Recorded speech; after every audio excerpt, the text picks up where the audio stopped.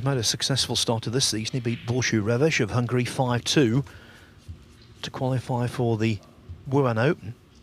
He'll play Wang Yu Chen in the last 64 out there.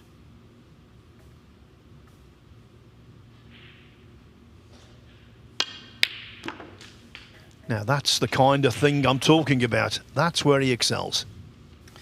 Yeah, that's a trademark shot from Sijui.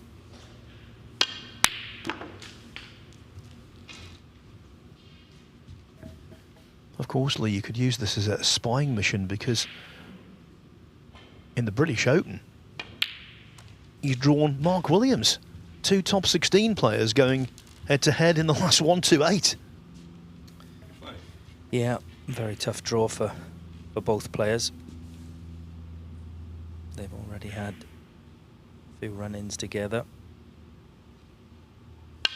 And when I said earlier that he got to the semi-final in Saudi Arabia, the game he lost was against Mark Williams in the semi-final, before, unfortunately for Mark, lost that great final 10-9 to Judd Trump. And also in the Crucible a couple of years ago, first round, it was C on that occasion that came through 10 frames to 9. So we've had a couple of good battles already. I'm sure that British Open game will be another one. Yes, I don't make the schedule, but I would be very surprised if that wasn't on the main table on the ITV main coverage. Why not? Can't get a better first round match than that.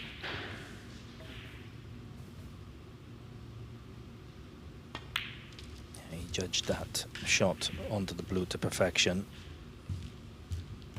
And he's played these last few shots really nicely. He pots this red.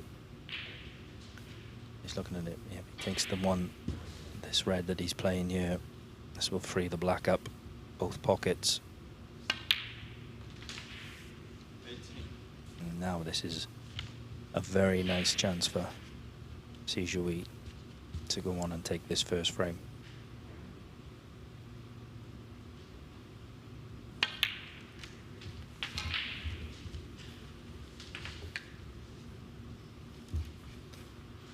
Made 34 century breaks last season, so shows you what he's about.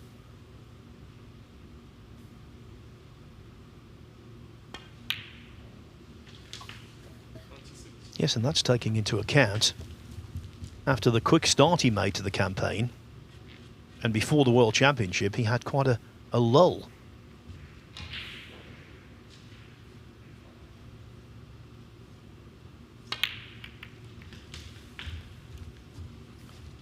Yeah, it's very difficult to keep it going all through. It's a long season, lots of tournaments. As we all know, the standard is very, very high. It's very difficult to keep on winning, keep that run going, even for the best players, and that's why you have to admire the top players. They keep going, keep getting to later stages of these tournaments. Now he's played that very nicely. Top side of the blue.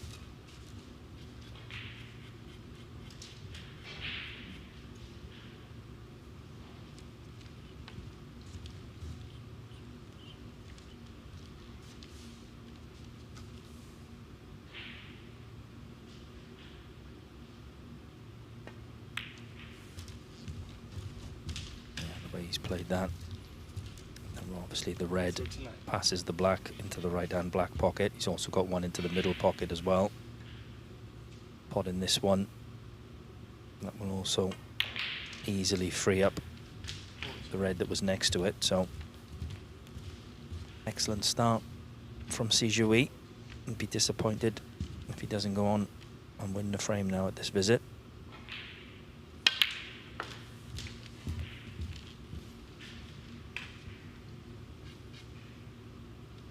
47.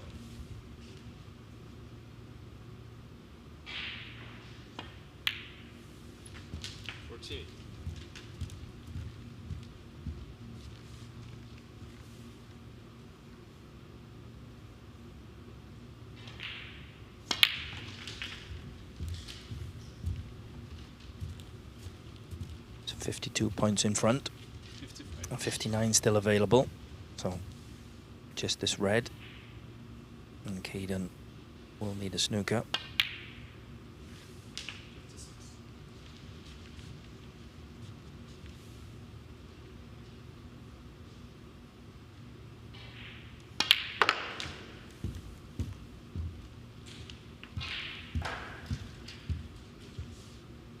63.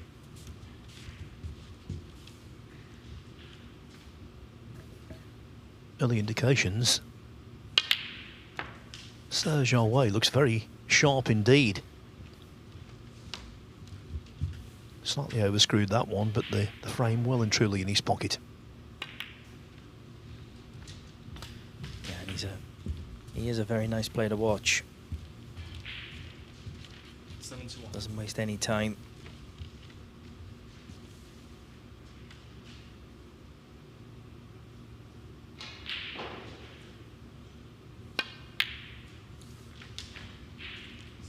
And this is an excellent start.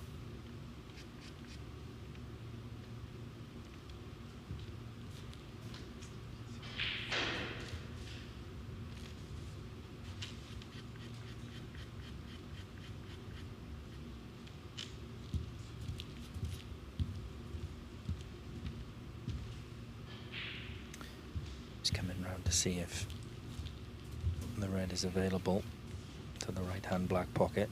I'm not sure what angle he's got on this black. Looks to be a little bit straight, so it'll have to be a deep screw off the side cushion. Struck that very well. 79. Certainly doesn't have any problem with cue power, Phil, does he? He does not, and you can see from his concentration here, he understands the importance of posting a high break early. 80. That can be invaluable as the day goes on, and this could be an immediate century. Look at that, zipping the cue ball back with not a great amount of effort. Yeah, he actually got too much into the cue ball, leaving the white on the side cushion. So this really is excellent start, and this really is what Sijoui is all about. Great long red to open this break. 92.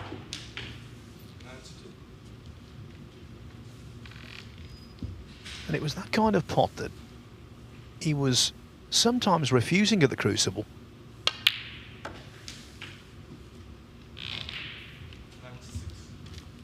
Yeah, like you said earlier, you've got to play to your strengths, and those long straight reds, kind of fancy him to pot those all the time. So got to take them on, and this has been an excellent break.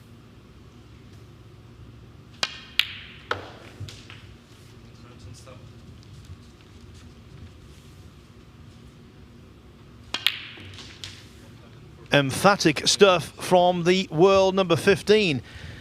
Serge Aouet is the 4th highest ranked player in this tournament, and I'll tell you what, he's got the caliber to lift the title.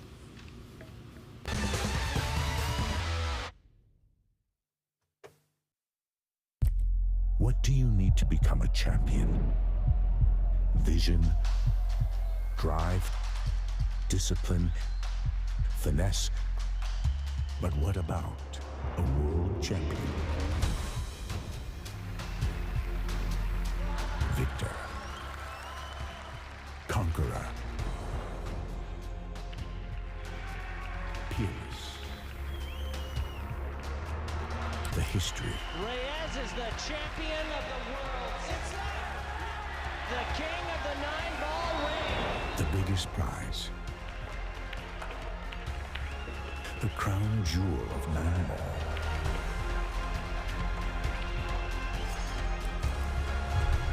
A return to the kingdom.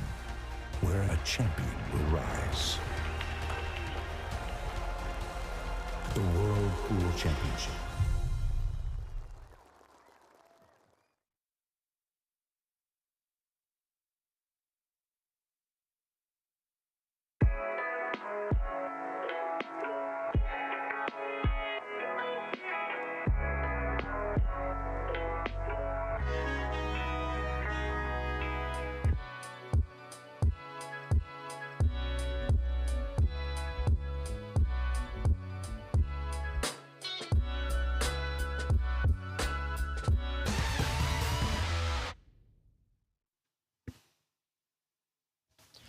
Sir Zhao Wei, one of the game's outstanding prospects, if you can call someone who's achieved what he has in the game already a prospect. Caden Briley spent much of the opening frame watching and no doubt admiring. He now knows the size of his task.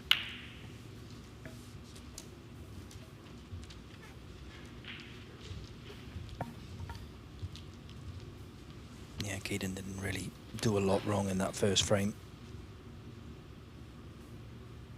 Just left one long red. And that was the end of the frame.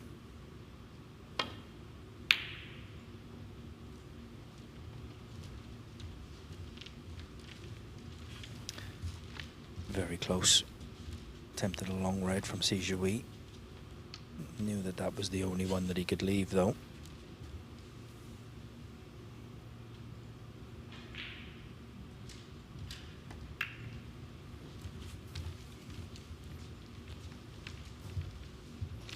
I think this tournament is great experience for the younger players.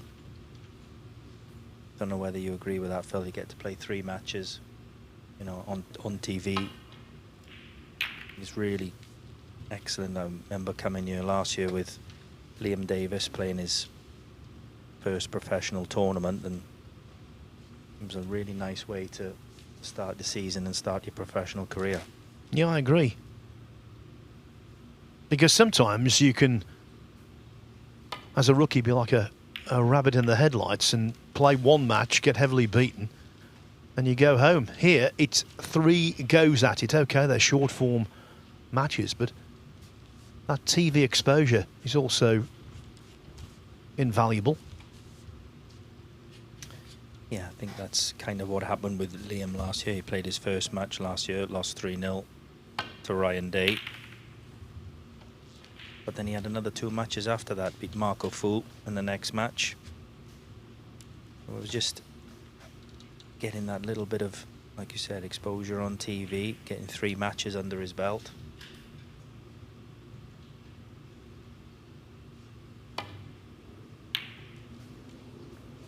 Ben Wollaston doesn't need experience, he's got plenty. But he would love to win a group, and he's made a good start. He's about to take the first frame from Julian Boyko on the other table.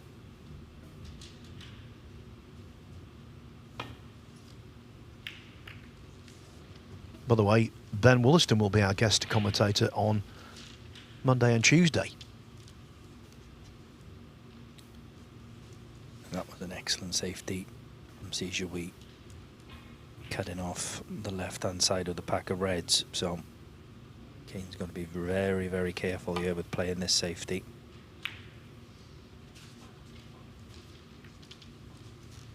And that's pretty good.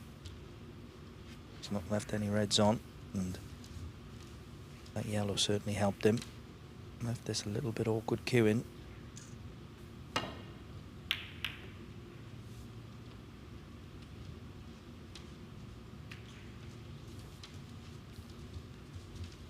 Length of the cue ball, but pushed a red to the right-hand black pocket.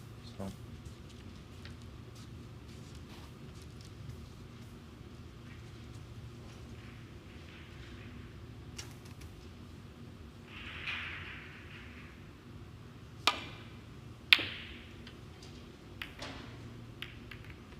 well, one thing he had to make sure of there was to pot the red, because he hit it pretty thick. The white's gone into the reds. He's left an easy starter for Sijuwi. Not a great chance, the way the pink and black are, but we saw how he developed the balls in the first frame. 1.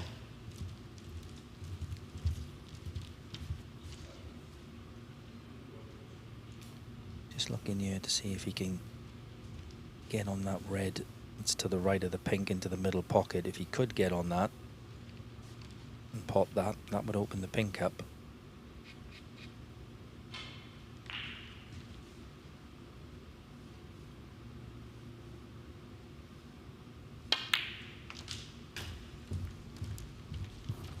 That's what he's played.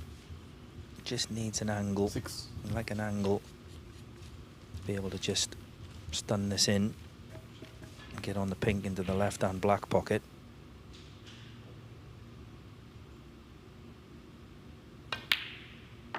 Yeah, played the shot off the blue perfectly. Yeah, when it comes to break building, it's, yes, technique, but also understanding the patterns, what to do and when to do it. 13.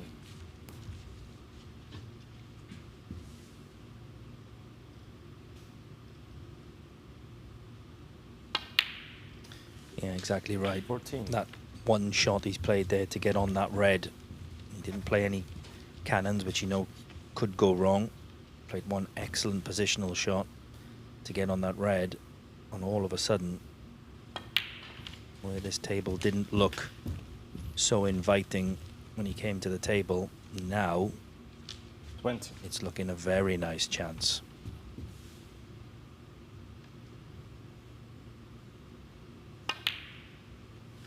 He won't be bothered about the black at this moment.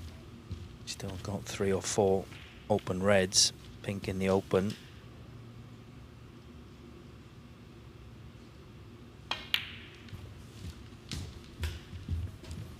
At this level with the very top players, if the reds are scattered and they've got 2 of the 3 high value colours available, that's more than enough.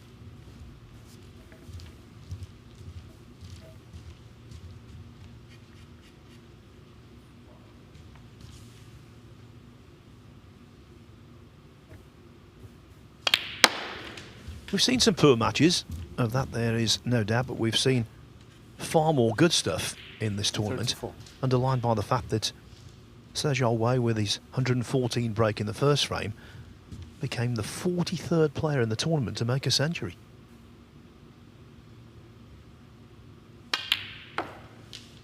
Those 43 players have combined for 64 centuries in total. Now, considering the format, I think that's really a big number. Yeah, that's a lot of centuries.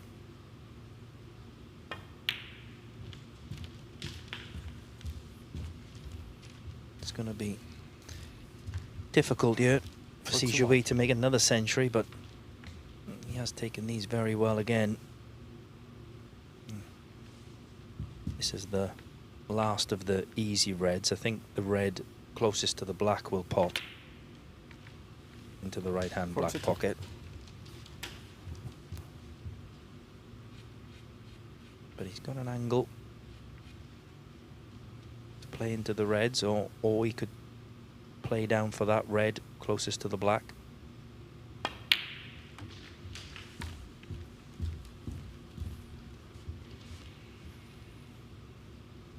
Forty-eight.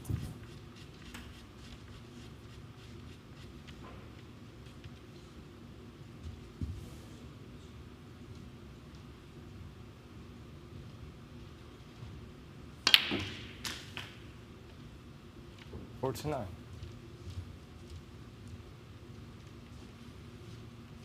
It was an excellent shot to get out. Didn't want to play for the black because it would have been very difficult to get on the next red.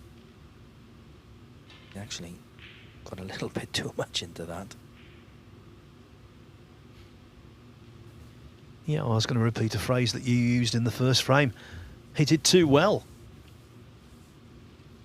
He still electing to pot the blue, but it's really thin, this. If he gets it, he's going to be cannon in the reds. Well, you say that. He's caught the pink. So 54. it's going to be end of break, I think, unless there's some kind of plant on. Just wanted to miss that pink.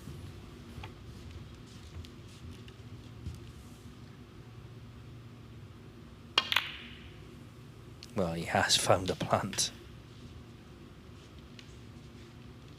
And you're 55. talking about attacking shots, Phil. I think that would go down as an attacking shot. Most certainly. But that's when he's at his best. If you've got it, use it.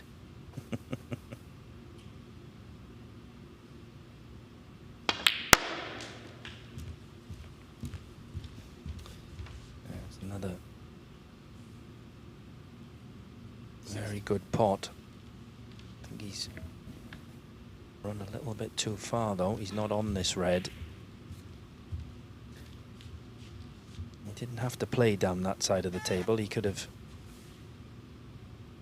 easily left himself on this red, but he's looking at another. Don't know if he can get through to the red to play a plant. He may be looking at a 3-ball plant. Just checking to see if he can get through that red at the top of the 2 reds to just play a plant. If not, he might have to play a 3-ball plant. Yeah, I think he can see the red he wants to attack, but he can't see enough of it. I think he would be hitting that red too thin to make the plant. Well, he makes a mistake. Drops his chalk. That's about it, I think, in terms of errors so far in this match. He did have a lot of table there to land the cube. Oh, well, how about this?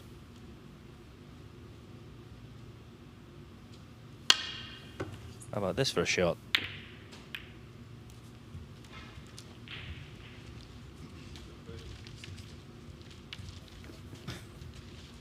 As you can tell from what I've been saying this morning, I'm a great advocate for Sergio Way to attack, but there's a dividing line between attack and recklessness. Yeah, I think he must have been listening to you this morning, Phil, and it's his last couple of shots, the plant and that shot there, certainly attacking, I think, is the, and we'll just leave it at that.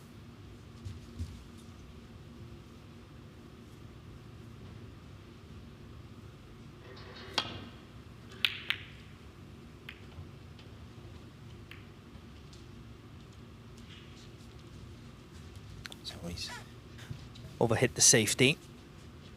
This is a half chance for Caden.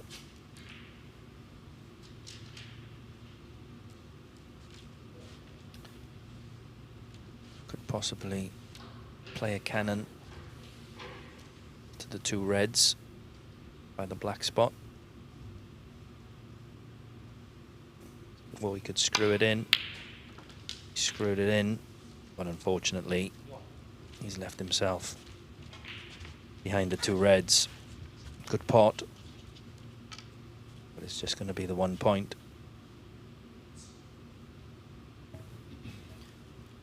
So, Briley 59 adrift, 67 on the table.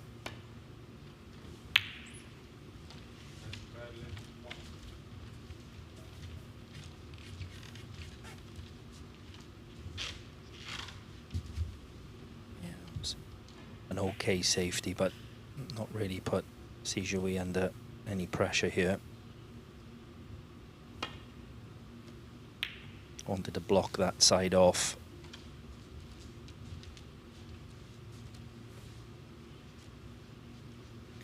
Excellent length of cue ball. Has left a pot on, but from tight under the top cushion. And this is really tough.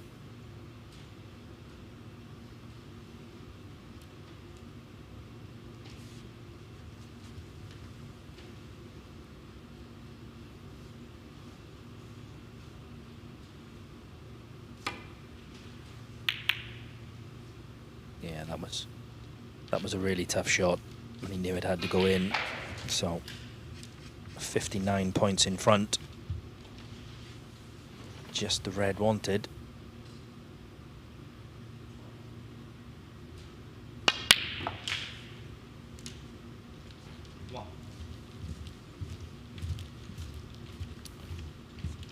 So, a couple of questionable shots in this frame, Phil, I would say. Yeah, particularly the very cheeky attempt to pop the red over the pocket, going, well, what was essentially 24 feet. 6. You have to say, it's an excellent start. It does look very, very sharp.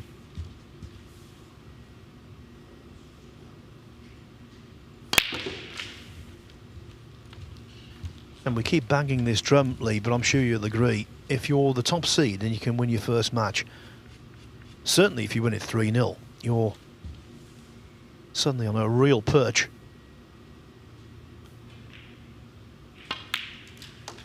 Yeah. You've obviously got 3 matches to play, and if you do lose your first match, it's not impossible to win the group, but like you said, if the top seed gets off to a 3-0 win, 13. you've almost got to win your first match. Then puts a little bit of pressure on both the players coming next.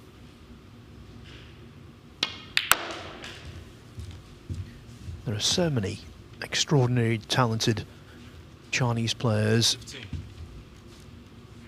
Liu Hongyu won a group yesterday, starring, making a couple of centuries, a load of big breaks. And Serge Aouet is another talent who could achieve very major things. He certainly won this frame by a score of 76 points to 1. That after a century in the first. Serge Aouet leads Caden Briley 2-0.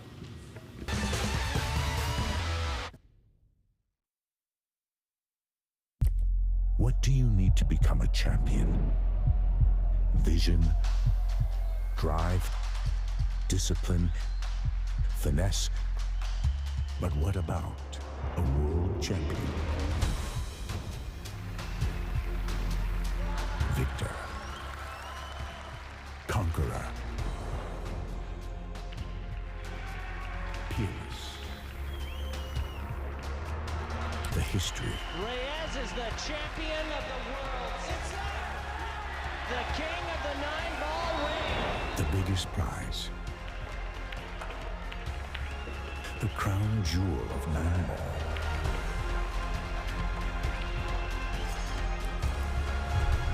A return to the kingdom where a champion will rise. The World Pool Championship.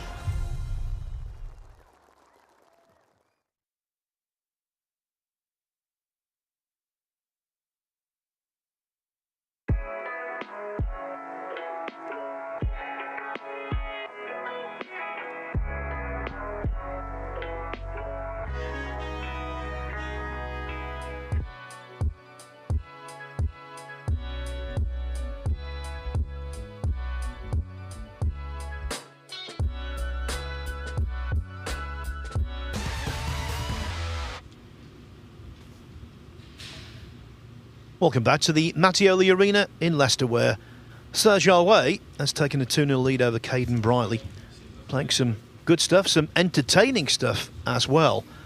On table 2, which houses Group 30 today, still 1-0 for Ben Wollaston over Julian Boyko. The exchanges across the arena have been much more disjointed.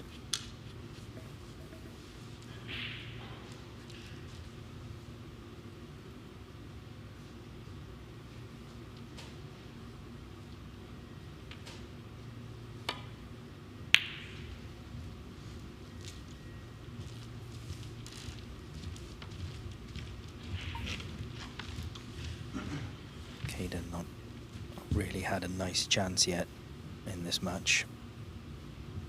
You see Sijui queuing up for this long red.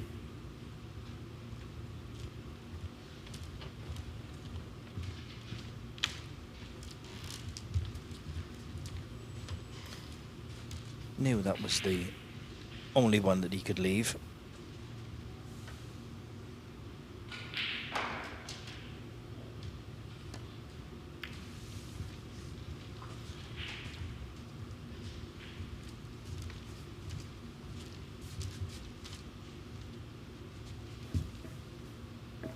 Sergio Way celebrated his 23rd birthday yesterday. And that's a gift from the snooker gods for him. Yeah, didn't play that particularly well. And that so often happens when you are playing well. You do get the run of the ball as well. Doesn't really seem fair, but that's kind of the way it goes. Aiden just wanting one decent chance and ends up with a very difficult shot to play. It's very easy to be irritable after you've lost a match.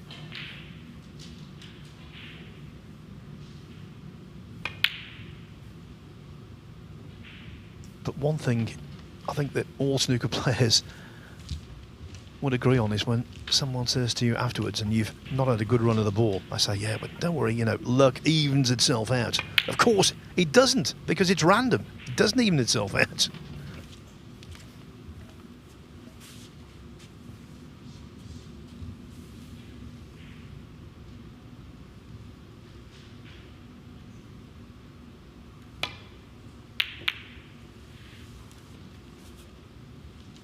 Again, not an easy red,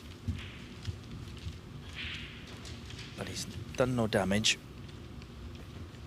Yeah, I think there's a certain few players, I'm not going to mention who, that over the years have said they've never had any luck whatsoever, or the only luck they have had is bad. There are very few times when I've been in the commentary box, Lee, when I found something so funny I had to turn the microphone off because I couldn't speak for a number of minutes. And one of them was at the Regal Scottish Masters many moons ago. Willie Thorne was playing Stephen Hendry, and the late, great Willie Thorne was convinced he had bad luck all the time. And in the very first frame, Hendry had a fluke. And Willie just said, "So soon." Now, you know what Hendry was like at the peak of his powers? The best comedian in the world, telling 50 jokes in an hour wouldn't make him laugh. And even Stephen had a big broad grin on his face. Nothing lucky about that one, by the way, but the bump off the middle pocket was a little fortunate. Yeah, it was a very good pot, but I think the cue ball would have been running down somewhere into baulk. And as it was, he ended up with a lovely angle on the blue to play for the only loose red. So playing very well and getting a little bit of the run of the ball as well.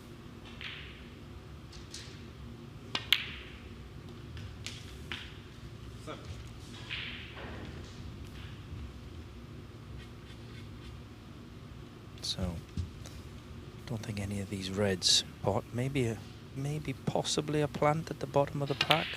I think that's what he's played on. 14. And if he takes this one on, you see the plant.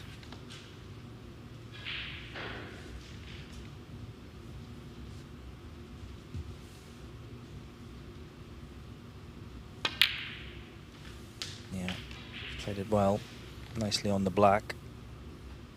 I think the other red pots, but Sijui not interested in that. Straight into the pack. Very aggressive choice. Now, that one didn't work out too well in terms of pure outcome, but I've noticed him quite often, seems to me, to be one of the best players going into the pack, top cushion first. Yeah, hit the reds pretty well. Put about 3 or 4 reds on, but he's got nothing easy. He has got the possibility of playing a red into the green pocket. He could screw back, leave the white behind the black, and he would be on the green if he pots the red. Oh, it's very close. Very close.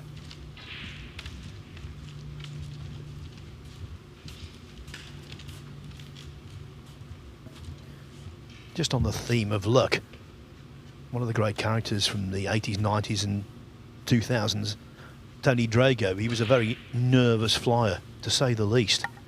That's an understatement, actually. And when he went to world ranking events overseas, he always checked to see either Steve Davis or Stephen Hendry was on his flight, because he thought they were so lucky nothing could possibly happen to them. And if he got beat early in one of these events, he would hang around until either Hendry or Davis had lost to come back on the same plane. Yeah,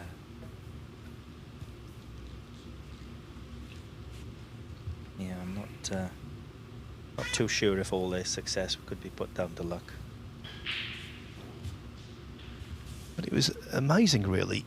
You heard in players' rooms in the 80s, that Davis, or how about that luck, or this fluke, or whatever. And then the conversation was exactly the same in the 90s with Stephen Hendry.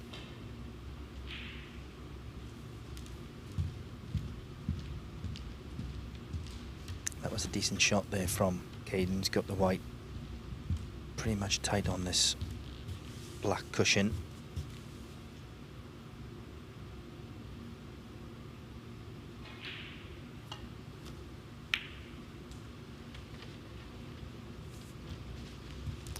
Just a containing shot.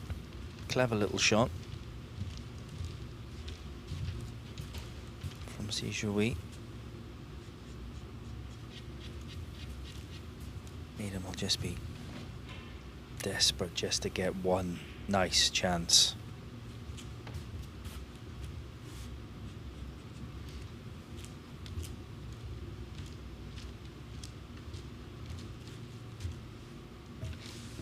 Update for you on table 2. It's still 1-0 to Ben Wollaston, but with 1 red left in the second frame against Julian Boyko, Wollaston needs a snooker.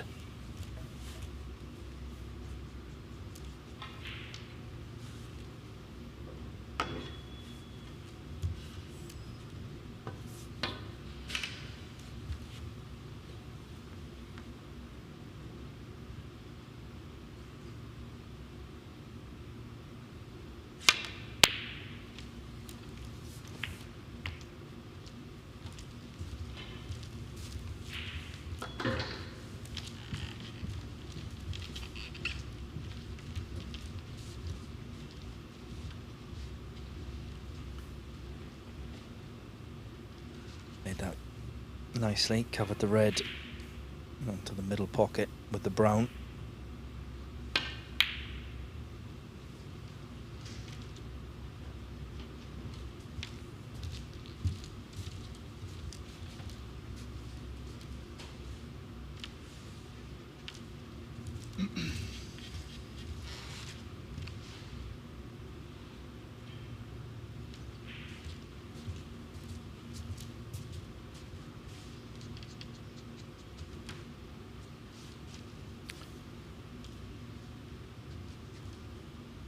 Got to be careful here playing this shot.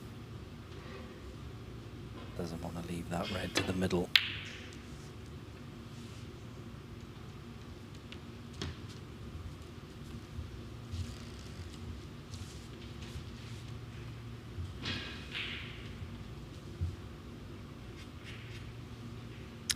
There is a chance of a long red to the right hand black pocket. He could stun down again for the green.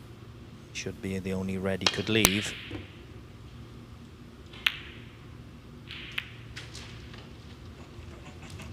The cue balls just come up a little bit, but doesn't look to have left anything easy.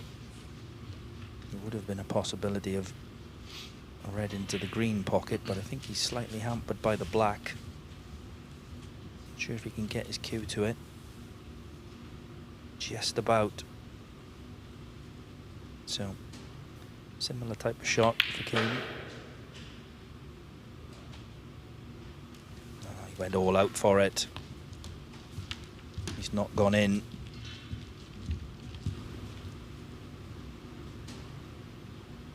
Just a little bit awkward with that. Cue ball so close to the black. Yeah. Serge Aoué having to contort his bridge hand. Didn't affect the pot, but maybe his control of the cue ball.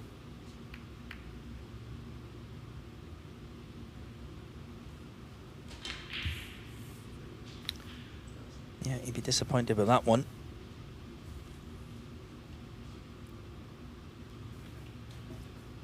While he decides, I can tell you on table 2, Julian Boyko has just equalised against Ben Wollaston at 1-1.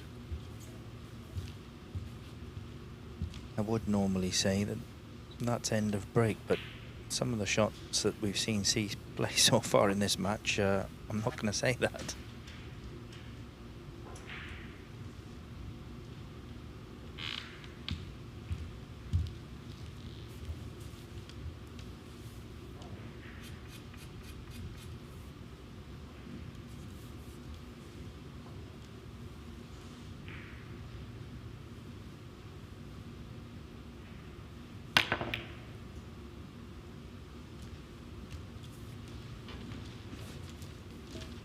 Now, yesterday, we saw Nopon Sankarm win his first 2 frames of his opening match.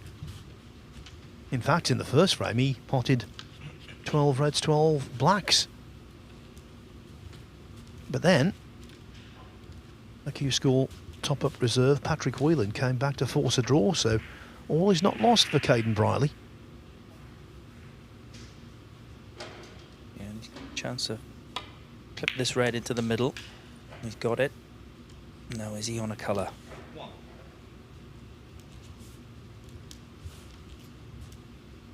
don't think he's on anything.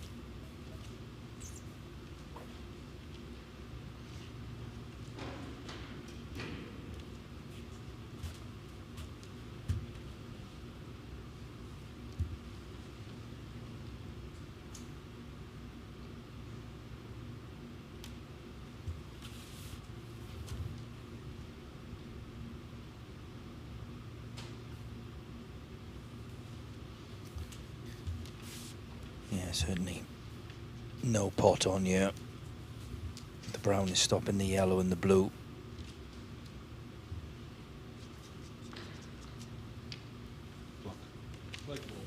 So just off the top cushion, trying to nestle in behind the black.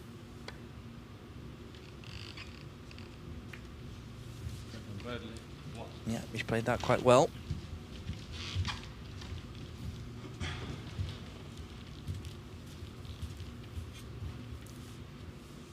Shouldn't be a problem here if I see just off the side cushion, drop into the pack of reds.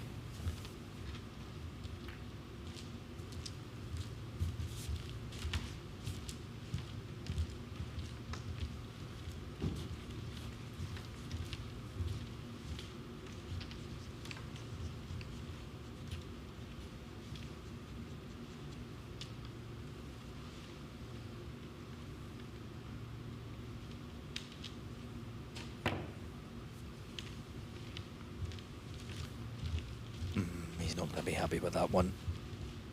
Cut the red too thick, pushed it down past the black, and he's left this red on. And you can see how disappointed he is with that one.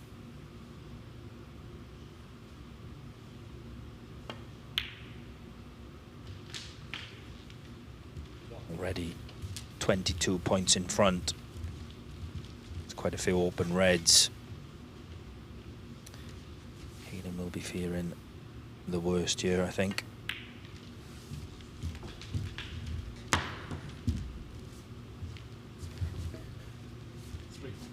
Slippery chalk. Second time it's ended up on the carpet.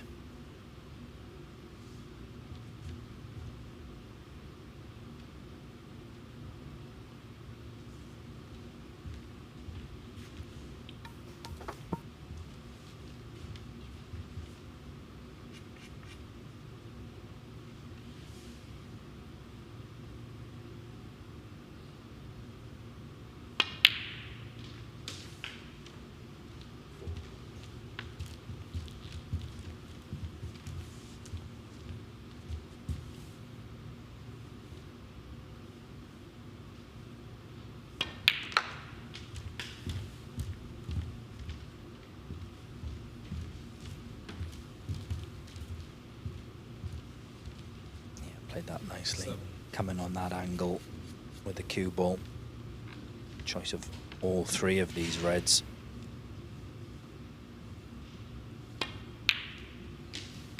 Eight.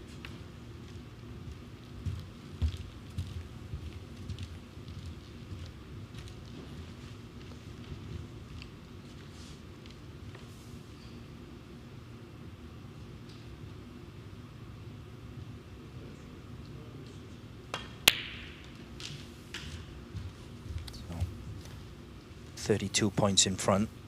He's got 10. 2 more easy reds at the bulk end. As you could just see there from that last camera shot, it's definitely 2 reds that will pot out of those cluster of 5.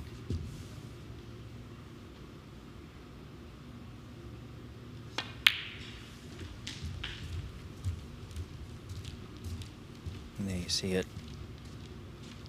14. Not sure if the pink will spot on its spot. If he was to play red and then pot the pink, if that does spot, he won't want to play for the pink, so that will block that top red. Yeah, that's a basic tenet of scoring. You want to try and ease congestion rather than cause it.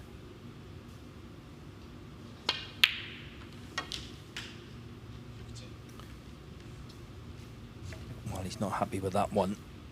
I think he did play for the pink, which tells me that it won't spot on its own spot, but it looks like he's left it a little bit straight.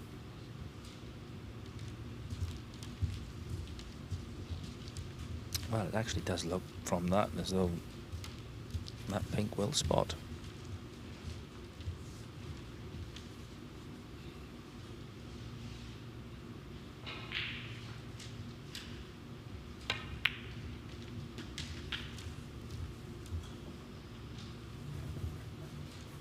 Wow, that came so close, as we saw from the very illustrative overhead camera. Came so close to going in off.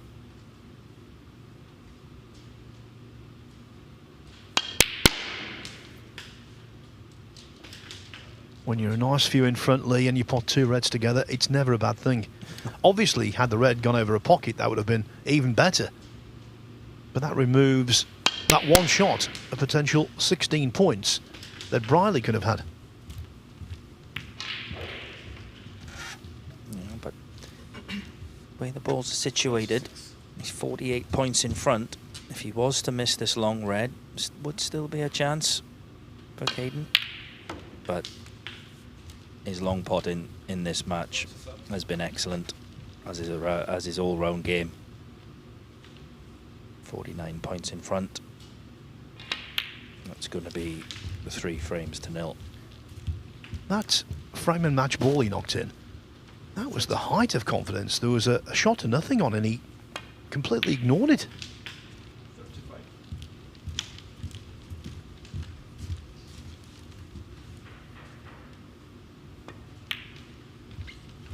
He will take some stopping on this evidence. He comes back at 5 o'clock 42. for the start of our second session. He will take on Farah Kajab, and then he faces Artemis 43. Zizins last up.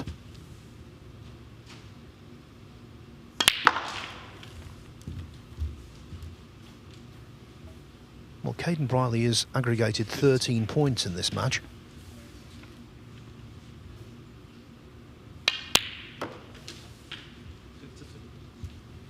Sergio Way is approaching 300.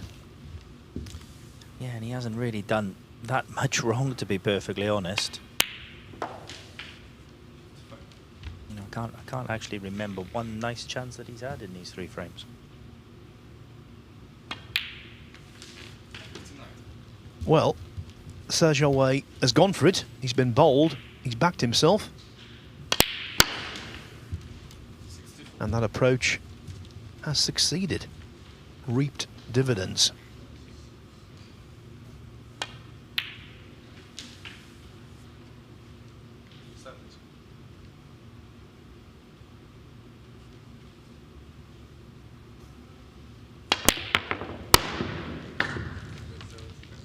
Wow. Just check the black to see if it's okay. Tell you, is okay. Sergio Way. A really good start to the day for him, dominating the opening match. He defeats Caden Brightly by 3 frames to 0. Next up in 5 minutes' time, it is match 2, which features Artemis Zizens against a player who Lee Walker coaches, Farak Ajaip.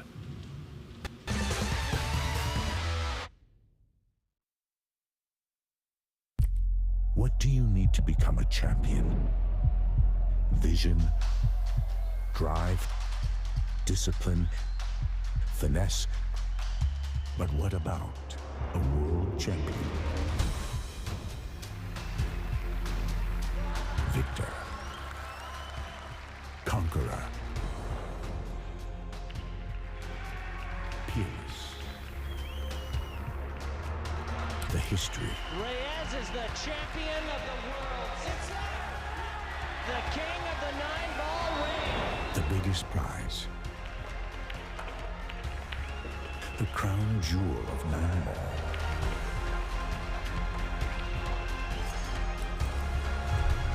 A return to the kingdom where a champion will rise. The World Pool Championship.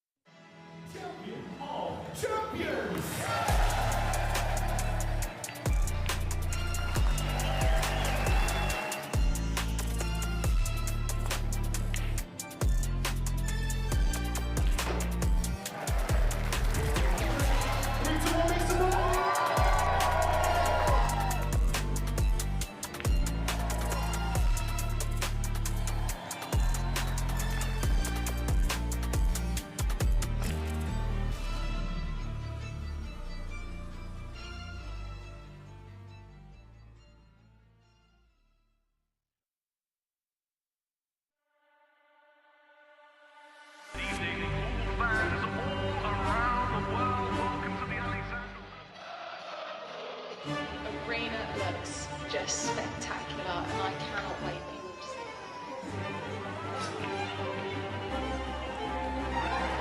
Julius, don't worry. Yeah, but plenty of the guys that need to be ready. We're the champions. You need to come take it. I mean, you want to follow me in there now? Yeah, I know you're ready. All we've been doing is Can you speak English better, please speak? Because I ain't sure what you said.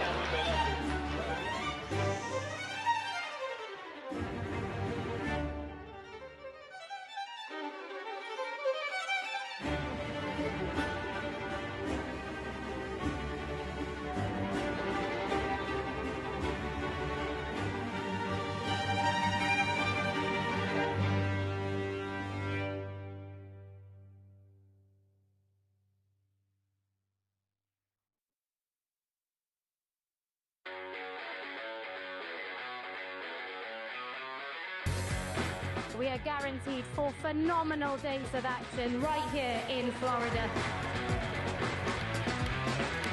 Drama is certainly guaranteed in front of a hugely raucous crowd. The American fans really getting to the spirit.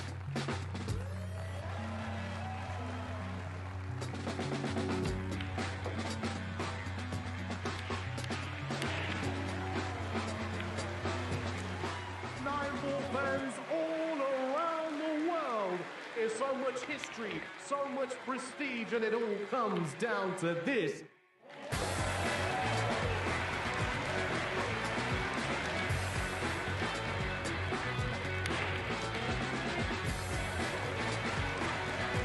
So much action lies ahead at the Caribe Royale in Orlando, Florida.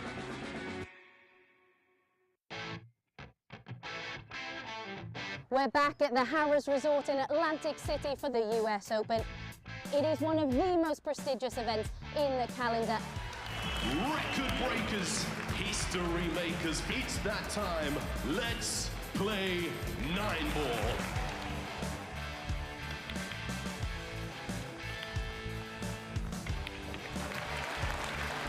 Nine-ball pools on the growth. And the governor gets on the board.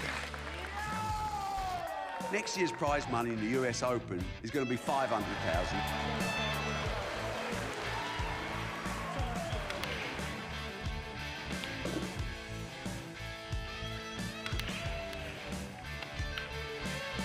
The man they call the Ghost has left everyone for dead. We will take this sport to places it's never been, and that's a bloody guarantee.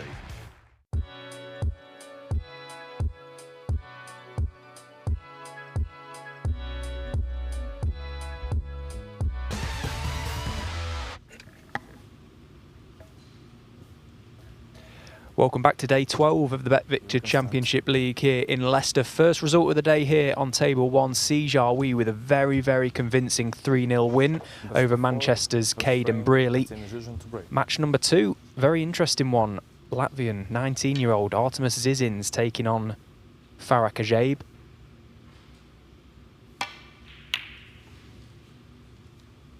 Top seed Sijar putting in a very, very good performance, laying down an early marker there.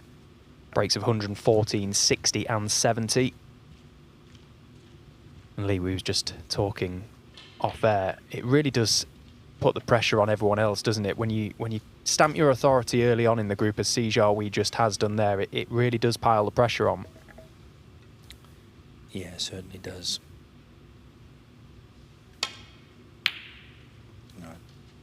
This match now for these two players,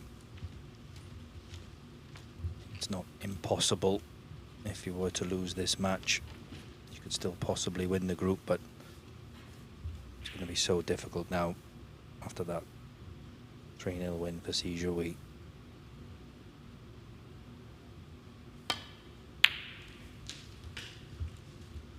What? Good long red from Artemis to start this match off.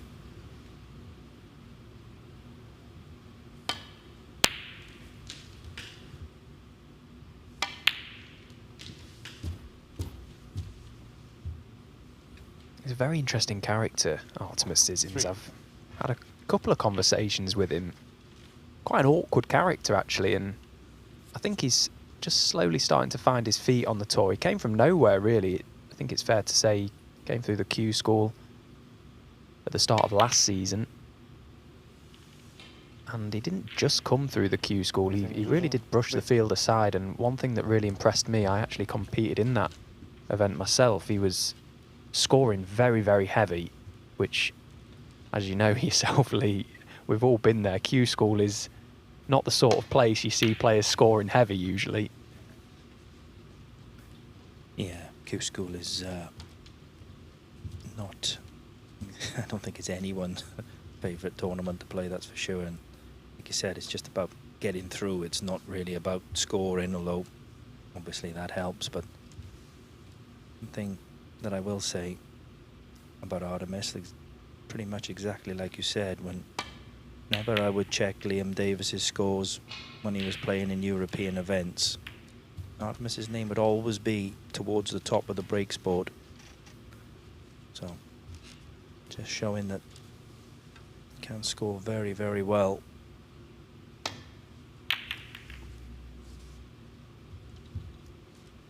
Such a key part of the modern game, heavy scoring. Gone are the days of grinding out matches on the circuit now. If you want to make a long career in the game, you've got to win matches quickly, save as much energy as possible, because it's hard enough. And I think he's certainly very able in the scoring department.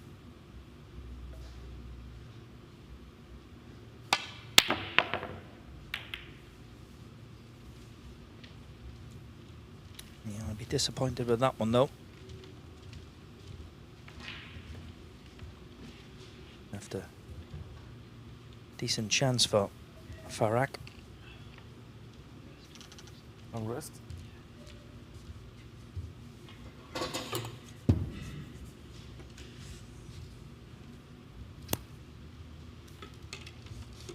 .34 years of age, Farak lives in Blackburn. Has his own club there.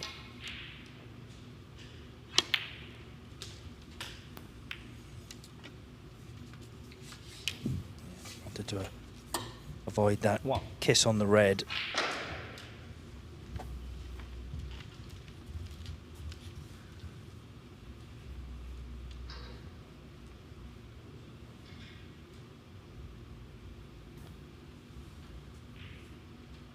This is the second season for both of these players. So both will be looking to try and stay on tour, either by getting in the top 64 or getting on the top 4 in the 1 year list, so they don't have to go back to Q school. Yeah, the thing that caught my eye just looking over last season from both of these players is had very similar seasons in the sense that they didn't, neither of them managed to get past the last 64 stage of any tournament. And I think they're going to have to make some early inroads this year and try and do a lot of damage soon, because it's a very, very tough thing, as Lee just mentioned there, staying on the tour. I'm a big believer actually, and I think probably most people are, it's easier getting on the tour than it is to actually stay on. And that first season, you know, is really helpful if you can do a lot of damage to the rankings there. But neither quite managed to do that.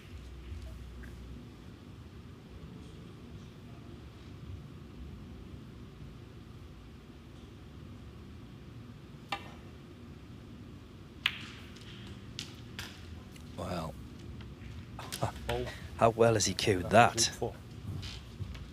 Very unfortunate they're going off. Look at this. Great cueing. Very unfortunate to pot the cue ball as well. He's left long straight red for Farag. Screw this back.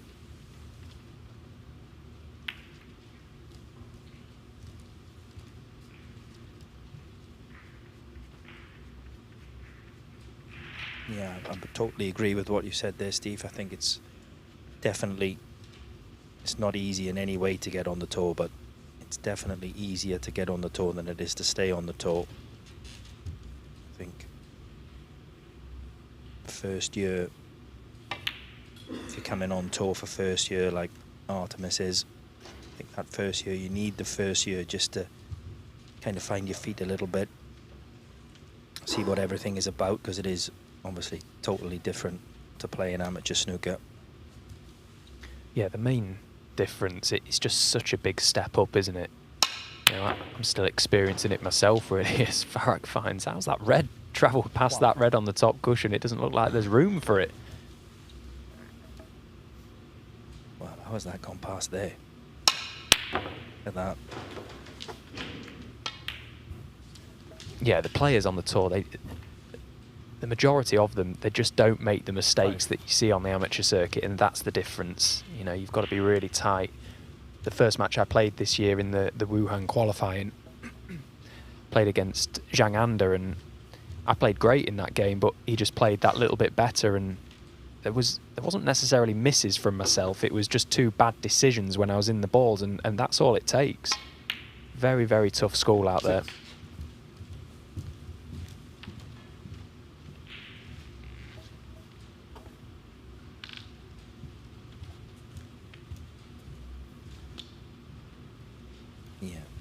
Totally agree. Standard now on tour, I mean, the standard at the top end has always been very, very good, but the standard lower down the rankings now has improved so much, I think, over the last 10 years. 8. So a chance for Farag to maybe score a few here. His first few shots are key. He's just not quite got hold of his cue ball for the time being. He's landed okay on this blue.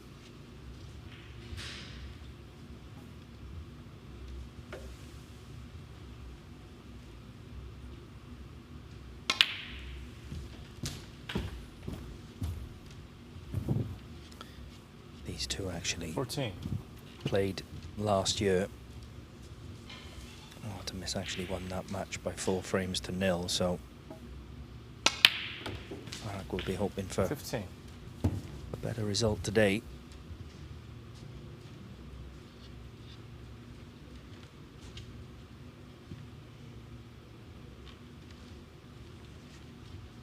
Of course, the beauty of this format is that you're guaranteed 3 matches in a day. Not like normal snooker where it's straight knockout. You turn up, if you win, you're through, and if you lose, you're out. But it's important to try and get a win early as possible. The draws don't seem to make much difference come the end of the day. It's those 3-pointers that you're after. And I think this match, both players will be looking at this as an opportunity to get 3 points. I don't think either will be intimidated by one another.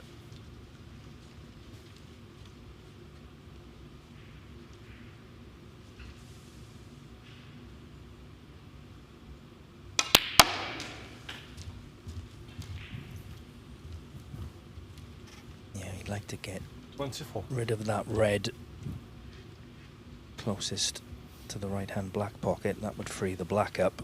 At the moment he's got to keep going back down the table. He struck that well though. 25. That was an excellent shot, and get the pink back on the spot here, which will help him.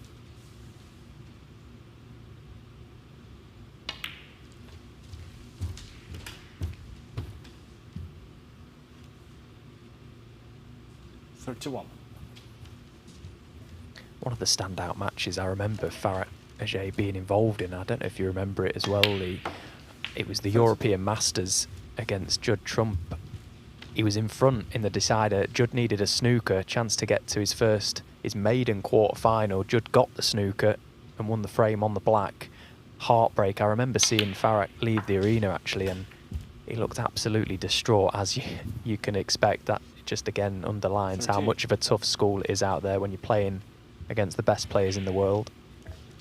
Yeah, I can actually remember watching that match in Ding Junhui's academy in Sheffield. I think he actually needed more than one snooker in that deciding frame, you know. Yeah, it's hard to get over those matches when you lose that against the top players, when, you know, pot the frame ball and you think you've won. Very, very tough to get over that. Yeah, it can be a really cruel game, can't it? Yeah, I certainly don't think there's many crueler games than snooker at times, that's for sure. 45. Anyway, that's history, and no doubt he's learnt from it. This is a good chance to take the opener. A few pots away now. 46. He's taken these well, considering the black has been out of commission for the whole of this break. Yeah, it looks like he's a little bit straight on this pink.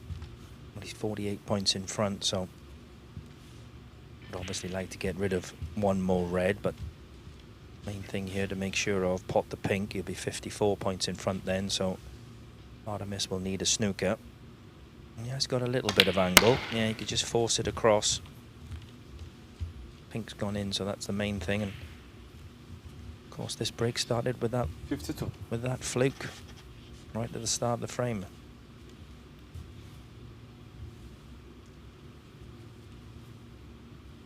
Just checking the scoreboard.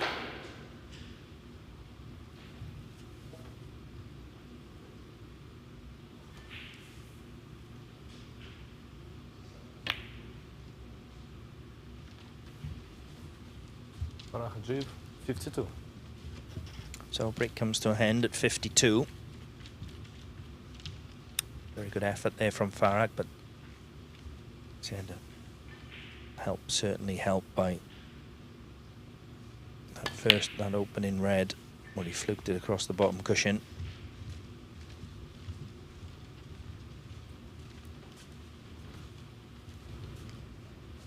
Yeah, you see it again. Stephen said didn't really look enough room for this to go past the red, but somehow it did.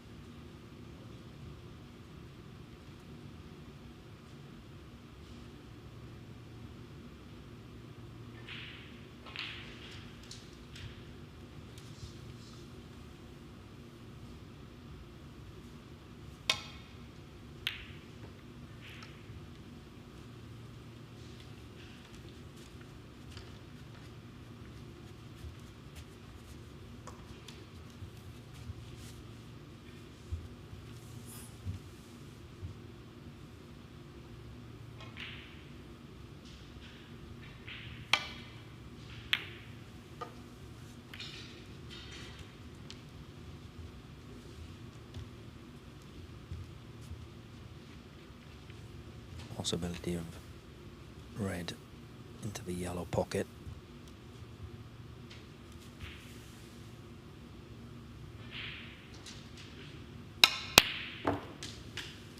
Yeah, he struck that really well. That should be enough to take this opening frame.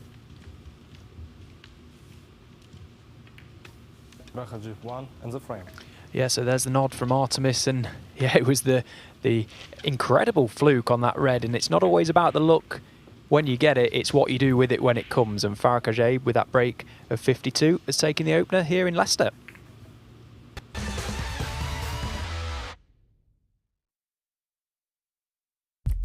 What do you need to become a champion?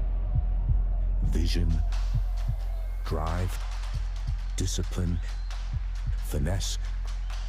But what about a world champion? Victor,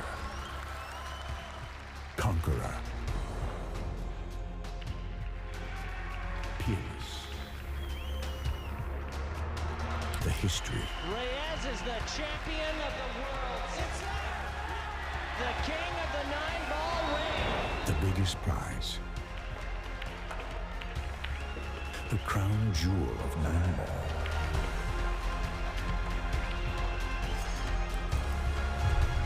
A return to the kingdom where a champion will rise. The World Pool Championship.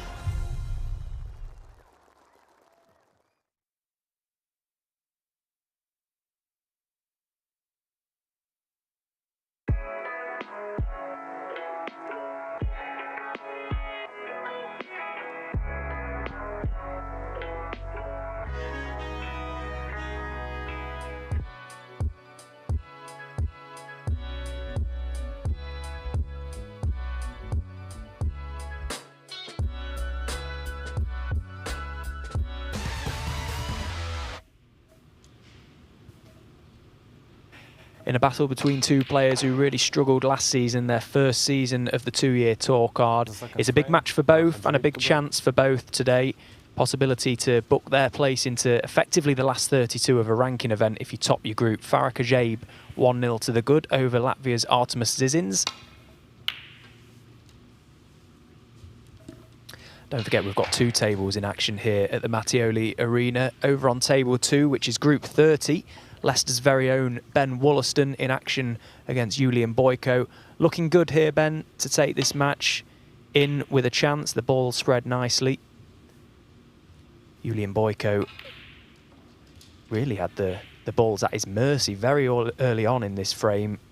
Mr. Routine black off the spot, and in step Ben for a punishing contribution. The Matchroom Multisport YouTube channel is where you can follow all the action over on table 2. Of course, we'll do our very best to keep you up to date with the scores as they come in.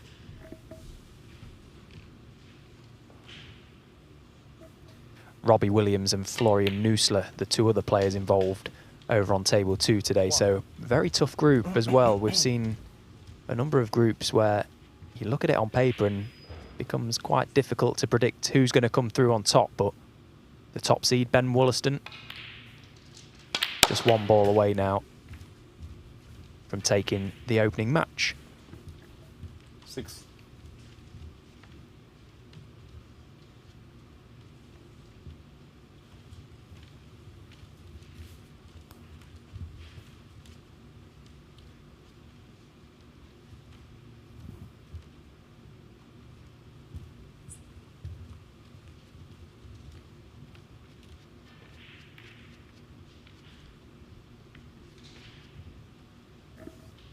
Well, that pink puts him 51 in front. He isn't going to miss that next red, so it is going to be Ben Wollaston taking all 3 points in the opening match there. 7.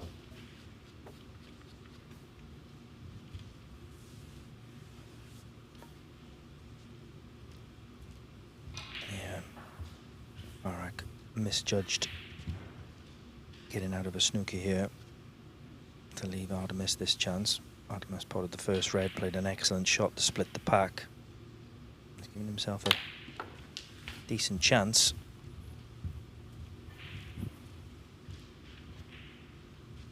14.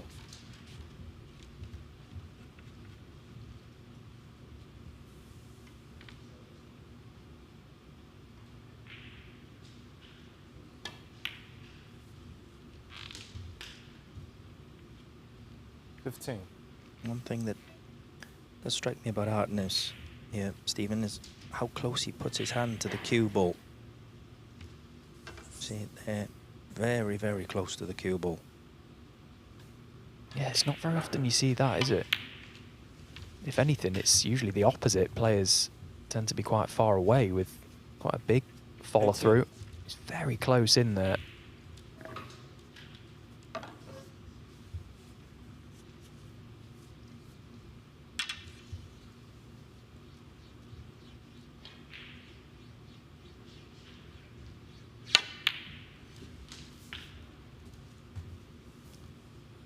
Needed that cue ball to slow up. 19. Could have possibly had choice of pink or black there, but he's overhit it. Oh, I'd be super disappointed with that. That was a big area to play into there. Yellow ball. Not really under much pressure. Well, that break came to a very abrupt end, considering the balls were quite nicely spread.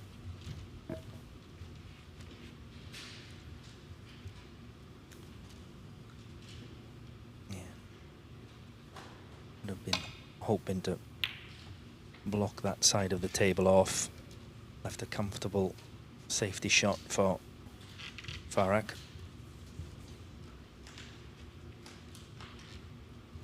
He has left a possibility of a red here for Artemis. Play around the back of the black.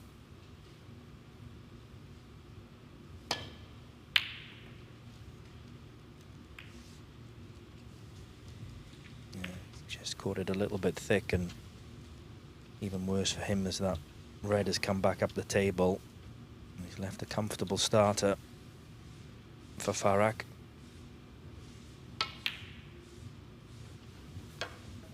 And he'd be disappointed with that.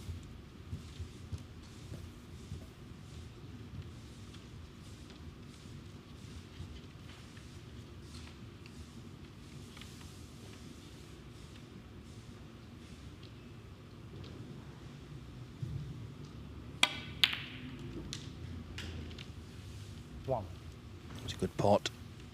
A little bit unlucky. Couldn't avoid cannon in the brown.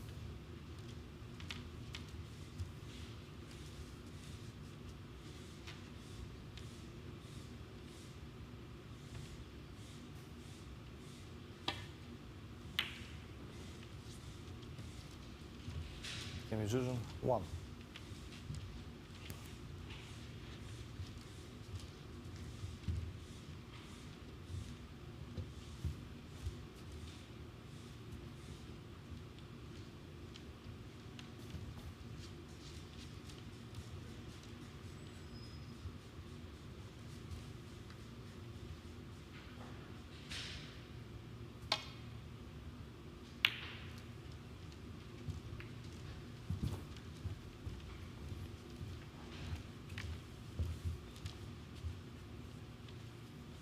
In that tournament that he was just talking about, Stephen, where Farag lost to Judd Trump, beat Mark Allen and Marco Fu on the way to that last 16, so shows you what he is capable of.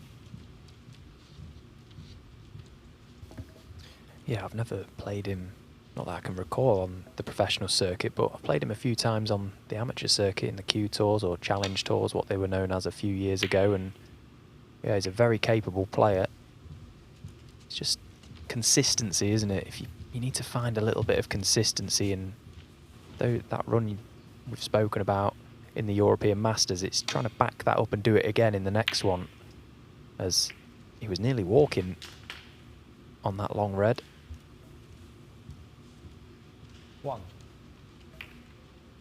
Yeah, and unfortunately he got so close to it, he left it on. So, another chance for Artemis. 6.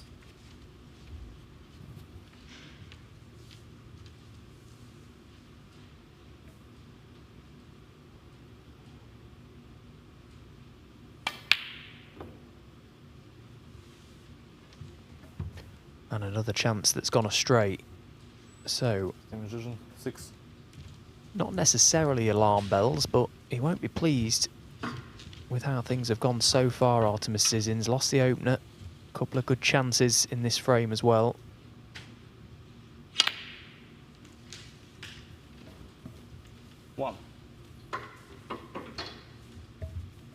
Farrak will sense this as a good chance. If he can win this frame, he's guaranteed the draw, but with 2 bites at the cherry to potentially turn it into a match-winning 3-pointer.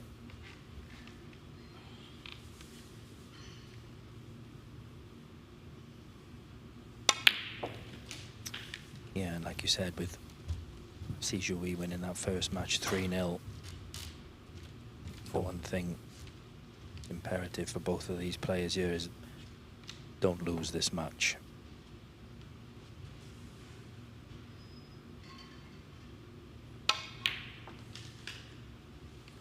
Five.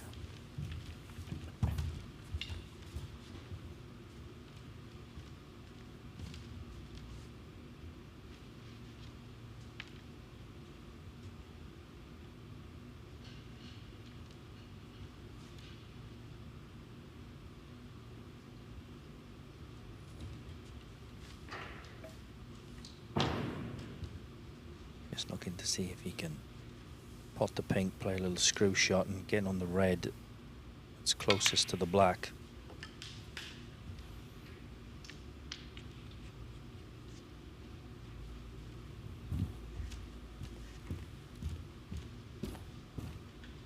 Slightly overscrewed it, not sure if 11. this red is still on. And if it is, he's going to be bringing other reds into play here. It's a good pot. 12. Put red on the yellow pocket, red on the middle pocket, so big shot on the blue.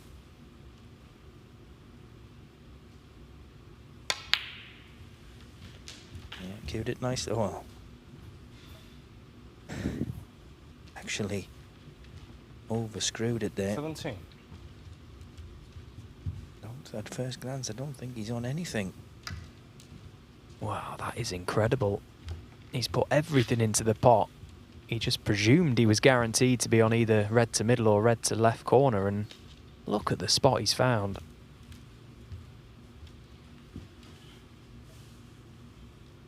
Can he clip this in? He has. Needs a bit of luck. 18. Well, he's still got a chance at pink or green, but neither easy.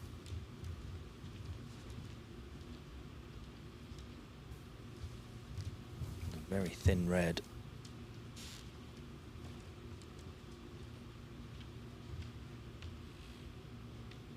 Yeah, like you said, Simi, just put so much into pot in that blue. So pink it is. It's a good pot. He's lost the cue ball. 24. It's amazing, isn't it? One shot and you end up chasing your cue ball around the table. This needs potting. And the cue ball looks to be coming north side of the baulk line. Great shot from Farrak. Back in position. Yeah, that might have looked an easy shot because the red was close to the yellow pocket, but it certainly wasn't. Cued that very well.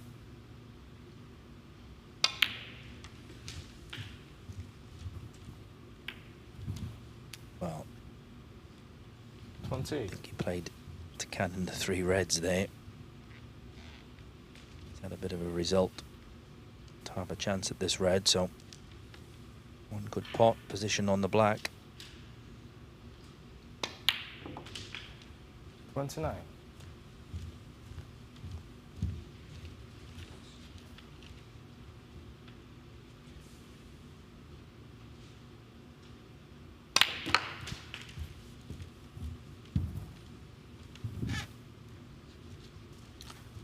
Would have liked to I've had an angle there where he could have potted this red and brought those two reds into play, so he's going to have to get it. I don't think either of those reds pot, so he's going to have to get it off this black. Has he missed the red? Oh, he's missed the red. 36. And again, it wasn't necessarily that was the bad shot. The black previous slightly overran, which meant he needed the rest. Just added an element of difficulty, so Artemis Zizins again back at the table. Third good chance to get this frame won. Needs an angle here. 1. And that's not it.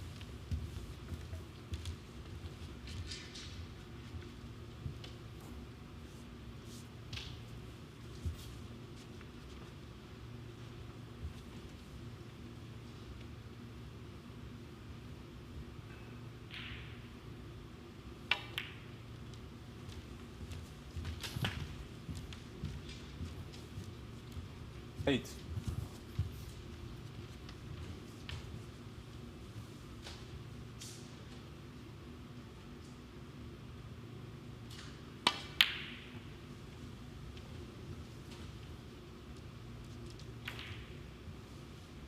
The magician, 8.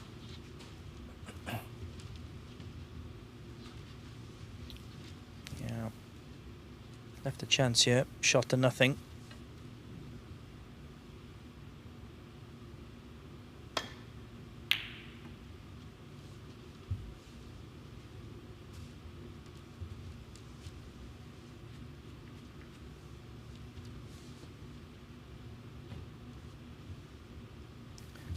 Just having a look, can he get through? He can definitely get through to this red.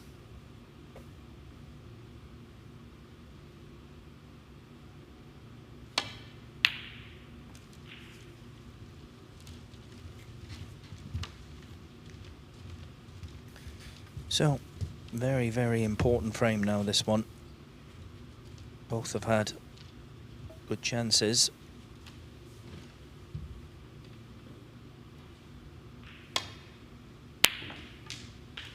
Let's see, another good pot from Farak.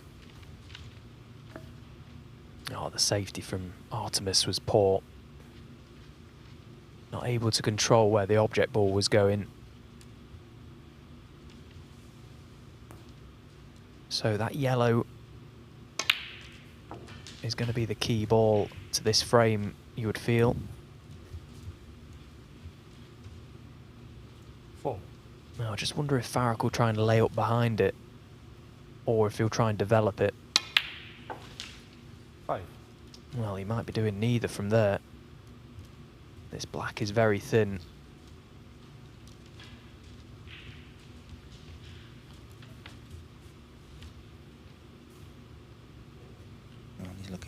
Is he looking at the blue? Pink ball. No. It's going to be a safety shot. Try to get the white in behind the brown. A bit thin. 5.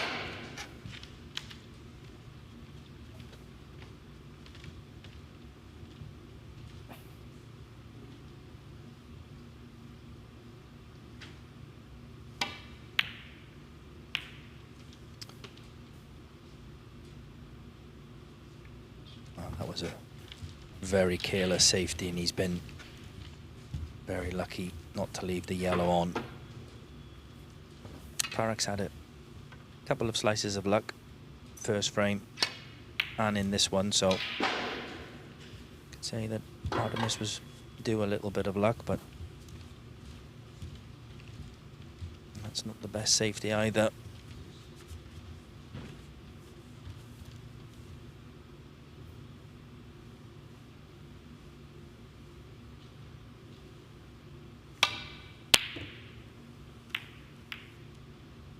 Wasn't easy.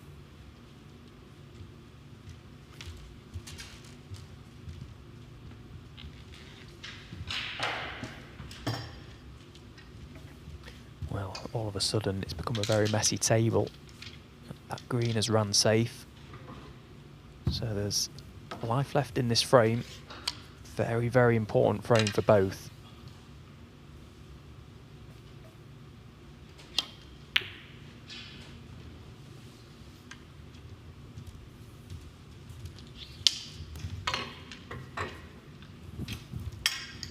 Decent shot.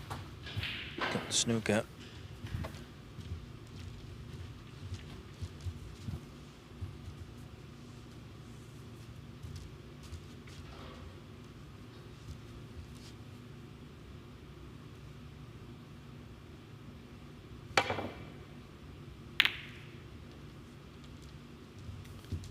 Good swerve shot. I'll be happy with the outcome.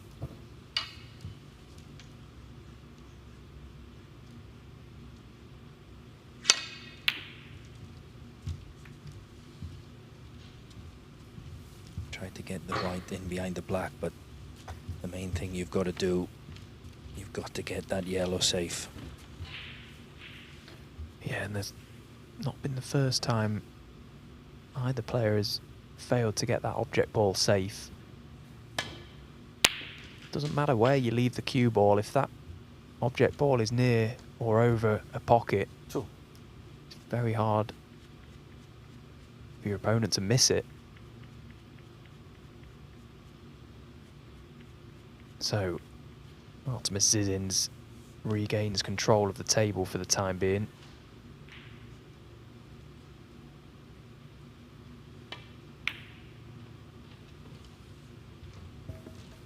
Yeah, I think that's one thing I see quite a bit. You know, when it gets to the, it certainly gets to the end of the frame. The most important thing when playing this shot now, get that object ball safe.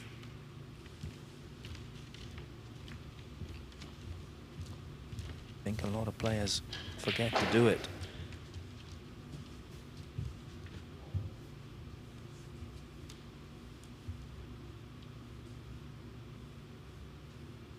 Green does pot past the blue. That's a very good shot. And if that cue ball goes in, he would have been very unlucky there. Actually very unlucky anyway. Just checking to see if he's angled, but he's okay. He can hit the brown. It's an excellent pot.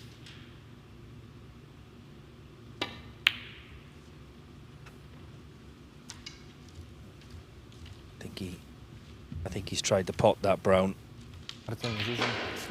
Not played a very good shot. He's left a chance of the brown into the middle for Farag. The white will come back up towards the blue. Should he pot the brown? But he's missed the brown.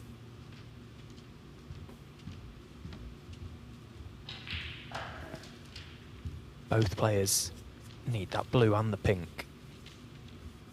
So you would feel the key shot would be blue to pink. Not straightforward.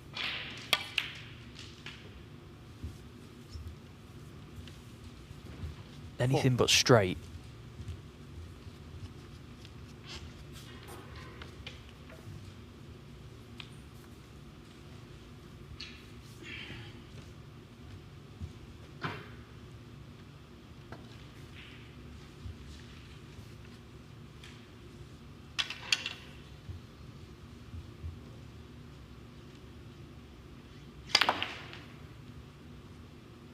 This cue ball's going close.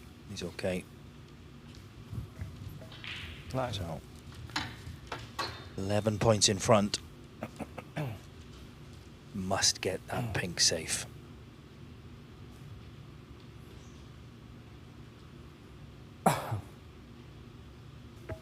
Yeah, and it's important to try not to be too clever in this situation. Just keep it simple. Get that pink welded to a cushion somewhere. If you can get a good white, then great. But if not, don't jeopardise the pink. Well,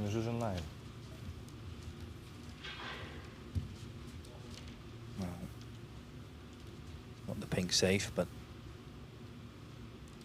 Barrett could flick very thin off this, try to get the white. Well, not sure if he had the angle to try and get it in behind the black, but he's played a decent enough shot. Well, is the cross double on? I think he's coming around to have a look. Again, needs to be very careful. Play it at such a pace, perhaps, that the pink will if you're going to miss it top side so it goes safe should you miss it. Oh, he hasn't attempted it.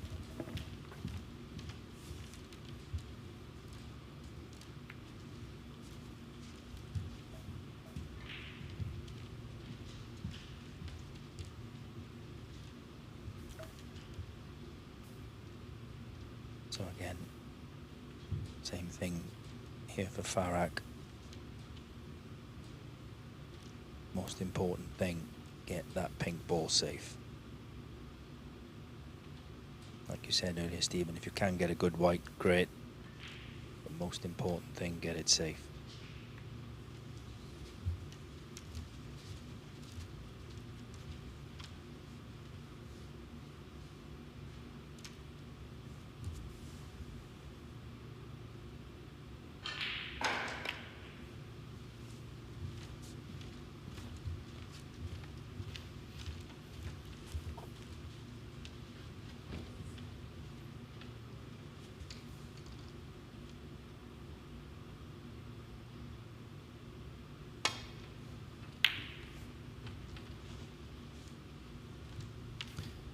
Yeah, played it well.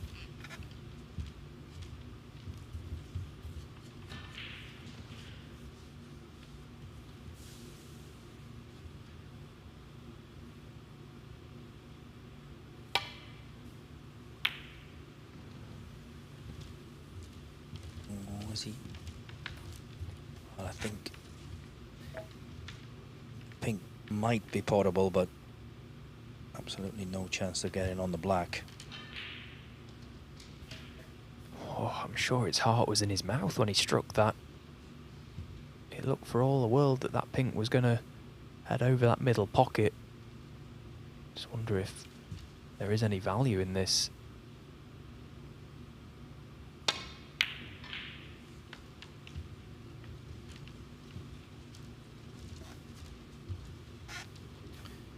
So, just the pink needed.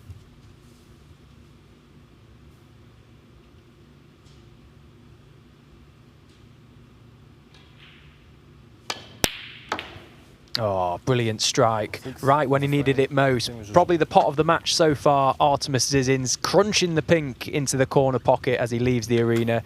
He'll be happy. He got that frame on the board. In the end, it's one frame all.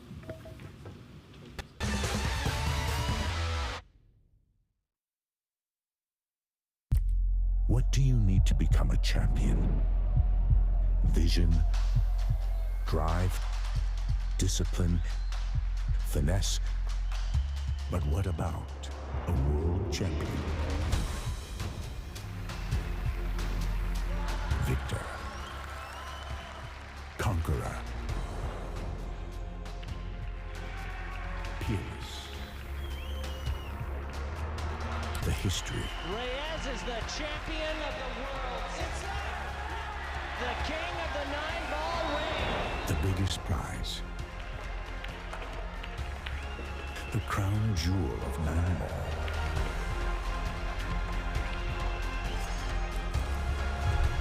A return to the kingdom where a champion will rise. The World Pool Championship.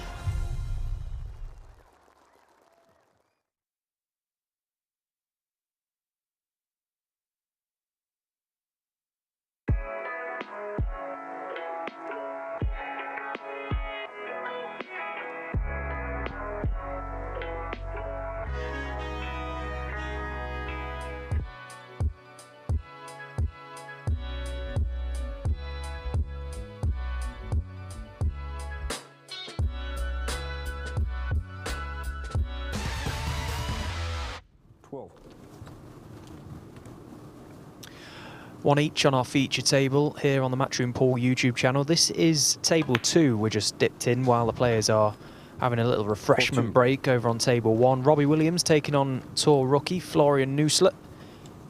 Had a good chance, did Florian, a few moments ago. Was in nicely. Took my eyes off it for a split second, and Robbie with a chance to step in with a steal. 17. Must say I'm very, very pleased to see Florian Nussler on the professional circuit. He's been a player on my radar for a number of years now, and has gone close a number of times to get through. We managed to secure our tour cards out in Turkey in March at the Q Tour playoffs. Very, very pleased for him after coming close a number of times, but now mixing it with the big boys, and Robbie Williams, a very experienced professional. 21. Looking to land a little body blow early on in this match. Group 30.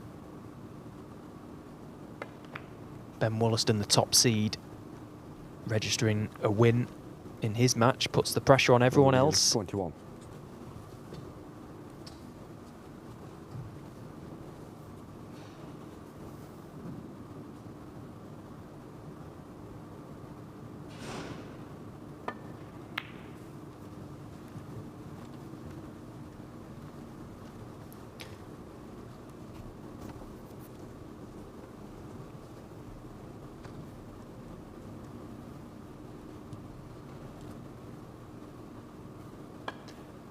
So don't forget, the Matchroom Multisport YouTube channel is where you can follow all the action over on Table 2, but our focus is Group 4 here on Table 1. Artemis Zizins breaking off, 1 frame each. He'll be mighty relieved to have got that frame on the board after surrendering a couple of good chances early on in that frame. Might have liked to have killed it off a lot sooner than he did, but it was a good strike on that final pink. Good pressure pot. So we're going to be treated to the full complements of the 4 frames in this match now. Can either player turn it into a win?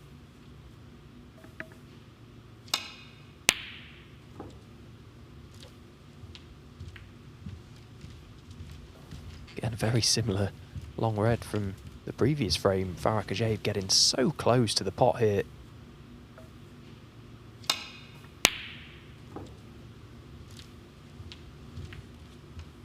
Yeah, I think he thought that one was in as well.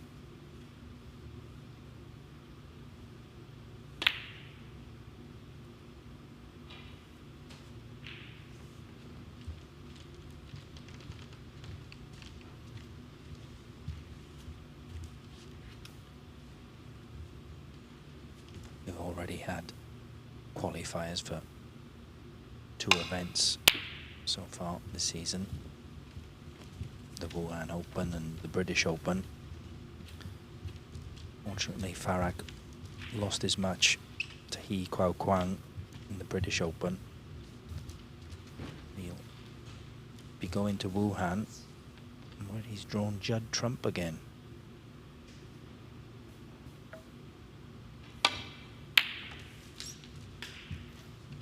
Wow. Struck that very well. Excellent long red from Artemis.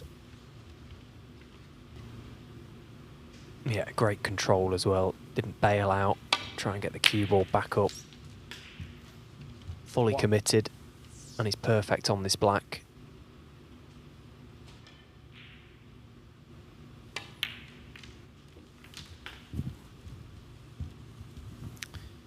He also played He Kwao Kwang in the qualifiers. Beat him 5 frames to 1 to qualify for Wuhan. It's an excellent start to the season for him. Nice. You said about his scoring earlier in that match, he had breaks of 62, 64 and 96.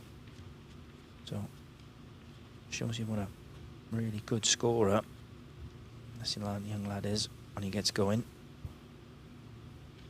Yeah, that was a really good win actually for him. Big event.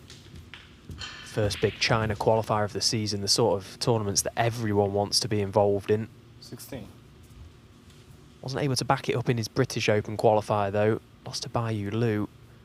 Had a great chance for a maximum in that game very early on. I think it might have been in the first or the second frame, and I just wonder how much that affected him for the rest of the match, because they really were all there for him. Caught glimpses of that game, was dipping in and out of it while it was on, and he didn't look focused at all afterwards. 24. Just quickly, table 2 has come down to the final black in the opening frame. A fantastic pot on the pink from Florian Nusler. Oh, and then misses the black. And he isn't going to get away with it. So, drama on table 2, a black ball finish.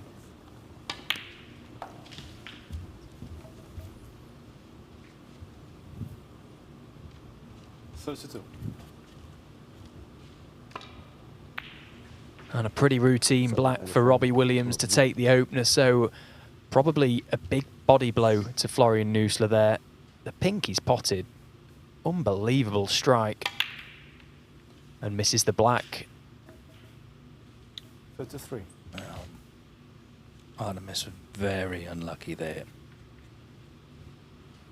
See the shot again. Excellent pot on the red. Opened the reds lovely. Screwed back for the black. That red has just come down and covered the black. And now all he's looking at now is where he's going to put this cue ball for a safety shot. And look at the way he's opened the reds there as well. Very, very unfortunate.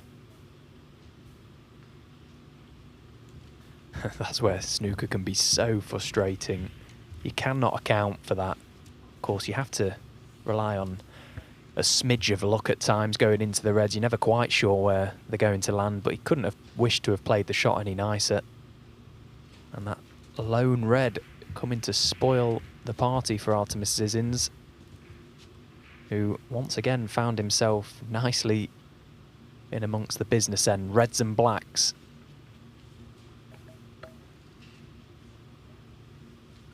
Green ball.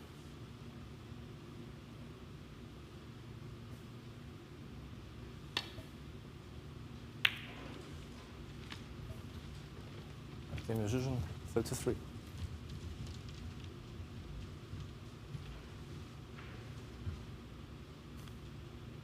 Looks to have played a pretty decent safety.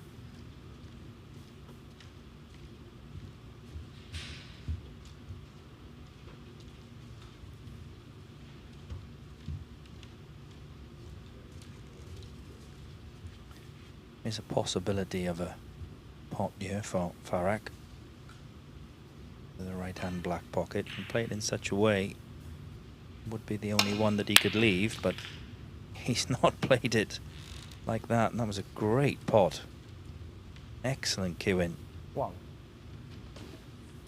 Well, that's definitely the pot of the match for Farag Ajaib. Reds everywhere. Struck it to perfection. Just the cue ball seemed to just drift away from that cushion as well as it travelled on back to baulk, which has actually done Farag a favour because it's brought it away from the cushion somewhat.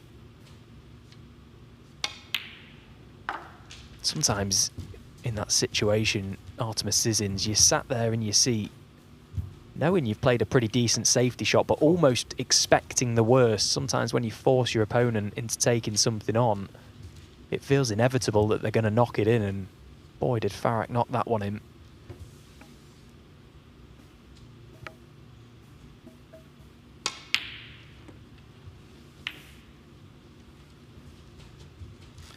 Yeah, and he was disappointed then after that great red.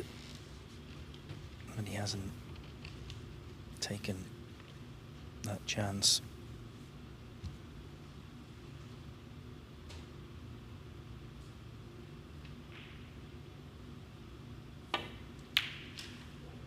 That's an excellent shot from Artemis Zizins. Great cue in off that cushion. That was a really tough shot, and now he's got the reds spread perfectly. He's 30 points in front. It's an excellent chance to go 2-1 in front. Yeah, another fine pressure pot, that red from Artemis, and really should turn this frame, this break, sorry, into a frame-winning break. He's pretty much done all the hard work in this frame. He's just got to manage his business here, keep control of that cue ball.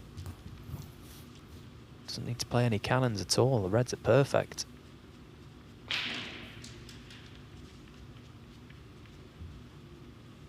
Yeah, just a couple of minutes ago he'd have been sat in his chair, played a lovely shot to open the reds, get on the black, very unlucky to cover it, and then decent safety, Farrak's knocked in a long red. Not played that one very well though. 10. He's still got the possibility of this red in the middle, but it's not the one he played for.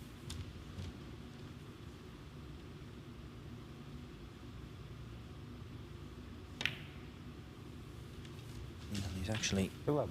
quite fortunate to have that red in the middle there. Didn't play a very good shot there, but it's worked out okay.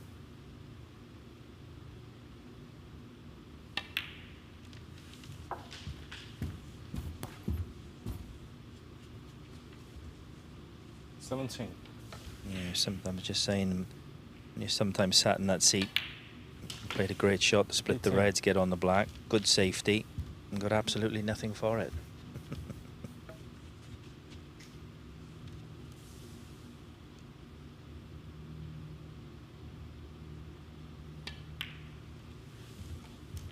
That's the battle scars talking, Lee. I got plenty of them, Steve. 25. And he's just let that cue ball just drift away a little bit. This is no gimme. Again, 26. cueing off the cushion, struck it really well. Wow, how confidently did he play that? Didn't shy away from that one bit.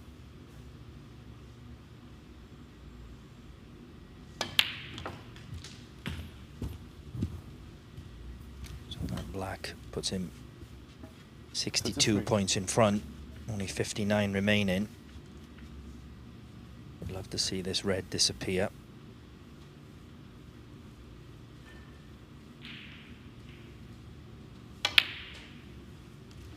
Yeah, another very good pot from Artemis Sissons.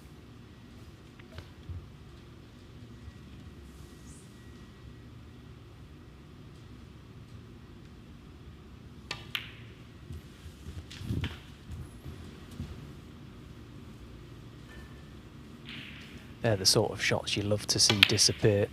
Just guarantees your opponent stays in the seat. A chance now to clear the table, give himself some positive thoughts going into what will be the final frame of this match.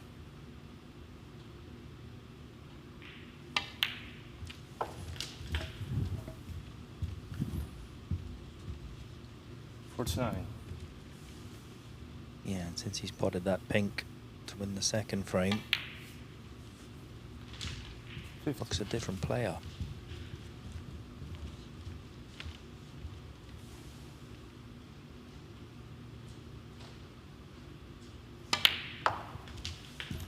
The only player I can think of that has their bridge hand as close as that was Jamie Clark.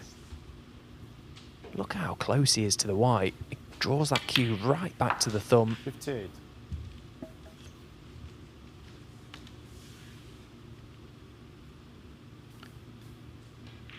Yeah, I'm pretty sure a few years ago, Sam Baird would have been one that used to have his hand really maybe as close as that, but 65.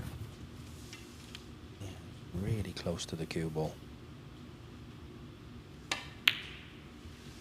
67.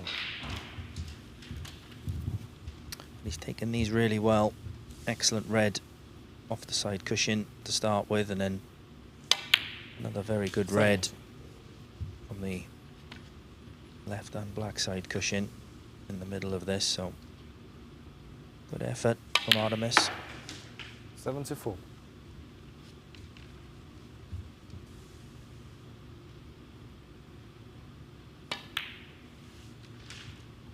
$79.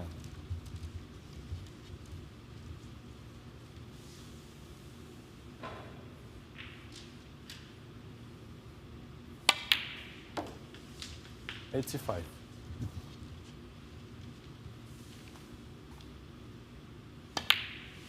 $92. Well, a finely compiled break of 92 from Artemis Sissons. A great response, having lost the opener in this match. He's taken the next two. He's guaranteed himself a draw, but he wants all three. He leads Farrak Ajaib 2-1.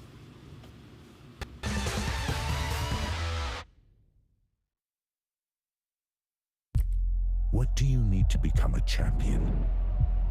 Vision, drive, discipline, finesse. But what about a world champion? Victor. Conqueror. Peerless. The history. Reyes is the champion of the world. It's the king of the 9-ball ring. The biggest prize. The crown jewel of 9-ball.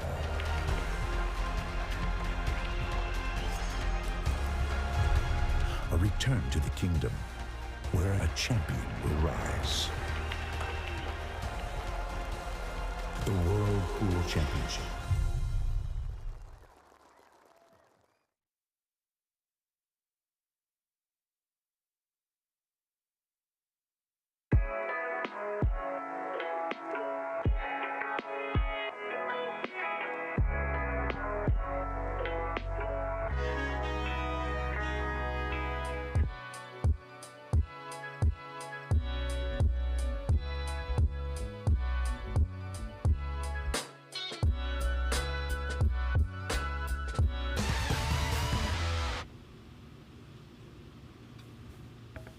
Year-old Latvian Artemis Zizins 2-1 to the good here on table 1, leading Farah Kajab. Final frame to come. Of course, he'll be desperate to get it on the board. That will mean he will take all 3 points from this match. The best that Farah can do now is salvage the draw. And I'm sure Sijar Wee will be sat upstairs in the players' lounge wishing for the latter. A draw would do him the world of good as well. This group format, there's a lot of swings throughout the day.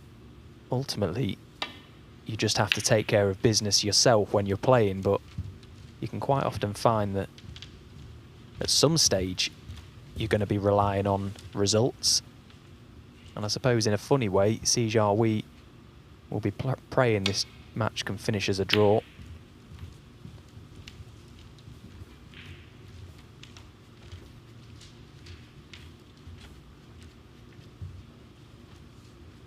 Massive frame for both players. If Farah Kajab has got any hopes of winning this group. As we see another great long red from Artemis Zizins. Yeah. Excellent long red.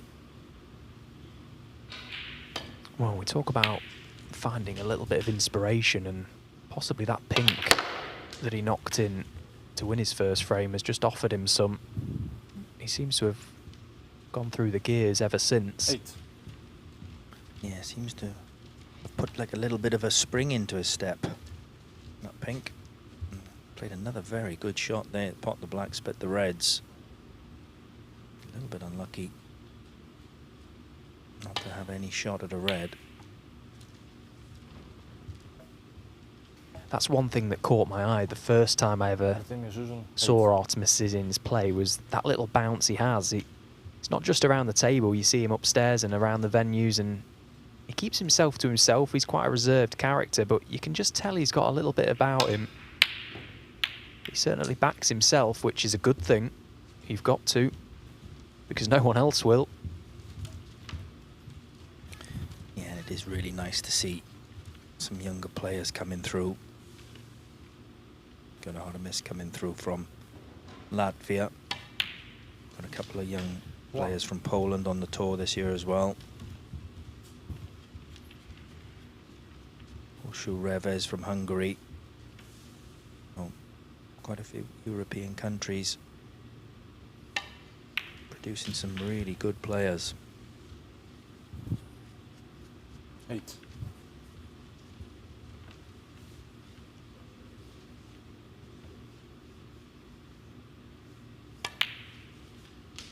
9.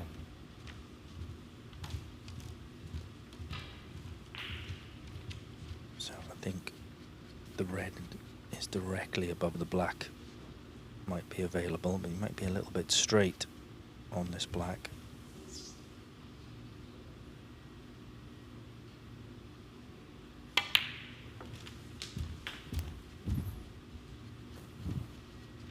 So 16. Similar shot to the one he played last time. I think he's just going to be rolling this one through though. Needs to make sure he pots the red. Yeah, he judged that very well. Excellent shot. You can certainly see why he does make some big breaks and score very well. Very good around the black spot. Yeah, he's very good at identifying those little cute shots that we've just seen there, making sure he was low on that red, gave him a free chance to open more reds, but it was the execution, knowing the shot to play and when to play it. Full control over what's going on. Good sign.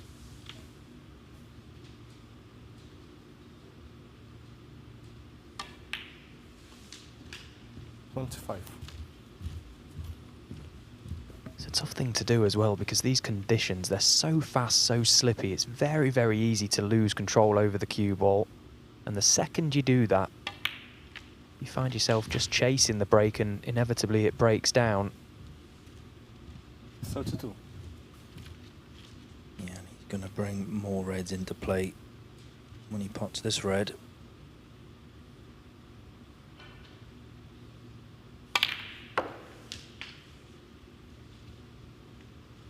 So it's 3.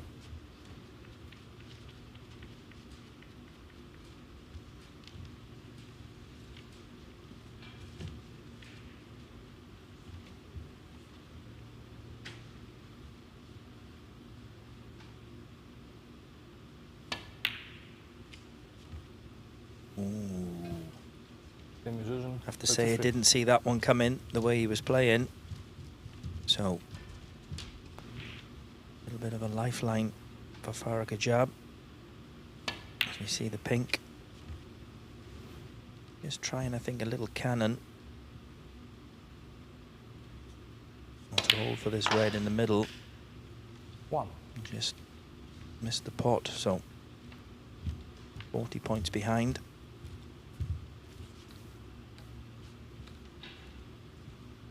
What can Farag do to try and salvage a draw out of this match?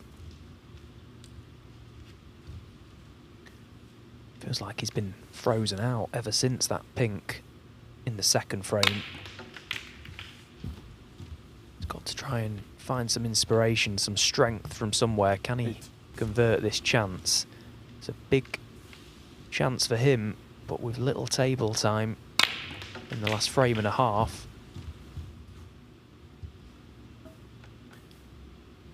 Played a pretty decent shot there to split the reds. He split them nicely, but not really landed nicely on anything.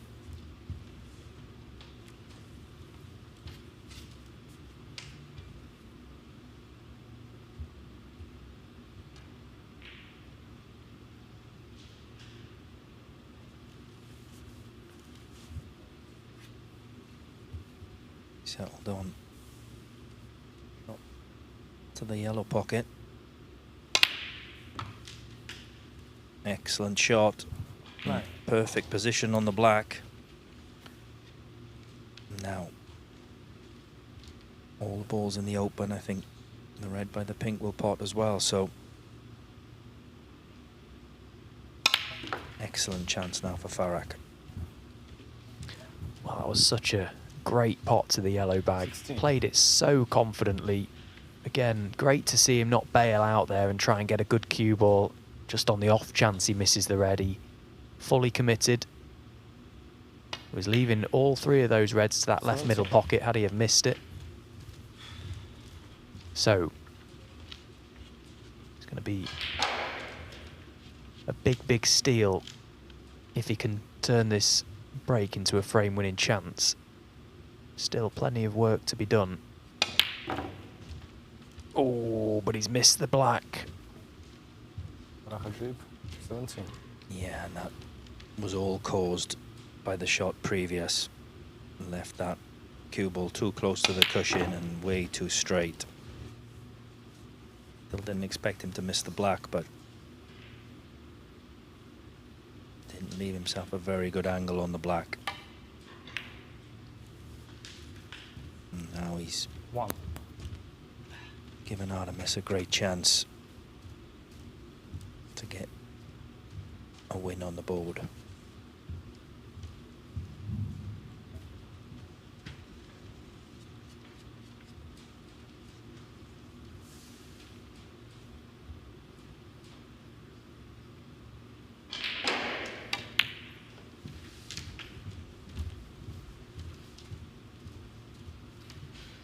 So we're looking to navigate his way down. Those 3 reds by the pink spot will all pass and pot into this left corner pocket. So looking for a nice angle off his colour to get there, and it should be job done. 4. And that is not the angle. So just looking to where best to leave the cue ball. Can't get close to the red, so it's going to be from distance, which makes it missable.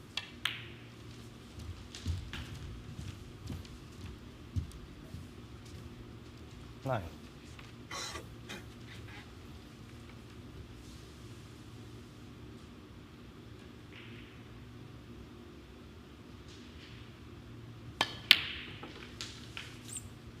Yeah, it's a good pot. Needs the cue ball to slow up. Just in these situations, you just want to leave everything as easy as you possibly can. If he played that shot to get on the blue better, that would have been a very comfortable run to the winning line. Now he's having to go cover a lot of ground, but he's played another pretty good shot there. 13. 37 points in front.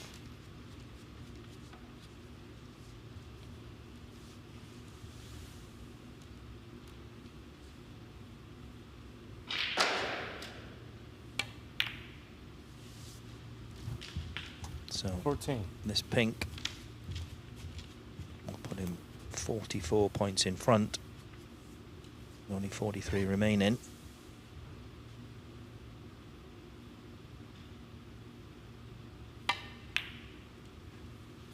Oh, but he's missed the pink.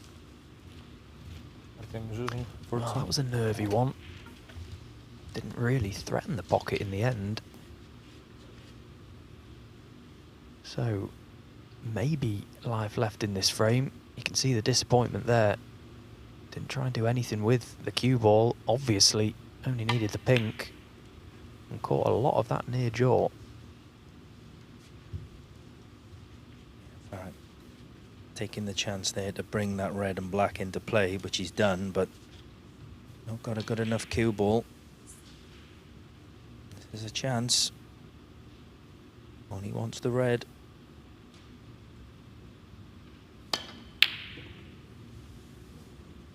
Missed it.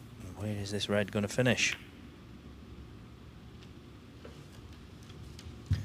Well, he hasn't left it, but the next time he comes to the table, he should be welded behind that pink. Good chance to lay a really good snooker here.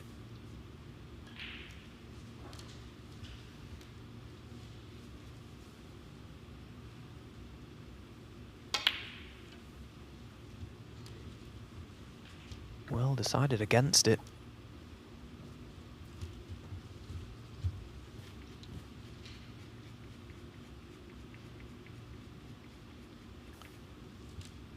.38 points in front, so wants one of these reds.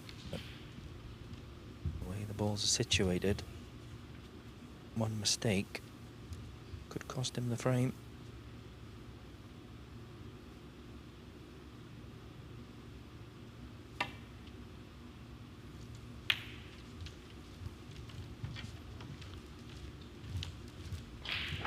Well, I think he's left this red to the middle pocket. This is a half chance for Faragher jab.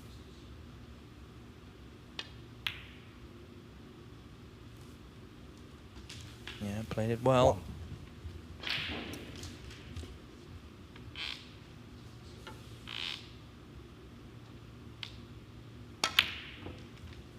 Oh, but he's missed the black. 1. He'd be so disappointed with that. Well, I think we're in as much shock as he is. How has he missed that? Again, another example of just completely disregarding the fact that he had to pot the black, put so much attention into getting nicely on this red. In his mind, the black was unmissable, but he has missed it. And Artemis Zizins has stepped up and knocked the red in. Farag has just offered as a concession, but Artemis is content to try and clear the table. 8.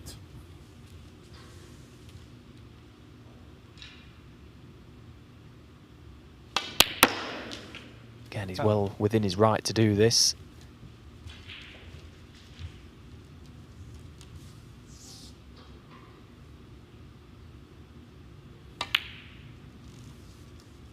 Well, it looked for a moment there that there was going to be a big twist to the end of that match, but not to be. The miss black from Farag Ajev proving very costly, but ultimately it was a good performance from the young Latvian, and he gets the win, and with it all 3 points. Our next match here on table 1, Artemis Zizins stays out there in the arena to take on Q-School top-up Caden Brearley. We'll be back in a few moments' time.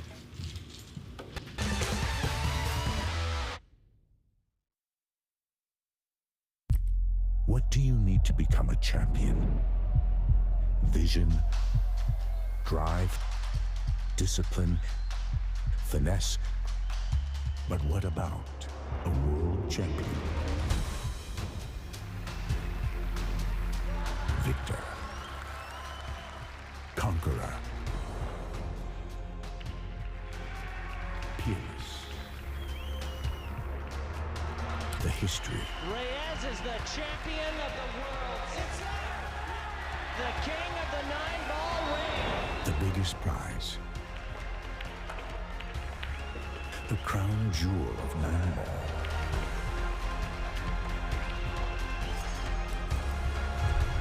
A return to the kingdom where a champion will rise. The World Pool Championship.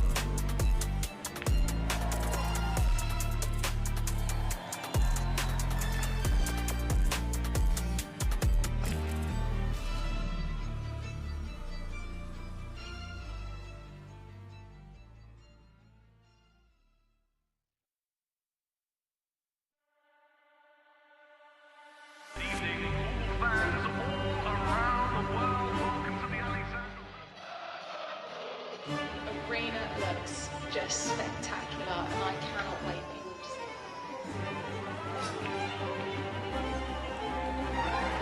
Lulus, don't worry. Yeah, but plenty of the guys that need to be ready. We're the champions. You need to come take your place. You want to follow me in there now? Yeah, I know you're ready. All we've been doing. Can you speak English, but please speak? Because I ain't understand what you said.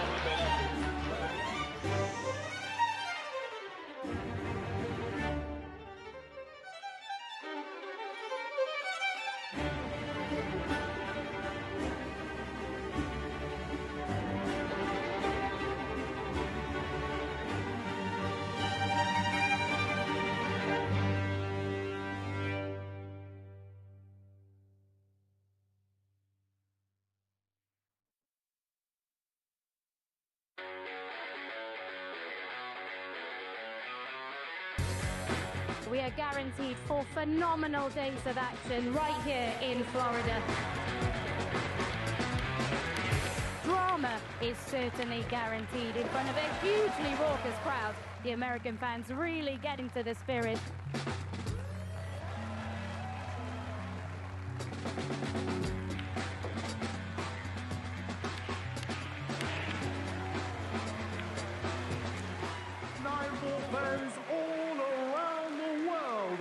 So much history, so much prestige, and it all comes down to this.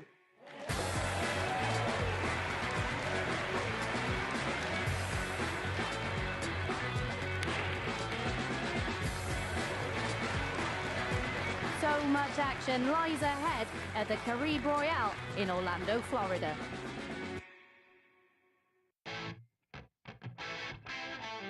We're back at the Harrah's Resort in Atlantic City for the US Open. It is one of the most prestigious events in the calendar. Record breakers, history makers, it's that time. Let's play 9-ball.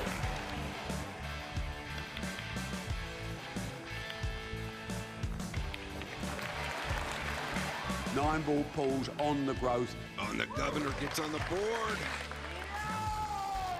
Next year's prize money in the US Open is going to be $500,000.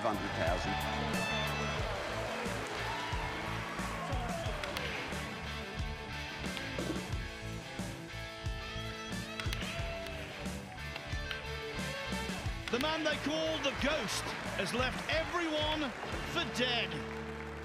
We will take this sport to places it's never been, and that's a bloody guarantee.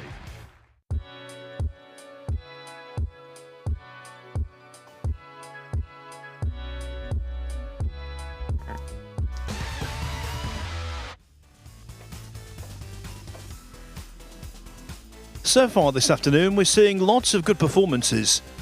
The latest, Robbie Williams, moving to the top of Group 30 over on Table 2.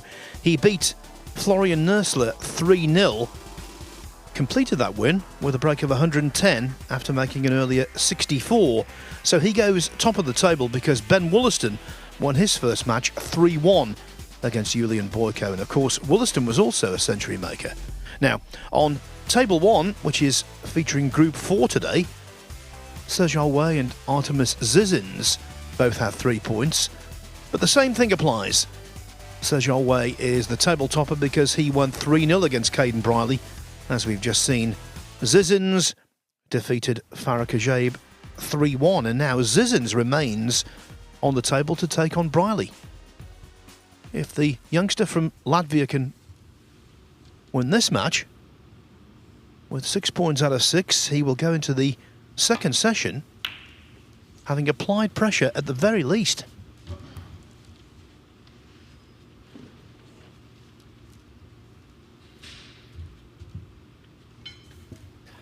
Yeah, he'll sense this as a great opportunity now, having won that last match. It makes such a difference getting those wins early and getting those points on the board. And to be honest, he's looked very, very impressive. The first frame was a little bit shaky, and he scrapped to the victory line in the second, potting a great final pink. But ever since then, he's looked great. And his long game has been super impressive too. That type of shot going in consistently now.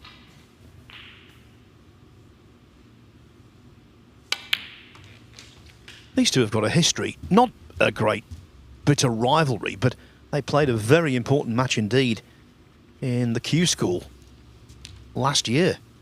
It was event 1. And Zizins won that match 4-2 to get his tour card at the very first attempt. He was 2-1 down actually, and then made breaks of 120, 88 and 51. So Caden Briley came so close to being a tour player, but was denied by his opponent here today. Yeah, and just on that performance from Artemis Zizins, myself and Lee Walker were alluding to it in commentary for the last match. The impressive thing right from shot 1 in that event in Q School from Artemis Zizins was just how heavy he scored. Players don't score heavy at Q School. That is a well-known fact. It's quite often you see matches being scrapped out and very slow play and just really grinding matches. That's what Q School usually is about. But Artemis Zizins, he seemed to just brush the field aside with his heavy scoring. Very impressive. Yeah, at the age of 17. And really, I think it's fair to say, Stephen, you know the amateur game well. He came from nowhere. Yeah, I said exactly the same thing. No one had heard of him. You know, they played that season. He got through Q School. He played on the Q Tour. I actually played him myself at Landywood. And to be honest, you know, I could see that there was talent in there, but no way did I think he'd be threatening for a tour card come the end of that season, and that's exactly what he did, and he got one with ease. There's something about him I really like, and I think it's because he plays the game the correct way, or the attacking way, which is an open game. 20. And he's got this little bit about him. He certainly fancies the job.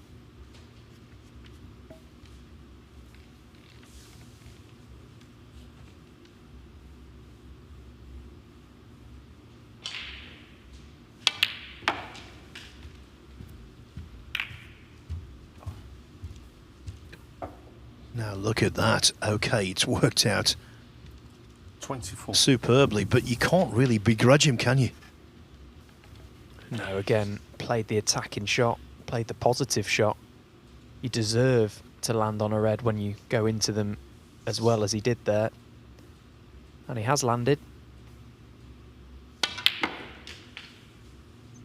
He's not in prime position by any means, and this next shot, if he's going to keep this break going, he's going to have to be world class. Yellow ball. Here's the brown again into the reds. 2 cushions. Controlled it to perfection. Big target, but still had to be executed nicely, and he did just that.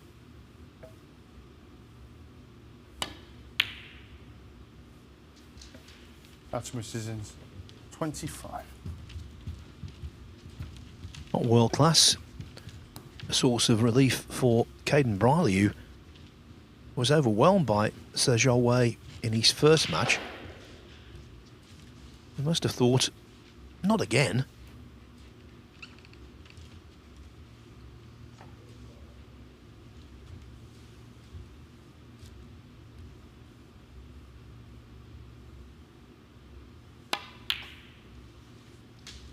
What? He is from Swinton in the northwest of England. And when he was a pupil at Moorside High School, at the age of 14, he made a 147. Really good junior and amateur CV.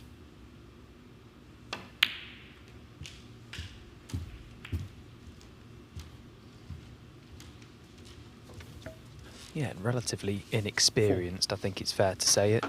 Professional level. Played as a Q School top-up on a number of occasions, and that's about all so far. But of course, it was this time last year he got to grace the table with the greatest of all time, Ronnie O'Sullivan, the group he was involved in. So if that's not enough to inspire you, I don't know what is. Cheers, Ken. Thank you.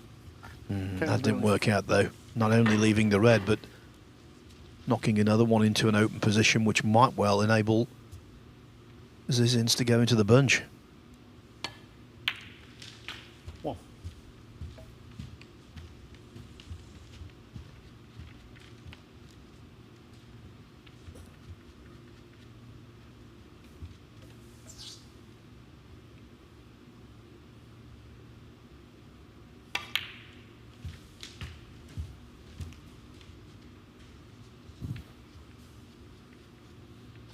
Eight.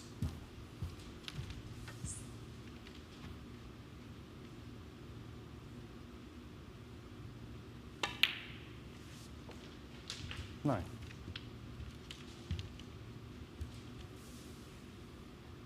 The angle exists, but there was no need because another red was open. 60.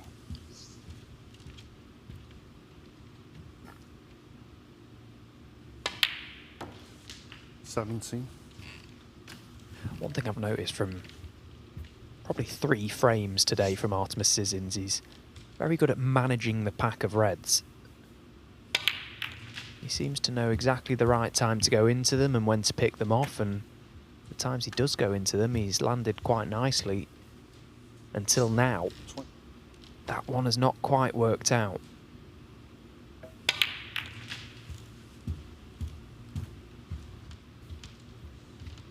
Still has a chance at this red. Quite thin. Cue ball travelling around the back of the black. It has an element of safety to it. A chance to keep the break going. But it was never in. That's Mrs. 24. Third match of the day has begun on table 2. Julian Boyko going into an early 35-point lead in the first frame against Robbie Williams. Boyko, after his defeat by Ben Wollaston earlier, has to win that match. Otherwise, he won't be table topping.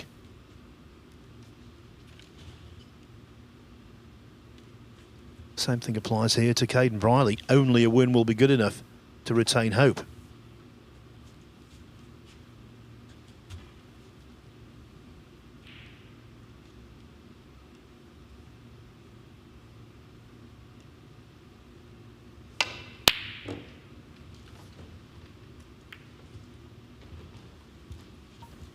Well, there's no prizes for cueing a ball nicely, but you do feel sorry for him. He did cue that well. It was very close to going in. And to leave a sitter as well, that's rubbing salt into the wound. Yeah, that was a wonderful strike, and I can guarantee that when he struck it, it would have felt good. Probably looked good as well. He couldn't have got any closer to it, but how has the red come across and caught the yellow? An absolute gift to Artemis Sissons.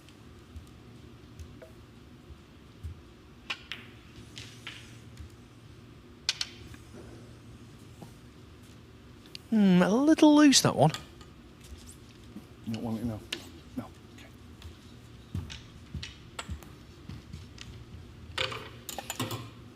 One.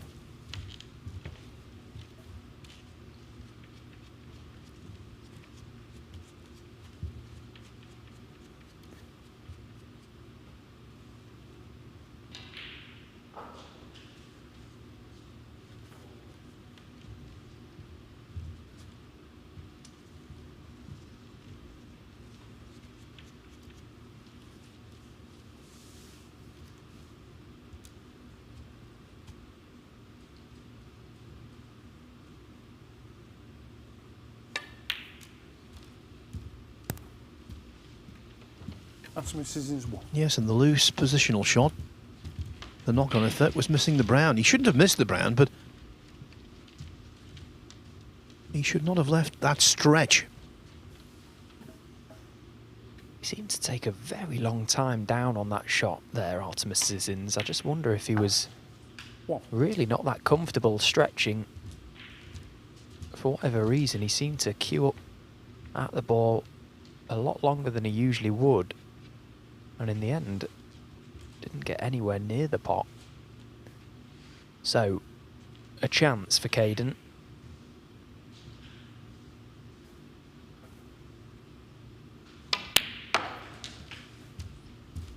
Well, he took a gamble there. At that sort of pace, he was clearly going into the reds by the pink. 4. Missed the target completely.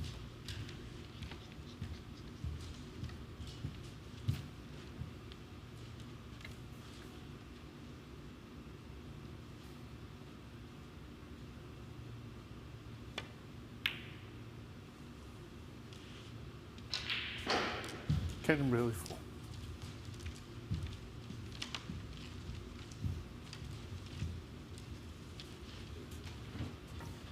Now, Rob Spencer, who's also from the Manchester area, I noticed they called him Brearley. Now, the reason I called him Briley is because I'm from the West Midlands and there's a town there spelt the same way, Briley Hill. So one of us is right. And it probably is Rob, actually.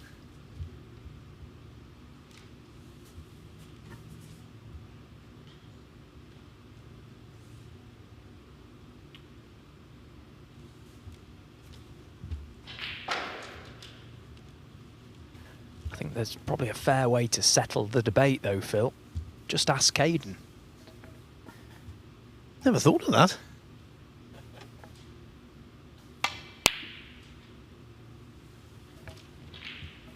Oh, that was a very good effort. It was a clever little safety shot that he attempted there, Artemis Zizins. He was able to thread that object ball in and out of baulk, but wasn't able to control it to the extent required. He's left it cuttable to this right corner pocket.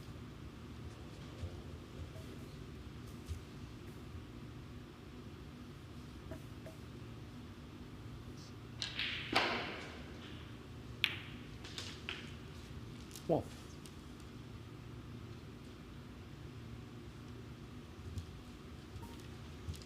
Again, positional, no man's land. Okay, the brown will cut across the baulk cushion. It's not an easy pot in itself, but there's no positional future from that. And he's still got points to play with. He's only 41 down with 51 on. Caden Brearley won.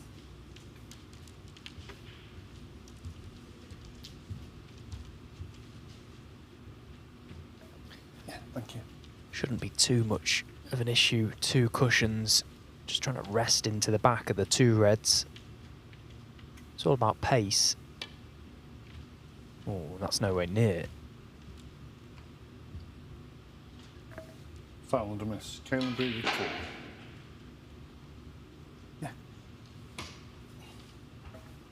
Well, now the rehearsal is out of the way. Let's see if he can do better second time around. The angle wasn't actually spot on either, was it? I think it was a little wide. Yeah. Okay. Yeah, we'll use that as a good guideline now. I expect him to hit it this time. It'll be a bad shot if he doesn't.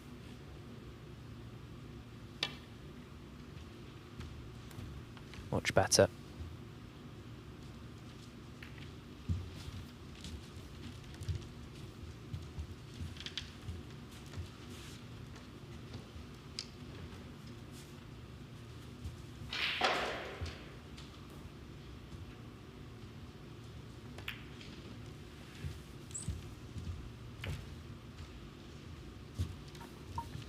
Well, it was a poor shot to hit the yellow, but a good result.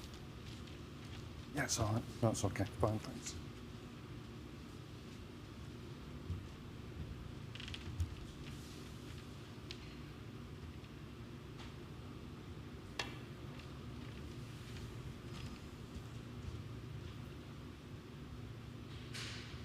Again, as a few moments ago, a little tentative, and he might have left the outside red to the green bag.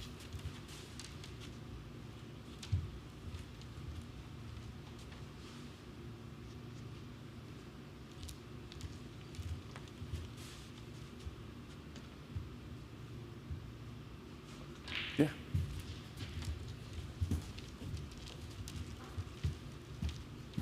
Yeah, I've got it. It's all right. Well, he's doing his best to help Rob Spencer. On more than one occasion, he's pointed to where the white was. And Rob's, of course, well aware of where it was because he would have taken note before the shot was played.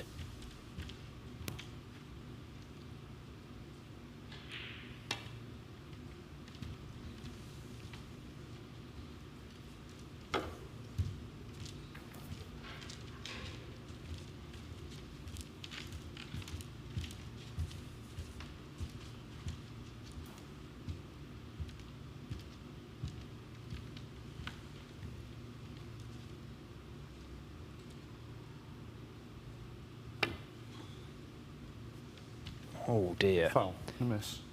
Well, that's Mrs. In's 4. That really is a big error. A needless 4 points given away there. Looking for the thinnest of edges. Foul. A miss. And now he's got to open these reds, Caden Brearley. Just had a little look. Is he sending one close to the right corner? If he does, he wants to hope it goes in. Otherwise, make sure the red travels back across and to the top cushion.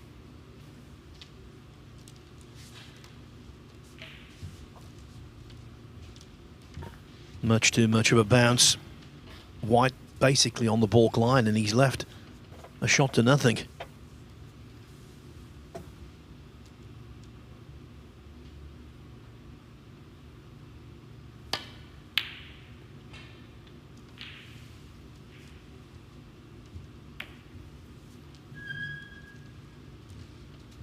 Well, this frame not dissimilar to the closing frame that Zizins eventually won against Farakashabe. Can't quite nail it down.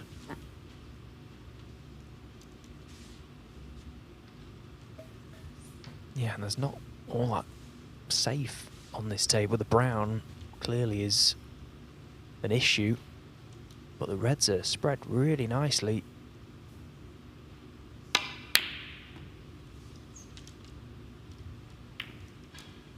And that now surely will be the end of this frame. Once again, Caden attempting a long red. The only ball he felt he could leave, and it's landed right over a corner pocket again.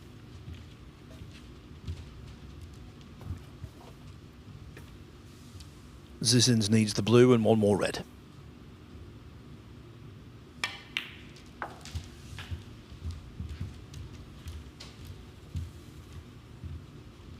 Six.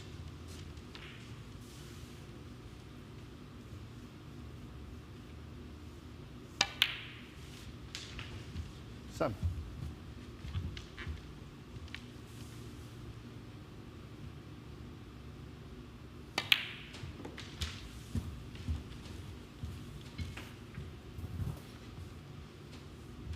Forty.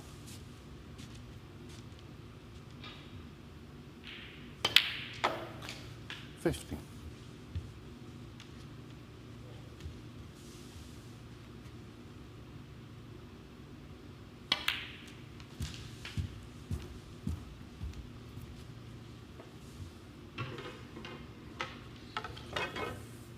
$20.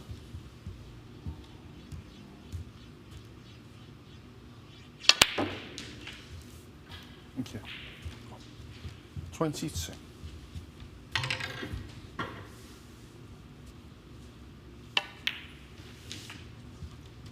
$25.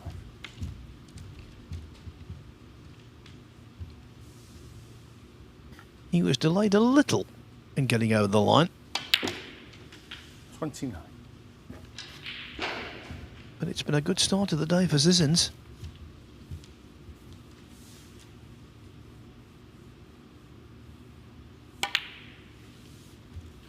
$34.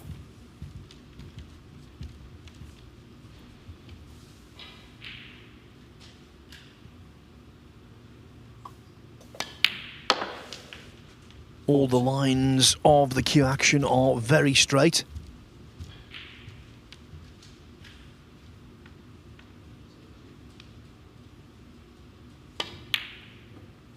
That's misses in 40 and the first. And he's straight into a 1-0 lead over Caden Briley.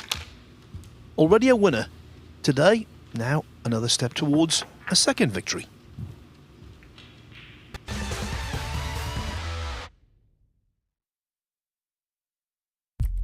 What do you need to become a champion?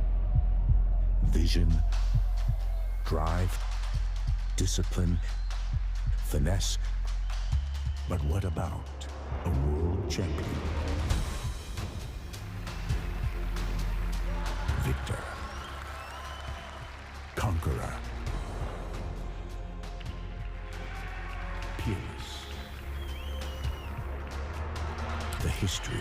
Reyes is the champion of the world. It's the king of the 9-ball ring. The biggest prize. The crown jewel of 9-ball.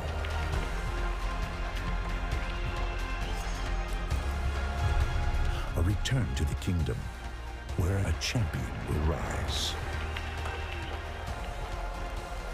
The World Pool Championship.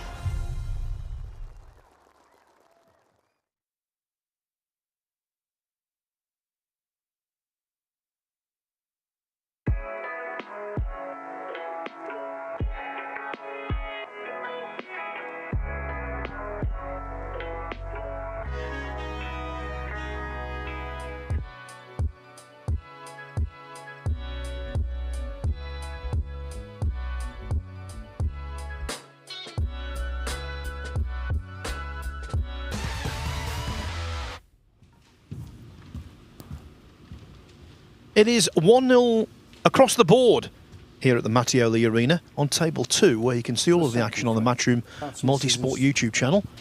Robbie Williams has made it 4 frames out of 4 so far today for him. After that 3-0 win over Florian Nursler, he's taken the first frame from Julian Boyko. And we know here, Zizins 1-0 up on Caden Briley. He wasn't happy with that break. He jumped up like a jack in the box when he hit the reds, but it, in the end, went deep into balk the cue ball, but he has left a red. Yeah, it's not a bad break off really. Cue ball is okay, but he has left this red. But Caden unable to capitalise on that chance. It was only a half chance. But at this level, they're the sort of shots that you need to be knocking in to make inroads.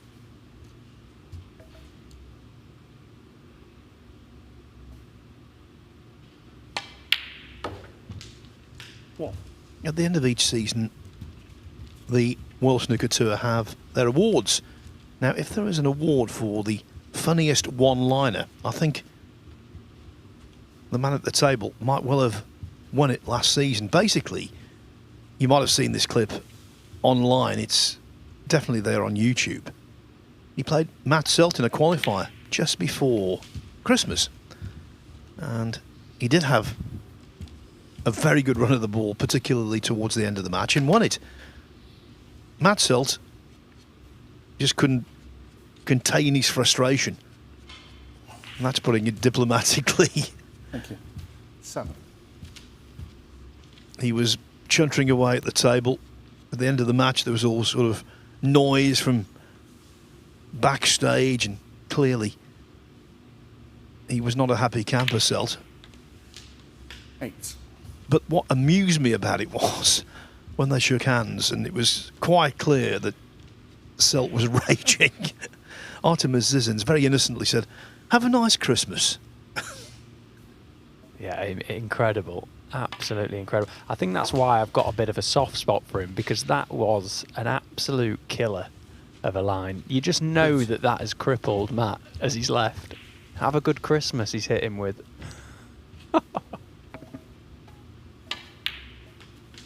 40. Yeah, I've spoilt your New Year, but have a nice Christmas. In fairness to Matt, he's a really good sport, and I think he shares our amusement now. Yeah, I think it was the innocence in the comment.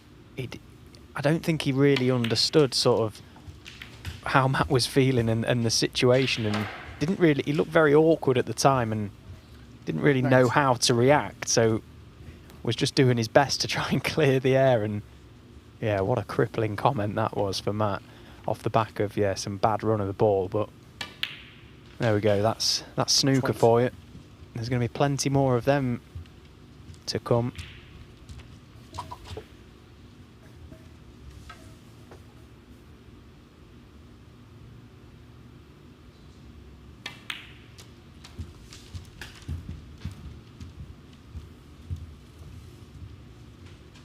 $25.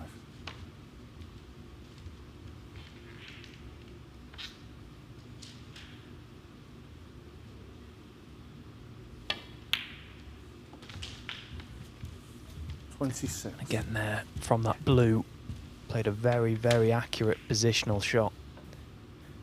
Meant that he found the gap to take away a red by the black, which opened it up.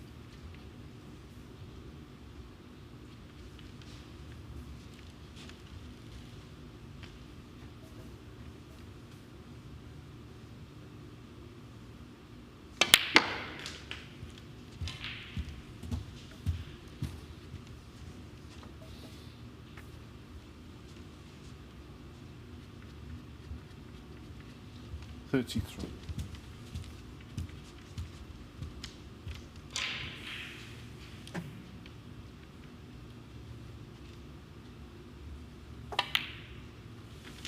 $34.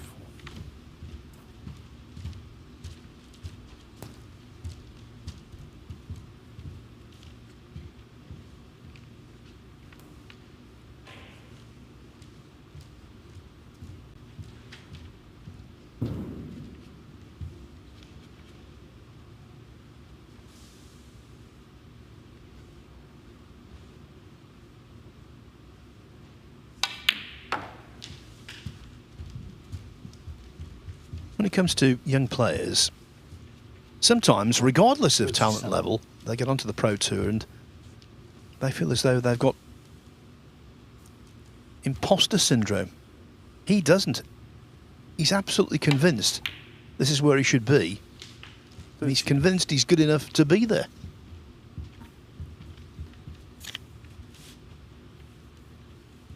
Yeah, and that for me is one of his best attributes, no doubt, because it's a tough thing to do. I think we've all been there very early on, particularly the first, second year. If you talk hard, inevitably there'll be times where you're getting beat heavily by the best players in the world, and sometimes you can go on a spell of tournaments where you're just not picking up any ranking points, and 45. It can be a tough place to be at times. At the best of times, you've got to believe you belong there. Because even in those moments when it's not going well, you've got to still believe that you've got a chance. And I think that's what he's got. He certainly backs himself. So, into the reds.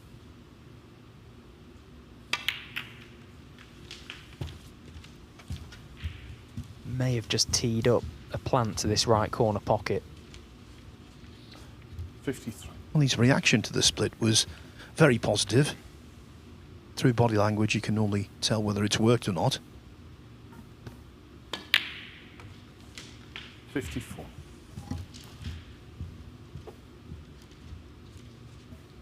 Again, love how he went into those reds. Didn't power into them and chanced his arm. Controlled the reds, kept them all in the middle of the table. Okay, he was a little bit fortunate to land on the plants, but he's missed the black. 54. So 54 points Caden Brearley trails by. The reds are spread very, very nicely. What has he got in the tank? That's a bad miss. Didn't see that one coming. That's misses. 1. Yeah, if the rest of the balls on the table had been awkward, for Zizins, missing that black would have been irritating. The fact they're there for a counter, for Zizins, that miss was worrying. And he will remain so until Brearley leaves the table. 6. Now, I just wonder if those two reds directly above, left and right of the pink, if they will pop. If they don't, that was a very poor decision that Caden's just made, not to go into them, because having those two reds just north of the pink spot made it almost impossible not to land and a free chance to bring everything into play. This is what he's looking at now. He wants to hope this red pots to right corner. It's always tough to tell from this angle. Be very tight as to whether it goes. Oh, clearly from that shot this red does go, so this is a wonderful chance. 12.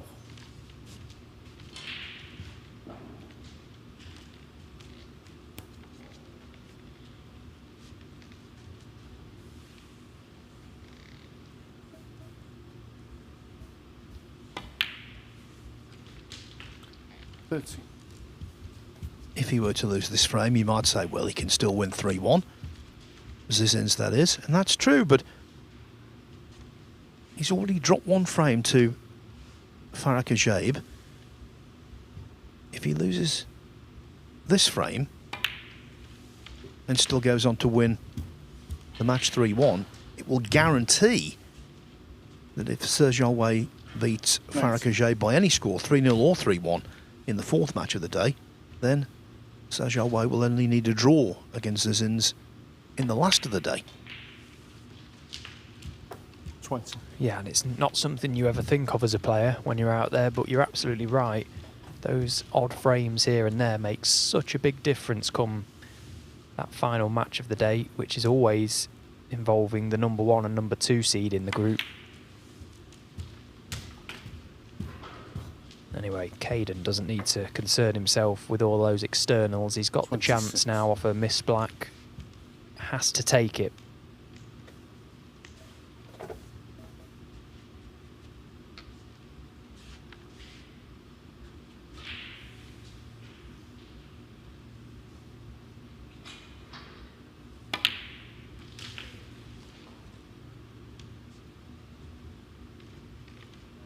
$27.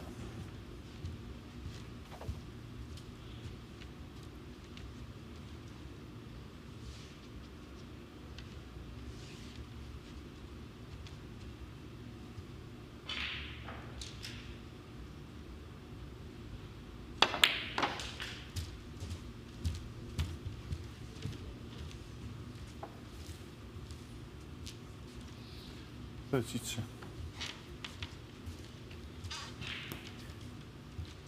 He's 22 behind.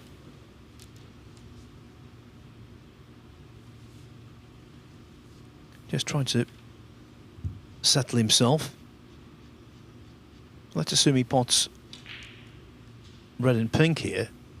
And that's not an assumption that might come true, but let's just assume he pots red and pink. He's going to be 15 behind on arrival on the colours, so he will need all of them, regardless of what colour he takes here. Yeah, he's doing the maths here, Caden. He's trying to work out if he can play it in such a way that he doesn't need that black, but unfortunately there isn't enough points. He is going to need the black. However he goes about this red, he could play up for the blue, he could hold for the pink, but he will need the black. 33. Yeah, it shouldn't pose too much of a problem because, of course, off the final black there's no positional consideration, and if you quietly roll them across that top cushion they do tend to fall in. Yeah, the black's not the issue, it's the positional shot from the final blue to the pink. That really is the shot he has to get right. If he gets that far, of course. This is awkward. Very, very awkward. 39.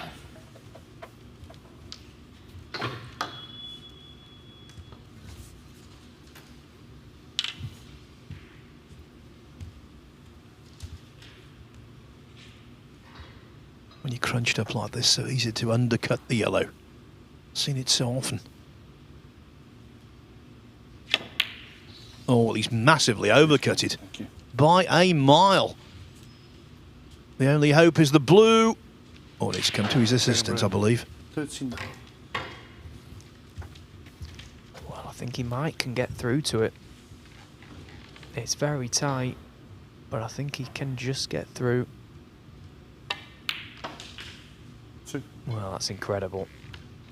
Again, that yellow could go anywhere. Okay, the positional shot from pink to yellow was not good from Caden, but having missed it by so far, of course, you're relying on good fortune to not leave it.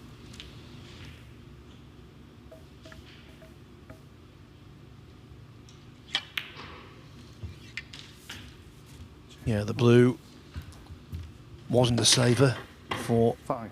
Briley, and now the brown is frame ball for Zizins.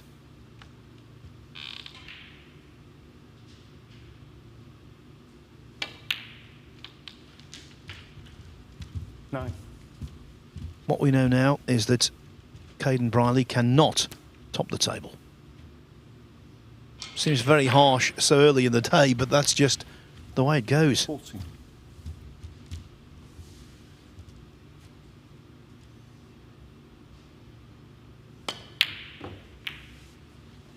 That's Zizins. 40. A missed black off its spot on a break of 54. Almost derailed Artemis Zizins in frame 2. But when he got down to the yellow, Caden Briley overcutted by a mile. And so Zizins doubles his lead to 2-0.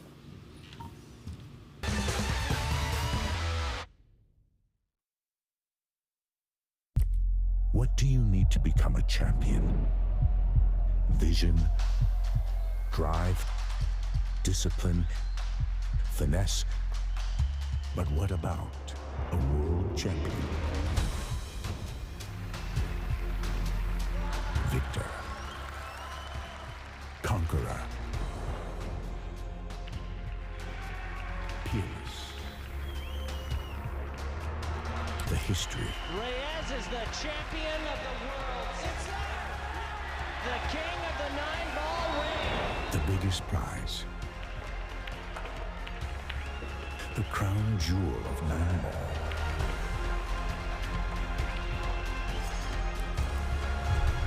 A return to the kingdom where a champion will rise. The World Pool Championship.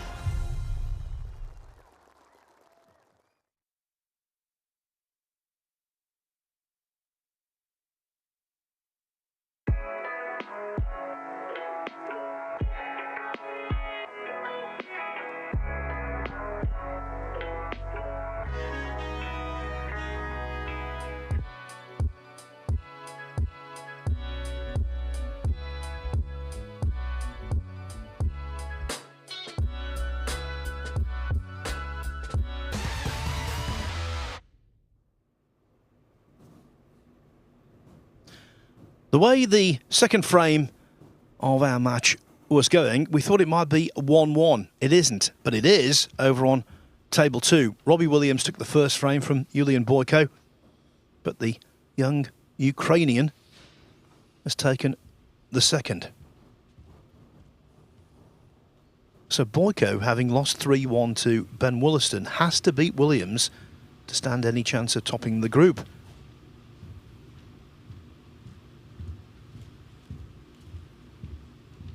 As for Artemis Zizins, well, if he were to win this frame, 3-1 and a 3-0 win, I think Stephen would stand him in very good stead. Yeah, it wouldn't. He wouldn't have been able to have done any more. All you can do is win the matches in front of you, and ultimately, then it's going to come down to the final match. Obviously, he's still a little raw. He's got a lot to learn, but the basics are there. He's only 19 years of age. The third frame. Turned 19 last month. Tried to become the second teenager into the last 32 of the BetVictor Championship League after Liam Davis of Wales.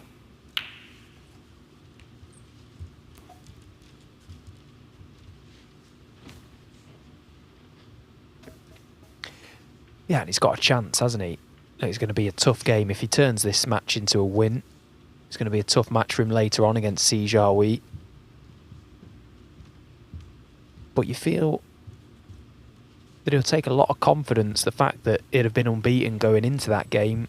And you never know, over such a short distance, things can happen.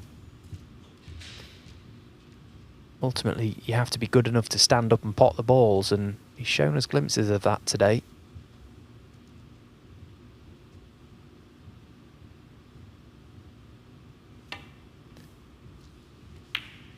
It'll be a big match as well, because failed to get past the round of 64 last season.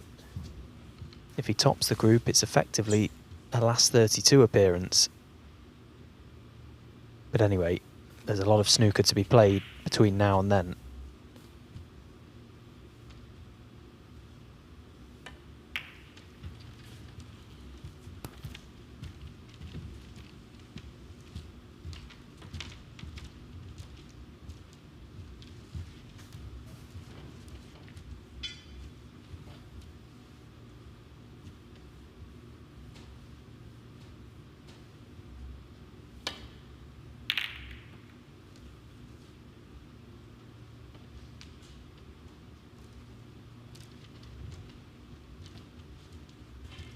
Just harkening back to the Williams-Boyko match, Boyko actually equalised with a break of 74.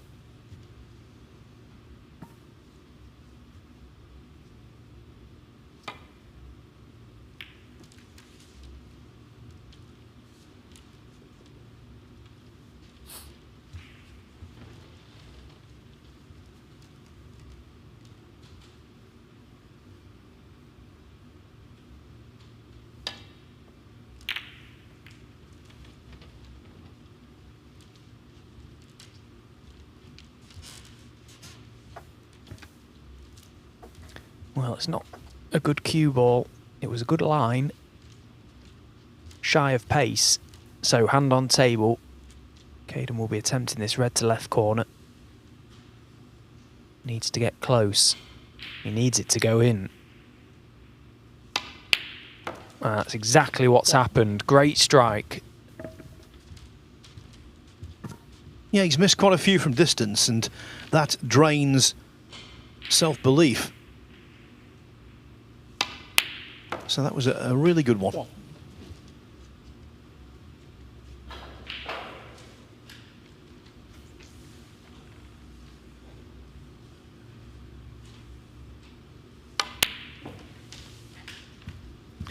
You mentioned the match in Q School between these two last season. The final match to qualify for the World Snooker Tour. Of course, this year in Q School, Caden Brearley, he lost in both events to two players that actually went on to get through as well. Oliver Brown and Ian Burns.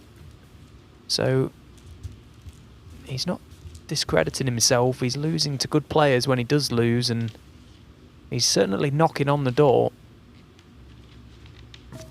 Yeah, if he went back to Q School next year and got the job done, no one would be surprised. Oh, but not having a good day today. Just seems a little... I think disillusion would not be the correct word. Downcast, the way things have gone. Yeah, and again, look at where he's left his cue ball there. Should never ever have been playing that black from where he was. Just made it missable, asked the question of himself. And when you're not in stroke, when you've had little table time, that shot looks so tough.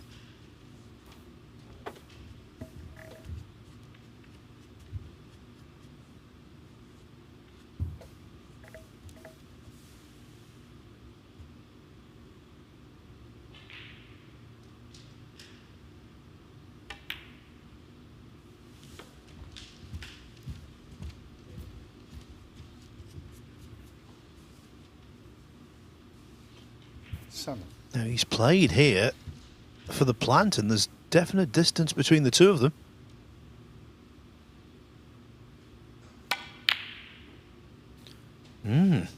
Foul. That's me 7-7. Ken really full. Fouled as he left the table as well. Certain plants are certainties. Others you expect a player to get. That was definitely one of those where there was a major degree of doubt, especially in mid-table, so far from the pocket. Yeah, it was a strange one. But Caden won't mind seeing that. Back to the table so soon after that miss on the black. The black has found its way safe. So only got the pink ready to play off, which puts a little bit more emphasis on his cue ball control.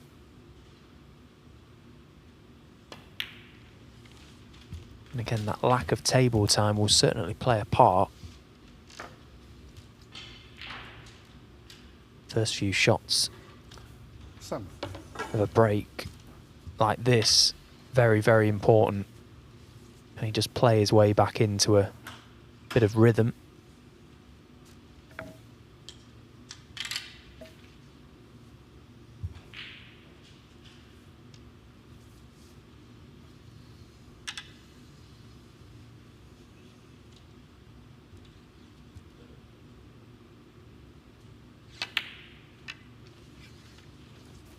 Thank you. Just not happening, and it's not like you're down at the club, no one watching, having a bad day at the office.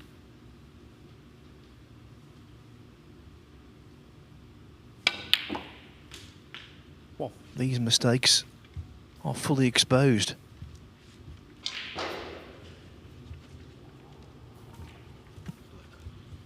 Yeah, I'm not surprised to see him turning down that pink to middle. That was never the right shot there, too big of a shot. Needs to play a telling safety now. Clearly black the target, try and get that back into play. Send it down the table once again. That's Mrs. one. Yeah, pretty decent shot he's played. Caden will be playing off the red on the right side cushion. Just needs to be careful he doesn't send anything over this left corner. And that's okay.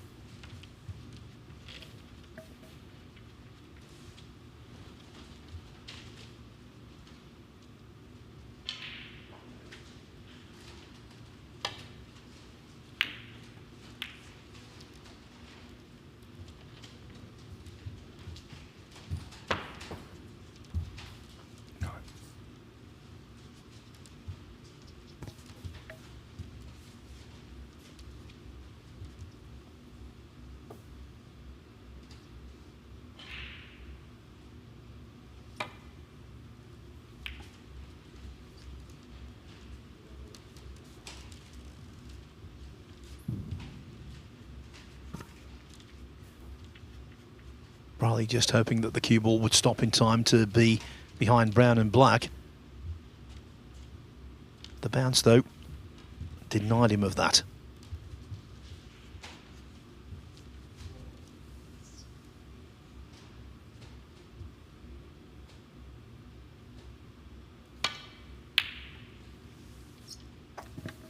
Oh, well, that one was much too thick, and, well, the raise of the hand tells you everything you need to know. He's got away with one there, Artemis Zizins, and he absolutely butchered the safety shot. This is a real test of temperament for Caden because things aren't going his way.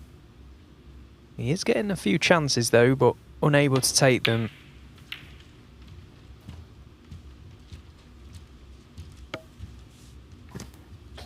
Maybe it will end up with Zizins wishing him Merry Christmas.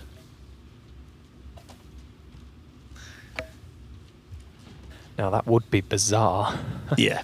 Christmas in summer they have, don't they, in America at the ballparks.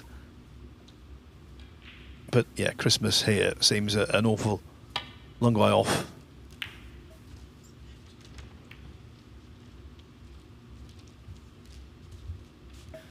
Yeah, that's a good return. Had to catch that red very thin. When the object ball close to the cushions, it's always a little bit more difficult to judge. He's made a pretty good job of that.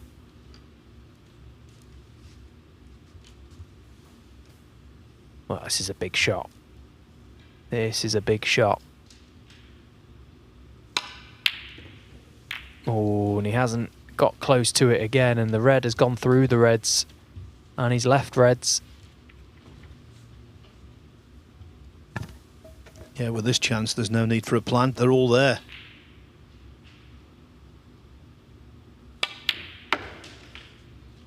Nothing awkward. Very little blocking.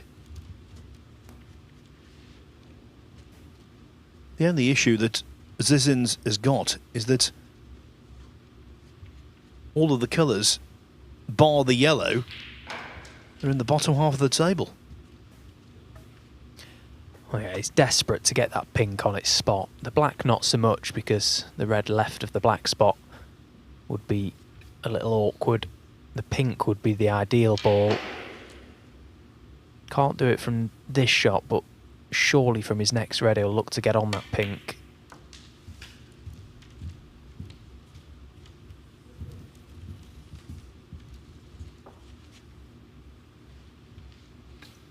Sorry. Yeah, unusual configuration of the balls this. Now with the yellow on its spot, all of the colours are in that bottom half.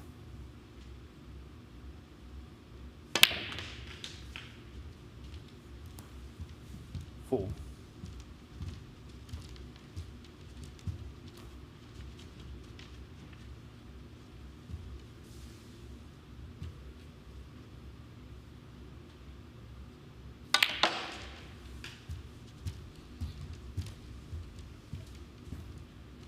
Needs that cue ball to run. Seven. Well, he's about a foot short of being absolutely perfect there. now the pink being back on its spot, this is a good chance. One good positional shot needed here. Can he just screw down onto this top cushion and check that cue ball back up? 11. Not got the pace.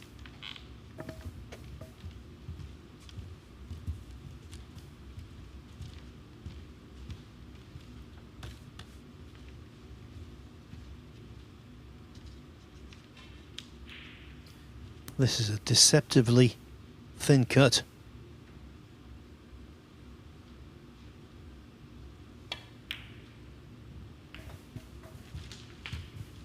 Well, the red cushioned the cue ball and left him in mid-table with another red. If this goes in now, again we can say, great chance.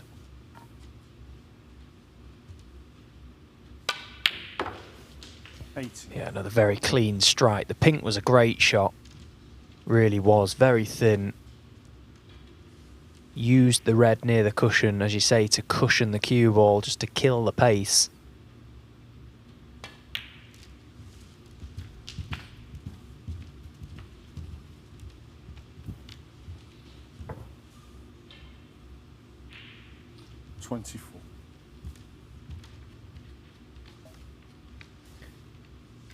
Should almost be a certainty to take these 4 reds around the pink with pinks.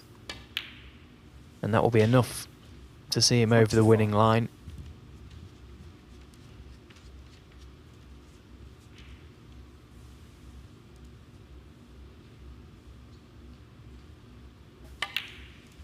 I'm going to say something now, Stephen, and I think you'll know where I'm coming from. He's one of those players, Zizins, who looks as though he really enjoys himself.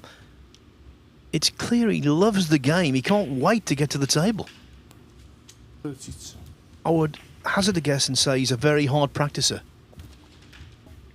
Purely and simply because putting hours in, for him, it isn't a chore, it's an enjoyment. Yeah, I completely agree. You can tell. I've had a number of conversations with him as well, and I instantly thought, this kid loves the game. Absolutely loves it, which is great to see. Because don't get me wrong, if you're going to have a long career in this game, there will be moments where you fall out of love with the game, but it's really refreshing to see somebody just so passionate about what they do.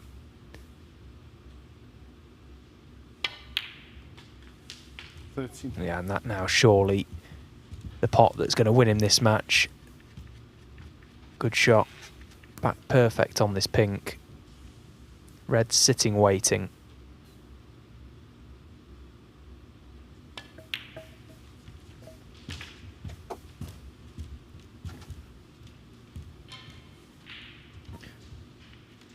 $45.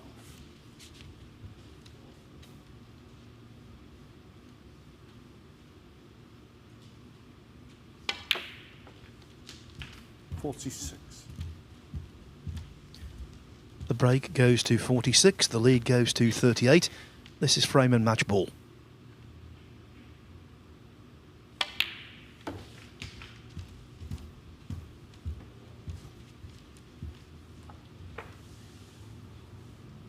$52.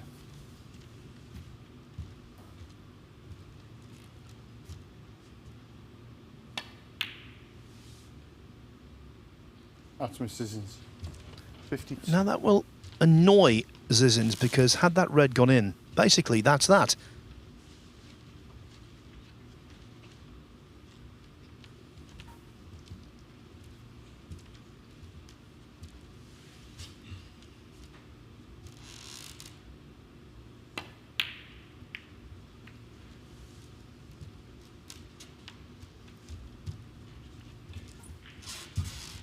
We've seen frames snatched away already in this tournament. And again. Oh,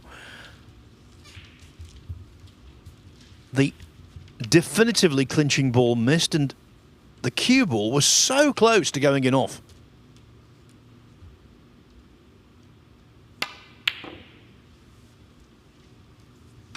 Well, that was a chance for Caden, and it was clear that there's just nothing left in the tank there. It's a shame. It's been a tough start to the day for him, and losing this match means he can't possibly progress now. One more game to come for him. Purely playing for pride.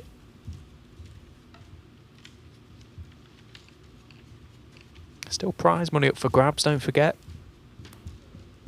But of course, the players, they come here to try and top the group, and that can't happen for him now.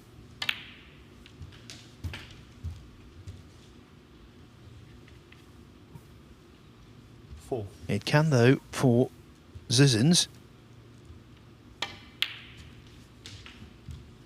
5.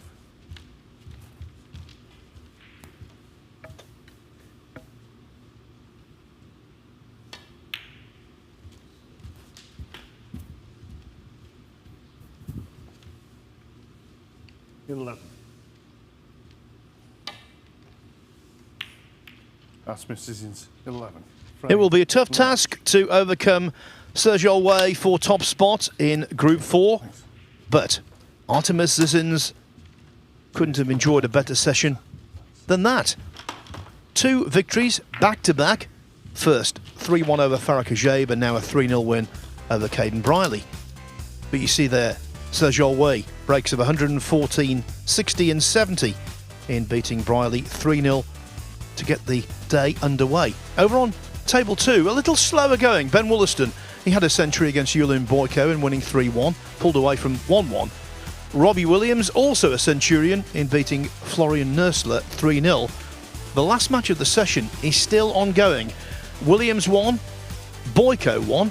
Williams leading by 10 points with 1 red left on the table in the 3rd frame.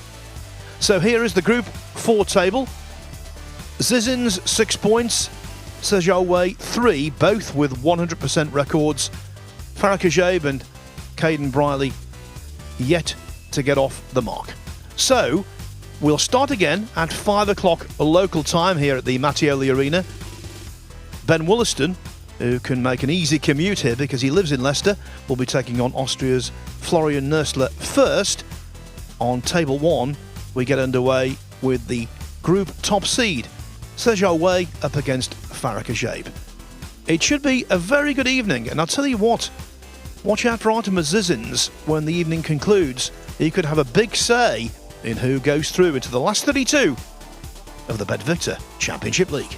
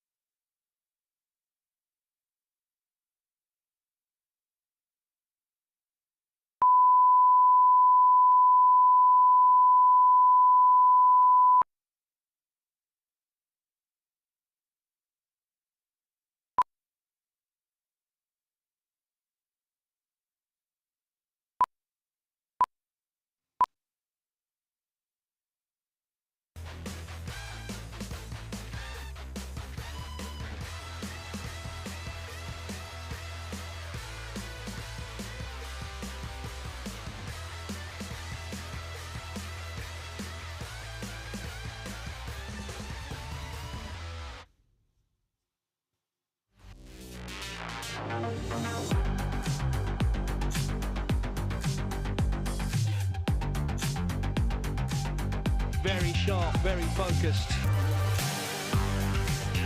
And that's a shot that again will live long in the memory. It's just ridiculous. Absolutely ridiculous. What a shot that is. He's got the hot shots all to himself. The break of a multiple world champion, exuding class.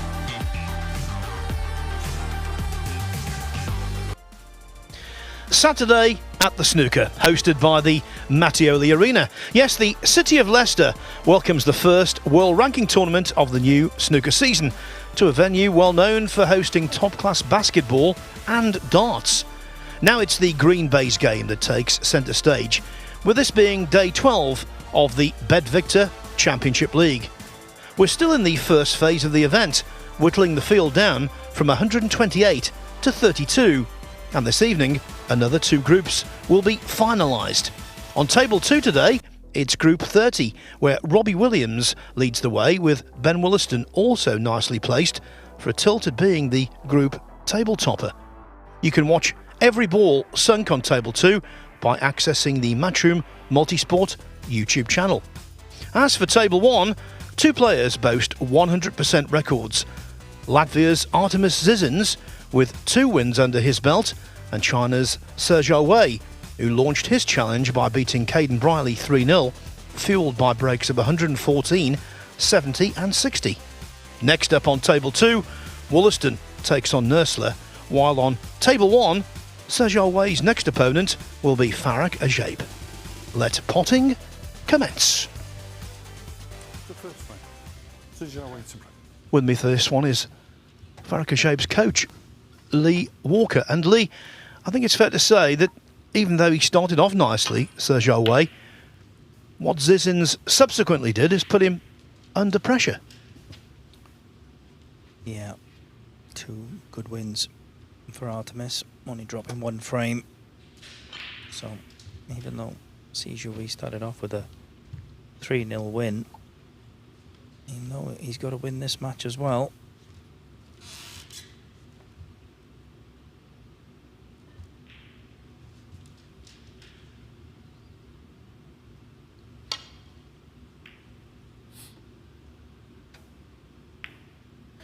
New experience for both. They've never played each other before.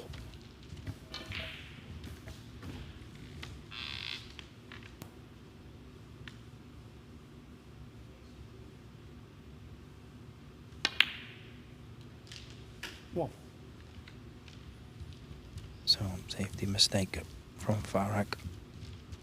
Gives Sergio the first chance.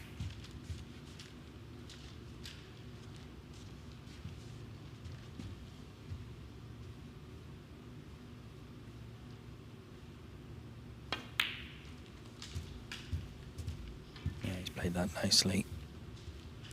Just avoided the kiss on the pack of reds. 6.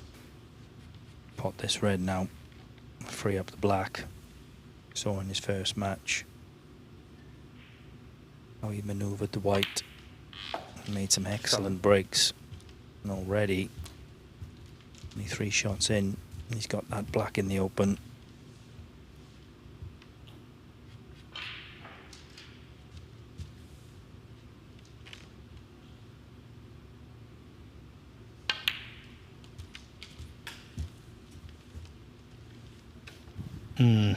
Not his best. Cue ball much too close to the side cushion for comfort, and the angle on the red doesn't seem all that appealing either.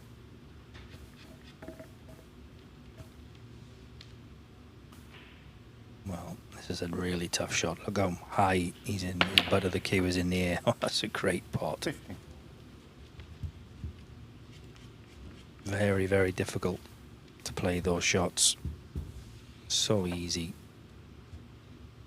Get a bit of unwanted side and miss them. That's a fantastic shot from Sergio. This is day 12, as I said when we opened the programme. That's a candidate for the best shot of the tournament so far for me. Absolutely pinged it.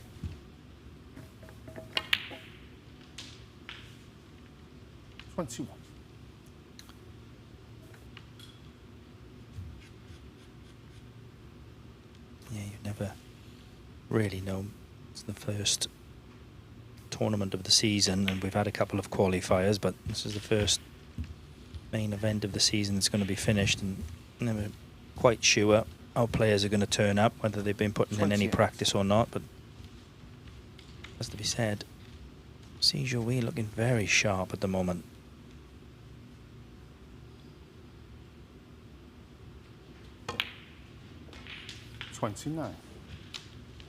This is my theory, Lee.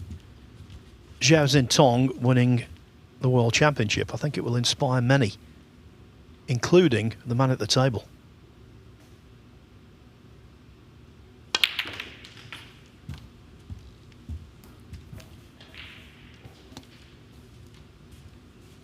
Played the shot pretty well, but always need a little bit of luck when you go into the reds.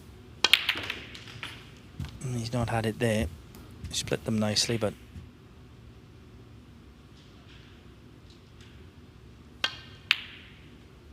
yeah, he's taken that one on. 36. Missed it, so break ends at 36. Trying to play that in such a way not to leave anything, but he has possibly left a red here for Farag. Best player in the game, going for pots and not leaving anything on purpose. Your pal, Mark Williams. He's a pass master. Yeah, he certainly is. He does love to play shots where the one he's going for is the only one he can leave. Sometimes the pot's kind of 1 or 2 out of 10, but he still takes them on.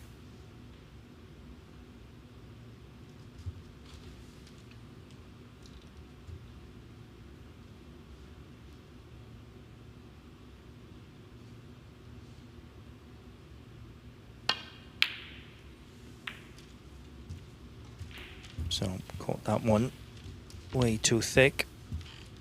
And the red has caught the other red close to the pocket, and it's left a decent chance for Farag.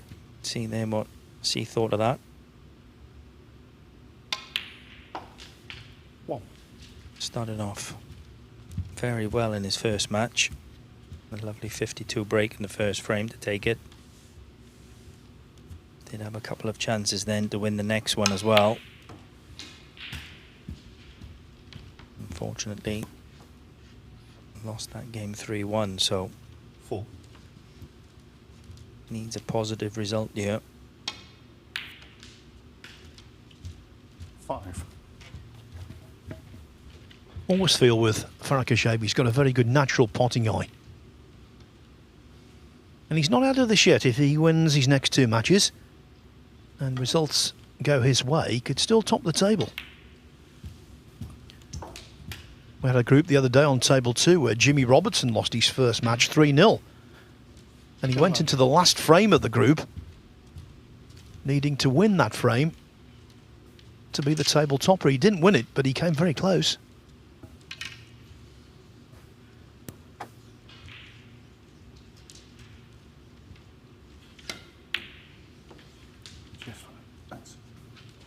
Yeah, it's not very often you lose your first match 3-0 and go on to win the group. He's played that shot with the rest very well. He's got a nice angle to go into these reds.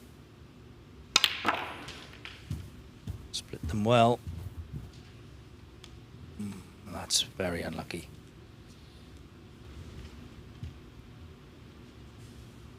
Yeah, we see the shot again. Played that pretty well. It's very unfortunate not to have a nice, easy red on there. 90.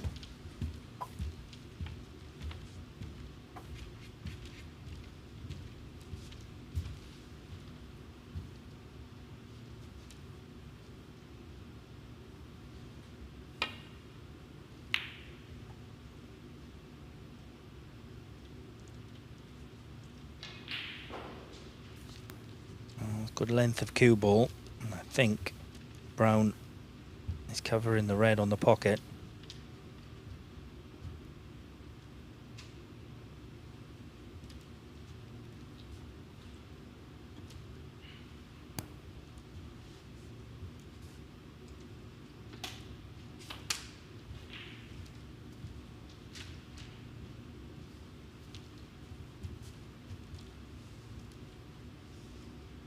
in a spot of trouble here, Farag. Plays safety shot. And he went to try, I think, and pot that red. Got it way too thick, and that could be the chance that Sijui has been waiting for. 17 points in front. Yeah, given his scoring power today, I think Farag Ajaib must believe he's in grave danger of losing the opening frame to Zhao Wei. Look at them.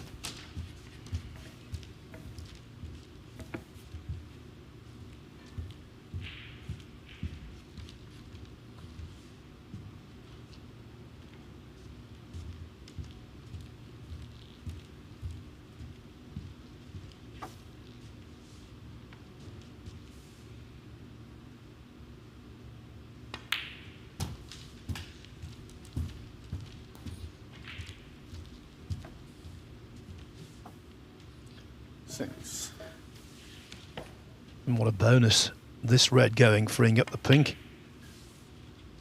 7. Yeah, I was just about to say exactly the same thing, Phil. This black put him 31 points in front. If he could take the 3 loose reds, he's not going to need either of those 2 awkward reds on the left-hand side cushion.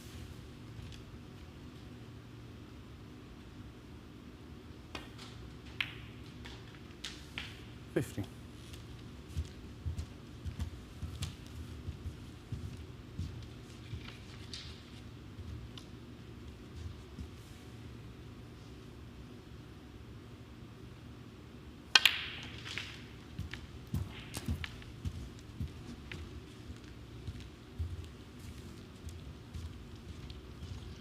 $22. Just needs red. High value colour red.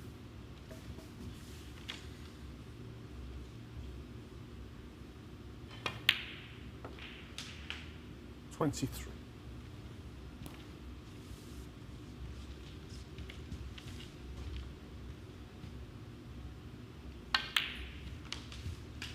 Red goes past the yellow. This is frame ball. 28.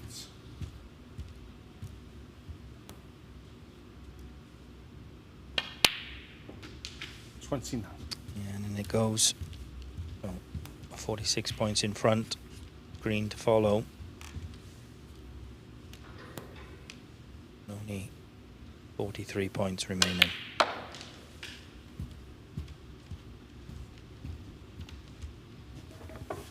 And if Zhao Wei can win this match 3-0, he would then go into his final match against Zizins, only needing a draw. Zhao Wei. 32. 49 the difference, 43 on. Definitely worth Ajaib coming back to the table, even though he needs 2 snookers.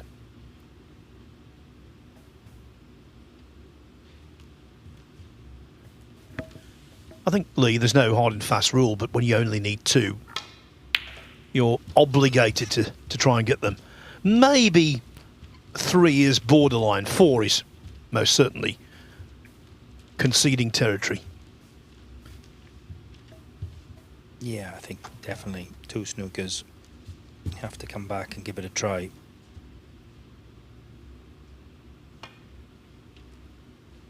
Obviously, very unlikely that Farag will get the 2 snookers and win the frame, but it's happened many times in the past.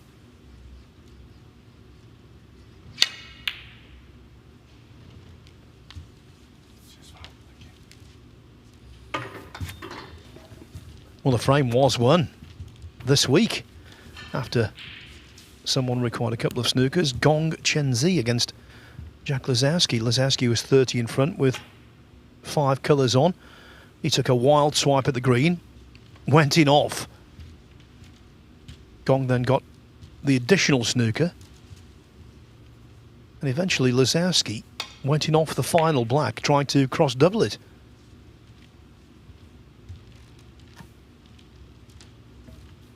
Yeah, we were talking earlier about a match that Farrak played in the 2022 European Masters when he played Judd Trump, 4 frames all. And I think Judd wanted 2 or 3 snookers in the last frame. I actually think it was 3 in the deciding frame, and somehow managed to get the snookers and went on and won the match 5-4.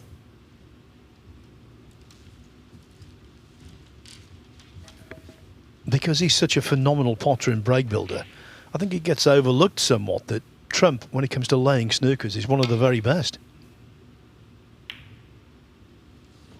And now Farrak will concede.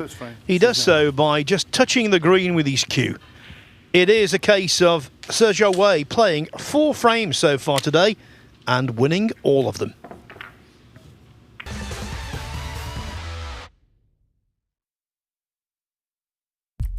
What do you need to become a champion? Vision, drive, discipline, finesse. But what about a world champion? Victor, conqueror, peerless. The history. Reyes is the champion of the world. It's the king of the 9-ball ring. The biggest prize. The crown jewel of 9-ball.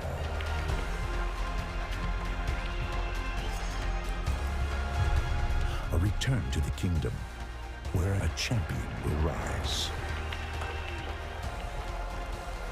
The World Pool Championship.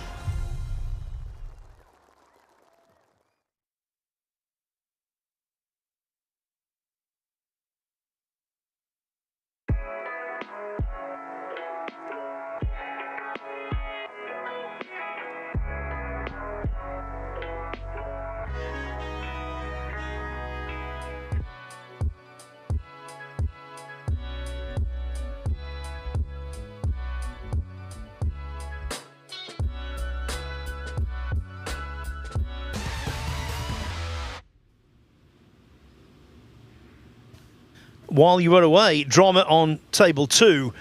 Here on table 1, the first frame of the session was won quite comfortably by Sergio Wei. But over on table 2, it looked as though we were going to get a black ball finish between Ben Wollaston and Florian Nörsler. But Nörsler from Austria missed quite a straightforward pink. Left it over the pocket. Wollaston was able to have the simplest of frame balls to take a 1-0 lead.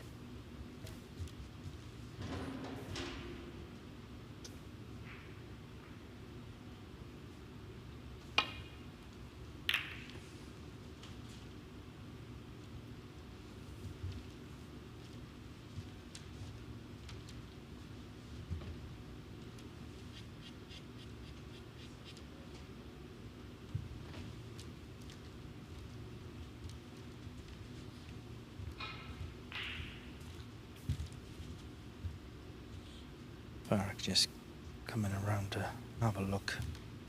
Can he get to the red closest to the left-hand black pocket?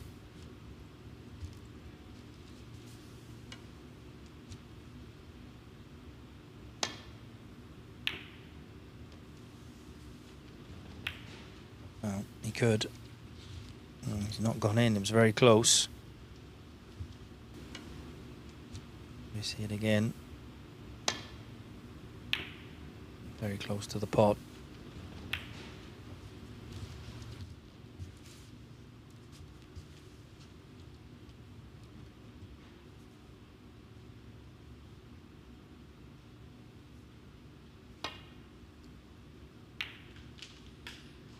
And worse still for Farrak, because he was so close.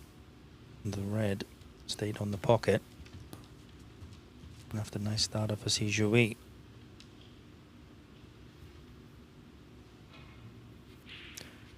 And it seems a workable angle on the green.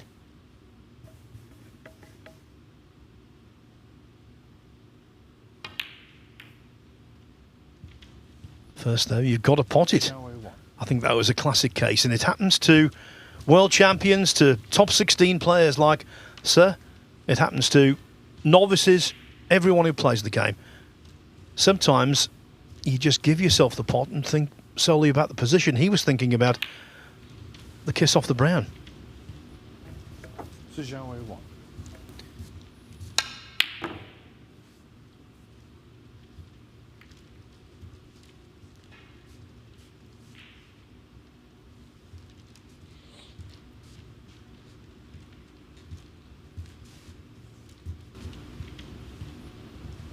Zhao Wei 1.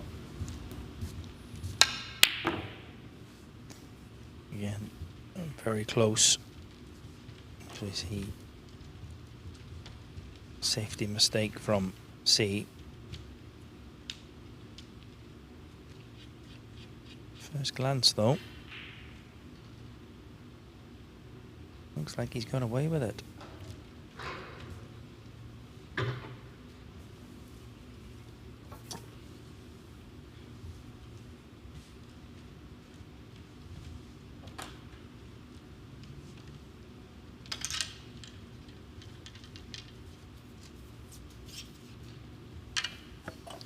Farah Kajaib owns his own Q Sports Club in Blackburn.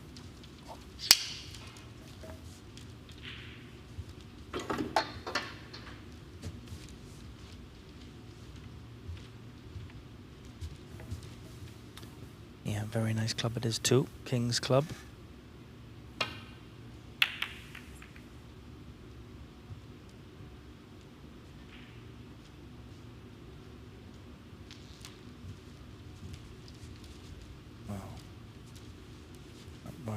Just drifted in behind the brown. I think Farah can just about get through to get the edge of this pack. Got to be careful because he doesn't want to do that. Caught it a little bit thick. Now, the shake of the head tells me he's left a red on. And there's definitely one there closest to the green. That definitely pots.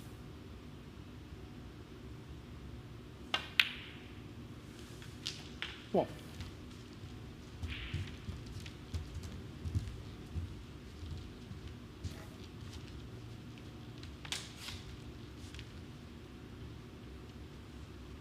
Not sure if the black is available into the right hand black pocket.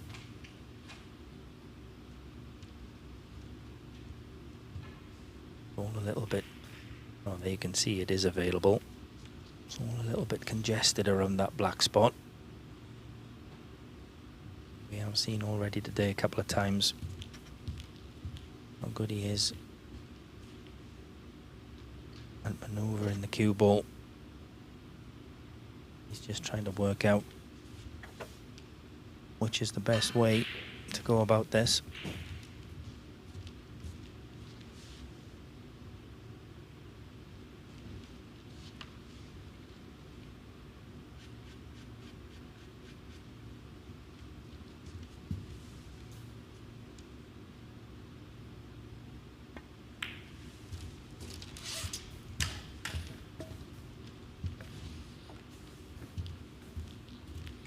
Six.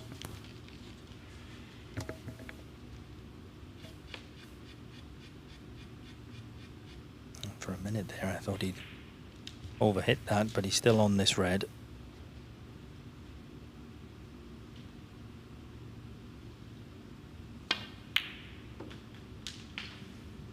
Seven. Played it well. Nice angle on the blue.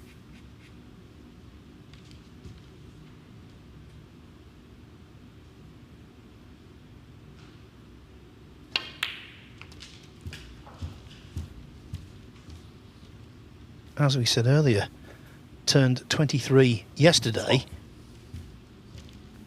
but he's been a professional on and off since 2017. Gained his card as a 17-year-old coming through the Q School.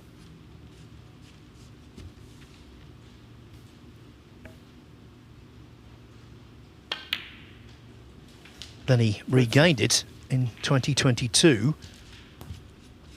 by winning the World Snooker Federation Open, which is effectively the World Amateur Championship. And he's not looked back since.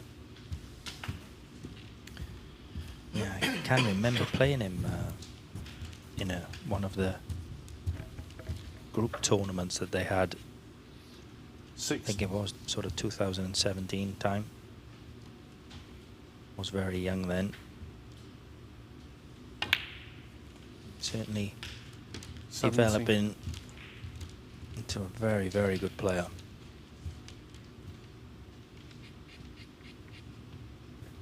Last year got to the final of the German Masters, losing out 10-5 to Judd Trump.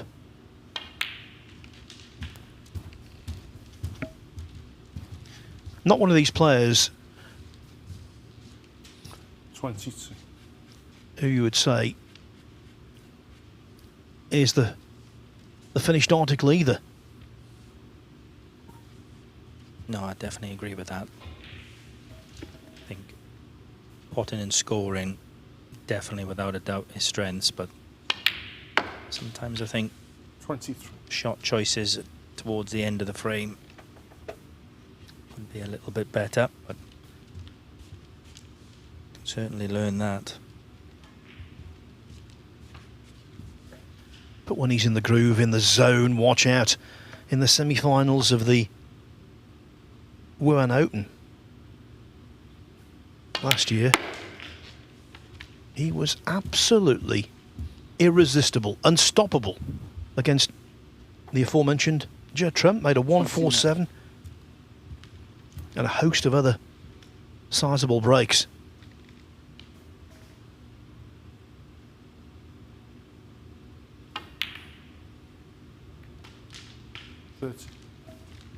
Actually, considering the way he played against Trump, it was a mild surprise that he didn't go on to win that tournament, lost in the final to fellow countryman Zhao Guodong.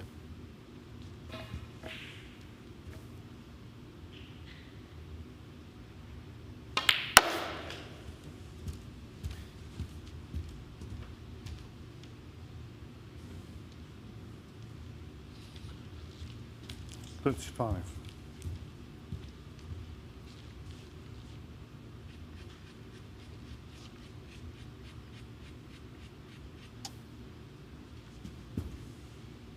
So, deciding to play this red. I'm going to try and screw off this black, back up for blue or pink. Yeah, struck that really well again. 36. Look at that. Excellent shot. Won't be worried that the black's tied up. He's still got blue and pink in the open. He's 42 points in front as we see that shot again. Struck it absolutely beautifully. 36. Loads of reaction, very little effort.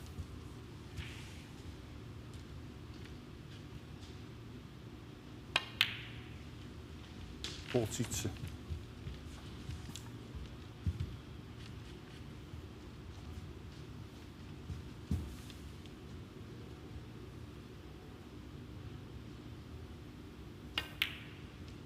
No.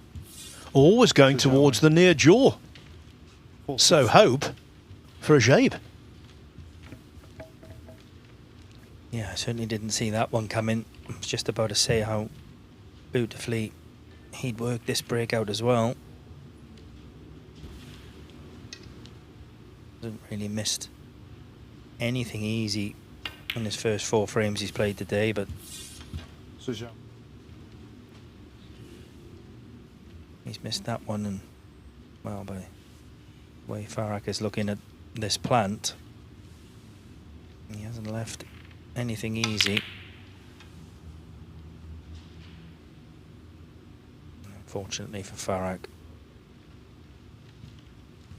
didn't play that one very well. Left this red. And one good pot. And you would fancy it's going to be 2-0. What? That's one of his mannerisms. I've noticed that a lot, actually. On that kind of shot, he drops the shoulder to give the impression he might have missed it, and they go in to the centre of the pocket.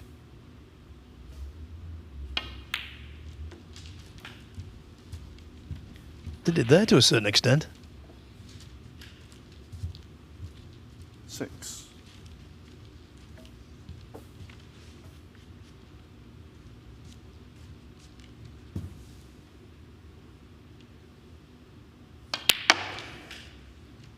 Seven. So that red puts him 50 points in front. Blue 55. Now he's not looking at the blue. Going for the pink.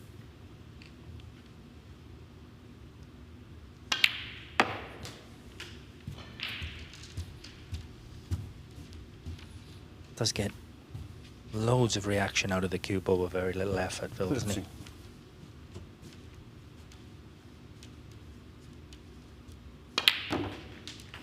40. Now, bear in mind that was frame ball. There was no dollying it in. 30. That's not his way.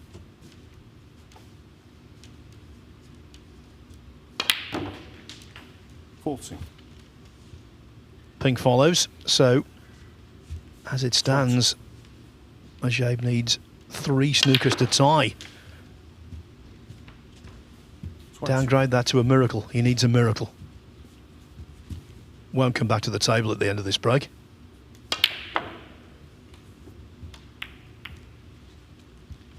Sujawa 21 on the frame.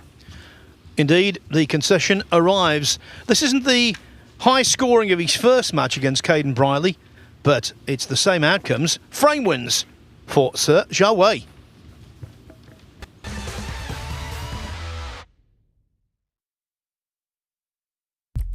What do you need to become a champion? Vision, drive, discipline, finesse.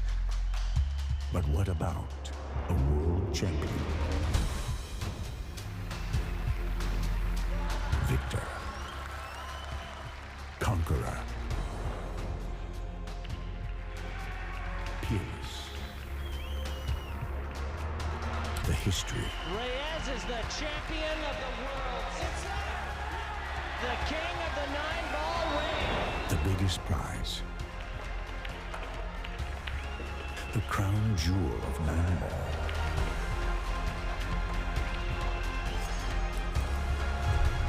A return to the kingdom where a champion will rise. The World Pool Championship.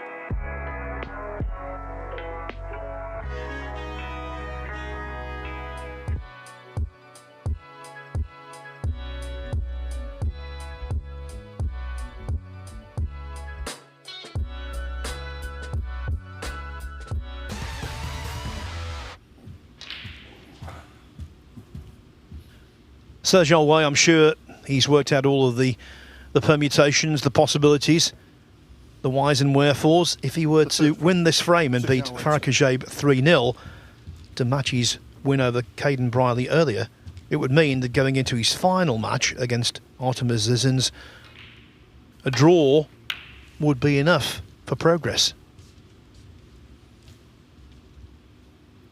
If he lost this frame and won the next to win 3-1, then his frames won-loss total would be exactly the same as Zizins. So then a draw would see them tied on all metrics, apart from the high break. And even that, at the moment, is in the possession of Sir Zhao Wei with 114.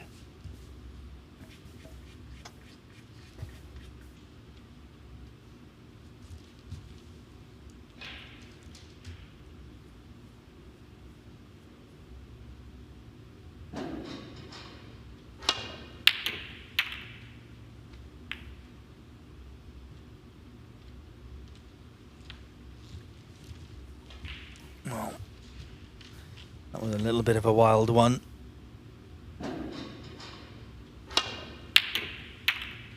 Nearly fluked the red into the left-hand black pocket. I was just about to say he's given an excellent chance for Farak, and well, he's missed a relatively comfortable red.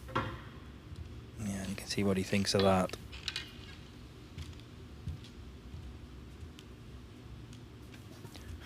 Yeah, he can't top the table now, Farah Kajaib, so he will go into the next match against Caden Briley, knowing that's effectively a 3rd and 4th place playoff.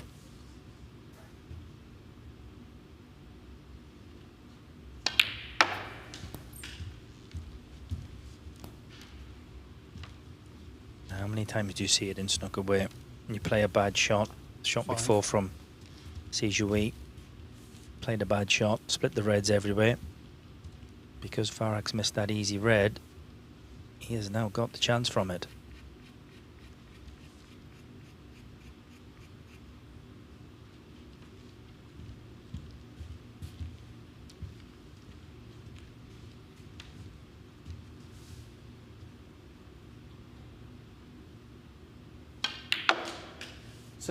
Yeah, John Spencer, the 3 times world champion, who later in life became a very good analyst for the BBC, always used to say the same thing. Wish I'd got a tenner for every time I'd seen a frame won. Basically because of a bad shot. Yeah, it does happen so often.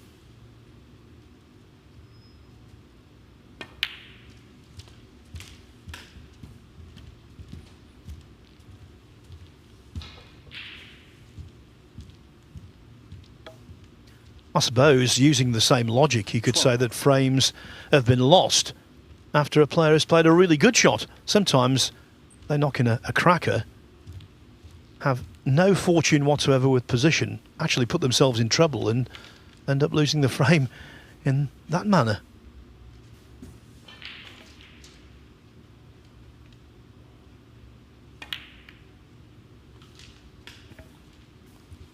Well, I didn't think this pink was potable, but it obviously is. Yeah, you can see it. So this certainly makes things a lot easier. It's got the pink nicely in the open. It's got 5 reds sitting around it. 90.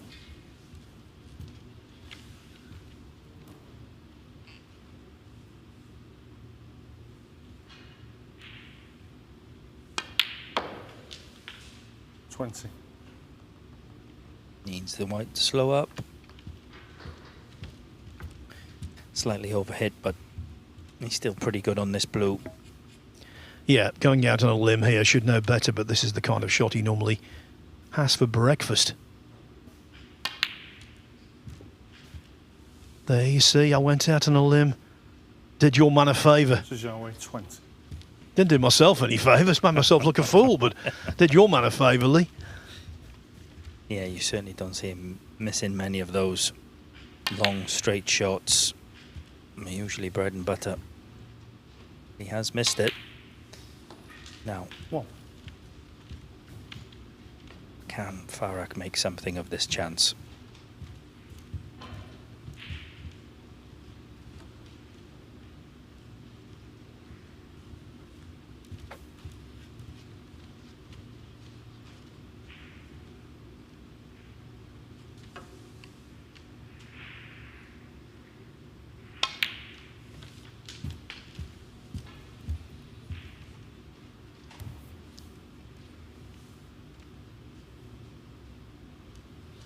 Seven.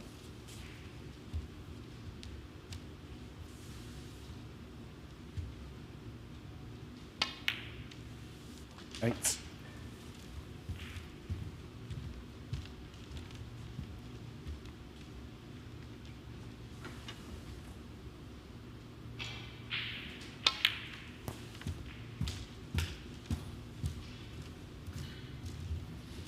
So we'll be thinking about the 4 reds in a cluster. Trying to leave a nice angle from the pink to bring those into play. 50. Don't think he's got it from this one. No, you can see. Could even possibly leave himself a low angle on this red. And then try to bring some of those reds into play. He's got the blue over the corner pocket. It just depends on the angle but he's got on this red. 21. He's too straight. Trying to pot the red. Get a nice angle on the pink. 22. He's not got that angle now, so it's going to have to be the red on the left-hand side cushion.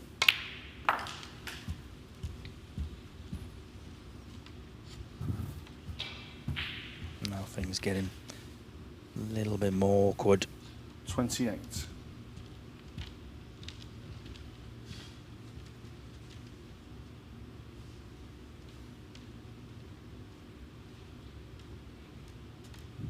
Got a great angle on this red. So, swab of hands. Just rolling it in. 29. Got the blue on the pocket, but certainly won't be bringing any of those full reds into play from this shot. And just be trying to pot the blue and have a shot on this very tough red and down the right hand side cushion. 34.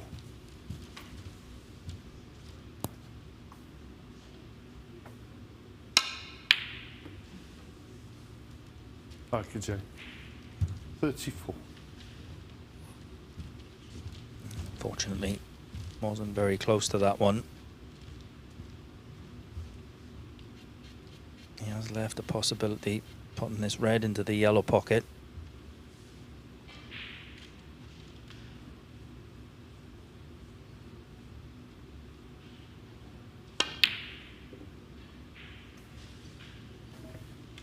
Isn't it amazing? That kind of shot, cross table into a blind pocket, isn't it amazing, whether it's up in bulk or at the top end of the table, how often you see these top players undercut the ball. One. That, though, was nothing but pocket.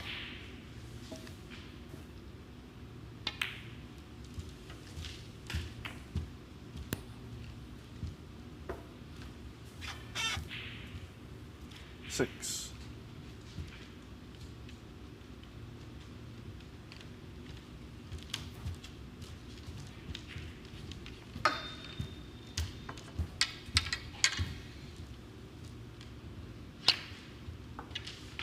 Cheers, thank you. Foul. Faraki James 6. Well, a little bit of a misjudgment there from Farrak. No damage done though. Good job it's not the shootout, where the rule is after a foul shot the player can put the white wherever he wants to. Yeah, I think I'm in the. I think I played in the shootout. Oh, what a lovely shot that was! What?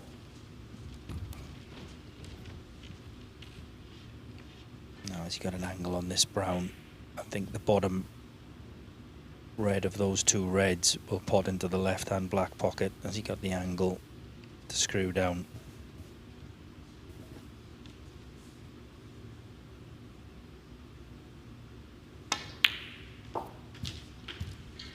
Play the yellow instead.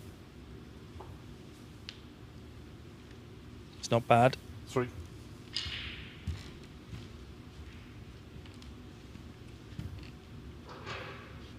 Maybe from that angle he can't pot this red. So this is far more difficult, and he's going to cannon the other red. That's a great pot. Tremendous shot.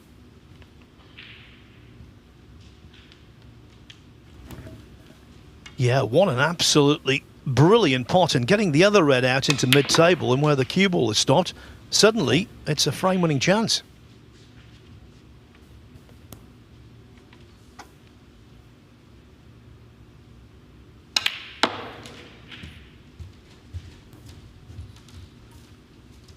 No, 23 points in front. 7. Still 51 points on the table, so gonna need a few more pots yet. 8. Thank you. Oh, he's played that to perfection. Absolutely perfect. And just stun across here now. And all this, remember, was from Sejoui making Farhad Ajab play again. 50. 31 in front, just this pink. And Sejoui would require a snooker.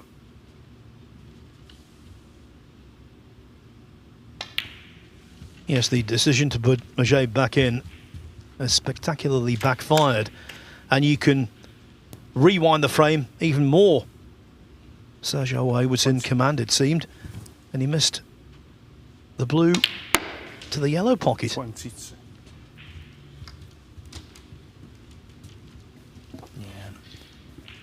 Artemis Zins will be watching this. He'll be hoping that Farhad Ajab can win 28. this last frame and get a draw. But he would only need the draw in the last match.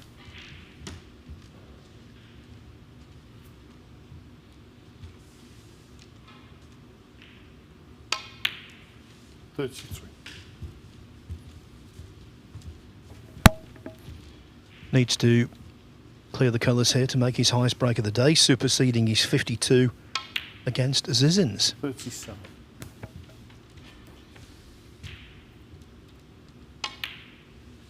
42.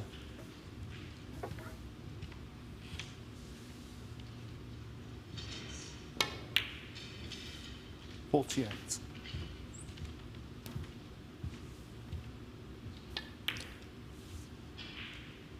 55. Not very often you see a frame-winning clearance achieved by a player who, to start that break, was put back in by his opponent. But Sergio Way made that choice, and it didn't work out. He's lost his first frame of the day, but he does still lead Farhad Ajab 2-1.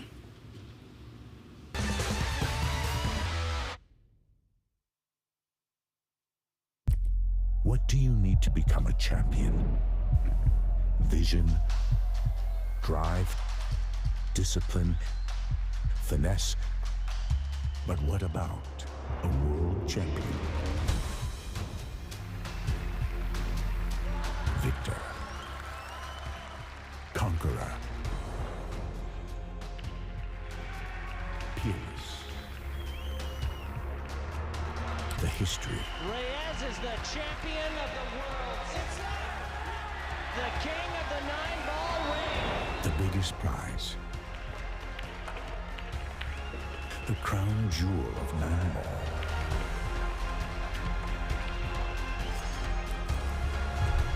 A return to the kingdom where a champion will rise.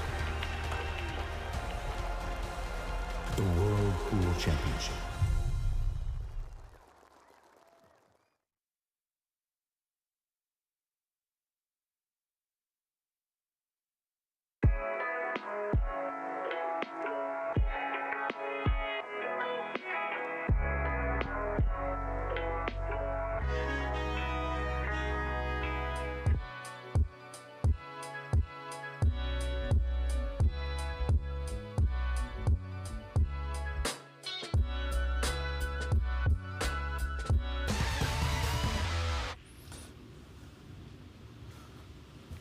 Welcome back to the Mattioli Arena in Leicester, where the stock of hometown boy Ben Wollaston is rising.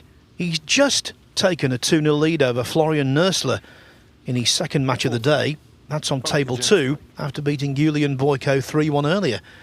So Wollaston 1 frame away from a full complement of 6 points out of 6 in Group 30. As for this one, the vibe early in the third frame was for a Sergio Way 3-0 win. The vibe has changed.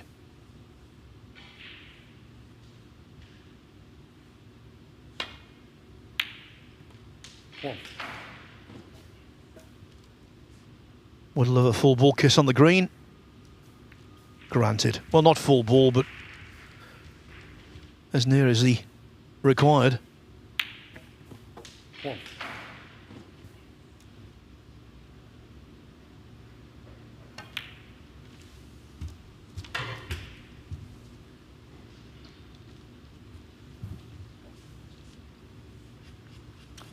5.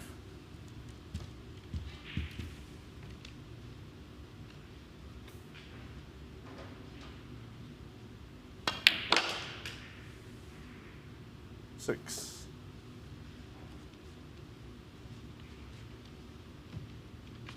Played that pretty well. Not sure what angle he's got here, but could possibly just run through, nudge that red on.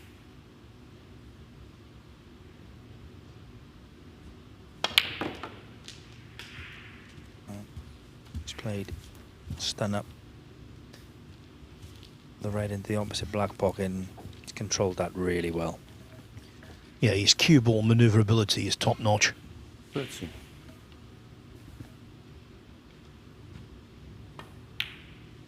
Yeah, that might have looked quite a standard shot, but that really was an excellent positional shot.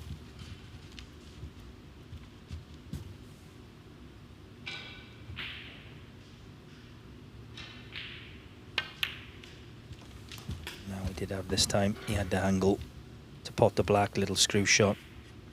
And when he moves this red, 21. Black is going to be available into both pockets. Just pot the red. Got a nice low angle on the black. Now, can he pot the black and get open these reds?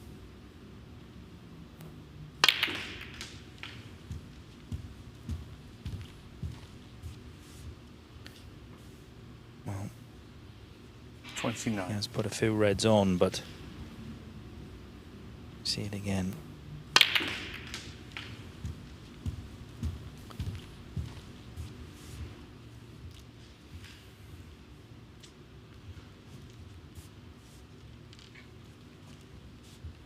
Certainly nothing easy. As you're looking at a red into the green pocket, this will be some shot.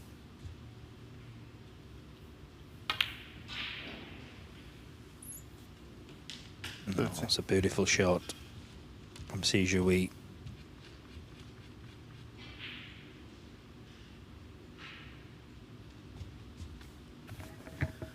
Seems as though the loss of the previous frame has refocused him.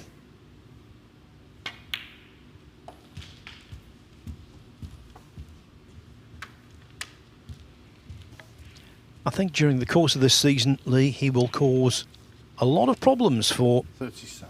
a lot of players.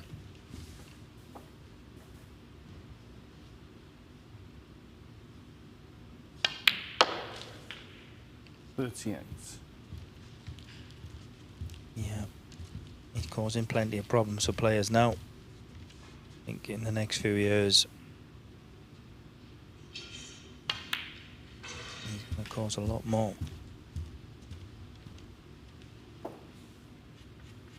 So lead goes to, very quickly goes to 43 points.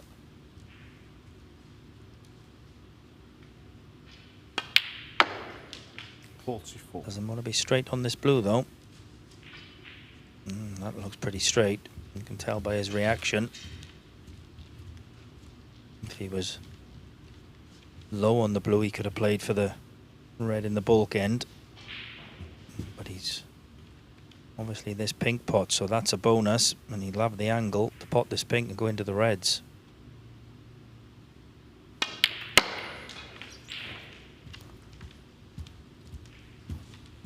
Yeah, it was a very good shot. Again, nothing easy. Didn't play for the pink, played for the blue.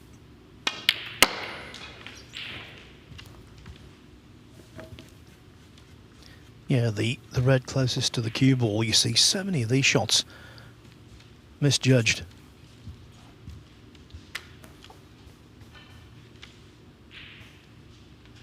A common miss is to the far jaw, actually. Thanks. Thank you. 50.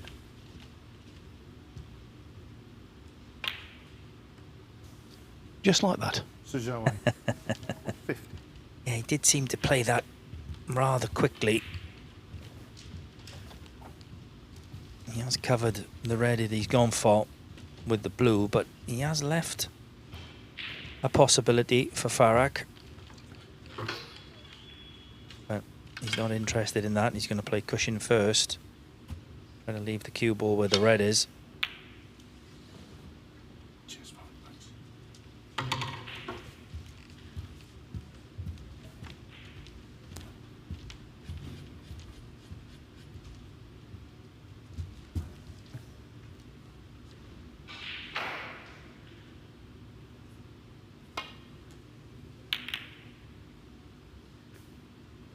Yeah, seemed to get up off that pretty quick as well. Maybe he knew as soon as he hit it, he hadn't hit it very well. So, 50 points behind. This is a half chance for Farrak. What?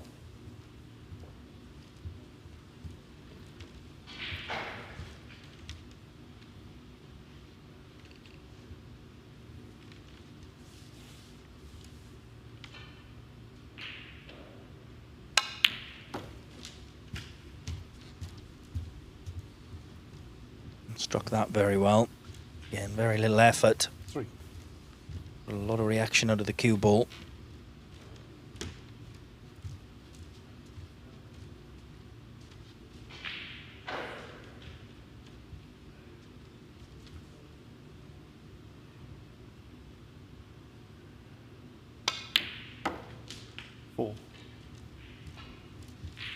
Yeah, that's good as well.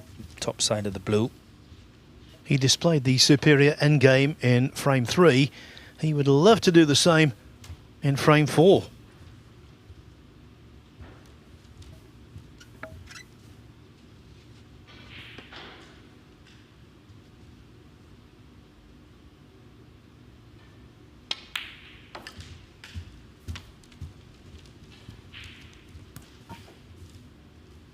Not sure whether that 9. pink would pot, but it would be a massive bonus if it did. 10.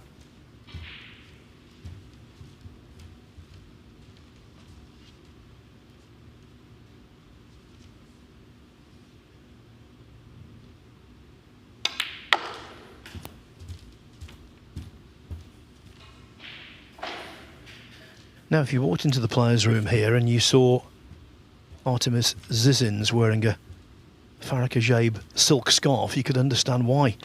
What a favour it would do Zizins if Ajaib were to win this frame. As Lee explained a little earlier, if it's a 2-all draw this, it means Zizins only needs to draw against Zhao Wei in the last match to top the table.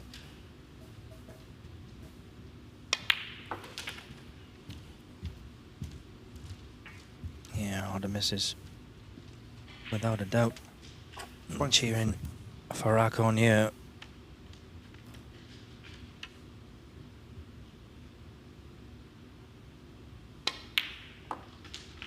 $24. He doesn't want to be straight on this black, and by his reaction, I think that's exactly what he is. Just wanted a nice little low angle to stun up into the reds. He's got a much trickier red now into the middle. He can get it. Does free up the other red.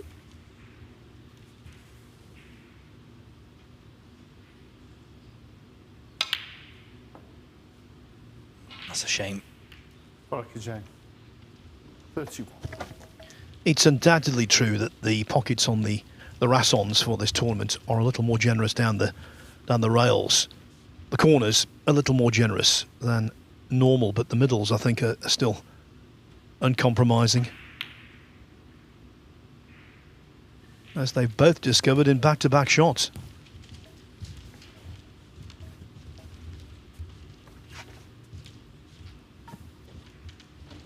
So still well in this frame.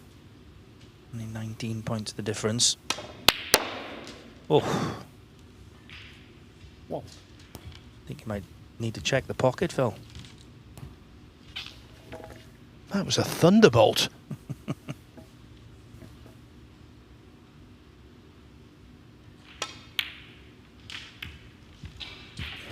That's a little bit unfortunate. Potted a great red. Good shot, pot the black. Just wanted a thinner contact on that pink. And unfortunately for Farag now, he has put himself in a lot of trouble. 11 points behind. Not only do you have to hit the red, but he's got to get it safe as well. Yes, and worse still, that 11-point lead for Sergio Wei could be really useful, because it might be enough that he doesn't need the awkward green and brown. So it was important for Farag Ajaib to escape well there, and boy, couldn't have played that shot much better.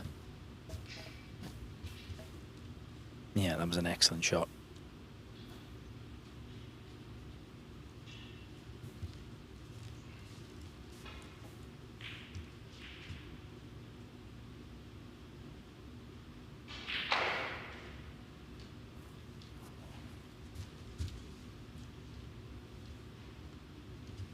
Good play to try and get the white in behind pink and black. That's what he did try. Got the main thing. Got the red safe. 11 points behind. So you have to be very careful here not to leave a red on.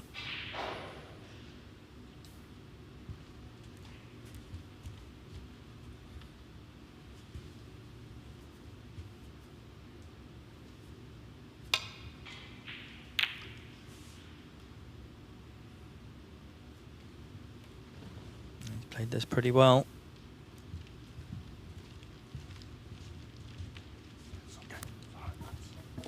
Couple of shots ago, the pink was really hindering Farag Ajaib. Now it's greatly helping.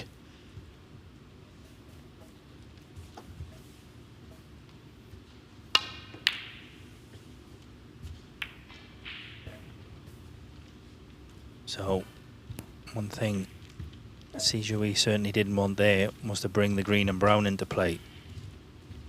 Farag definitely would have needed green and brown. Just looking, well, he's a little bit fortunate, but he still left this red. Could have left something a little bit easier, but one good pot, and it'd be a great chance to steal this frame.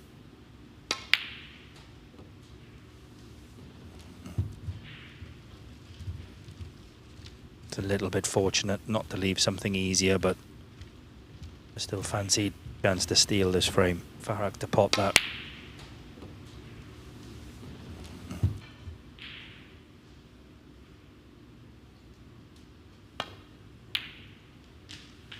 One.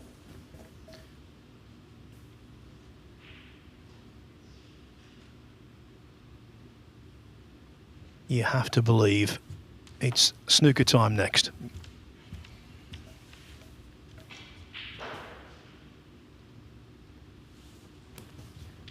Attacking as Sergio Wei is, that was definitely the way forward.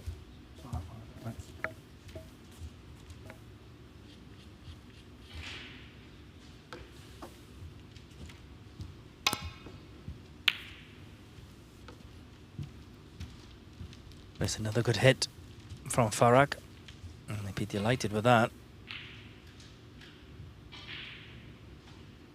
12 points behind, but just look at the way those colours are situated. If he could pot this last red and get on a colour, he'd be favourite to win this frame.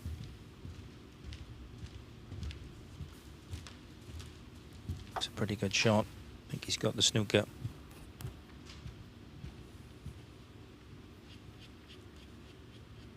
So again, the problem for Farag is he's got to hit it and he's got to get it safe.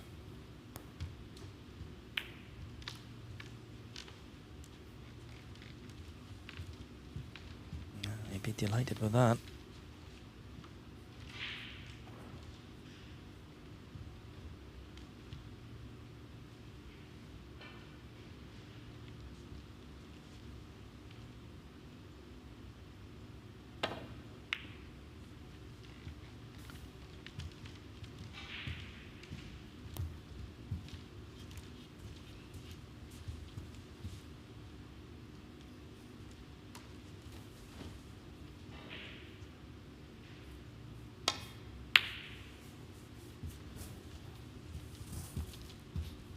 This looks a good shot.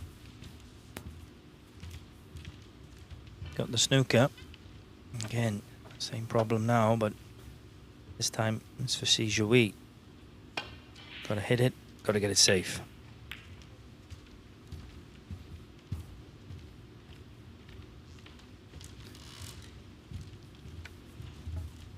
Well, the only positive there, and it is a consequential positive, he's not the pink safe.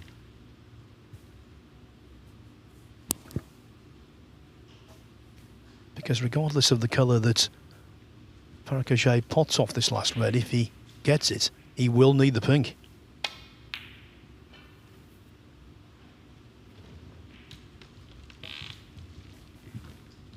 Yeah. A couple of times, Sijoui just had a little bit of run in these last few shots. A couple of shots ago when he hit the snooker, got the green and brown out. Could have left a really simple red. Could have left a simple red then as well.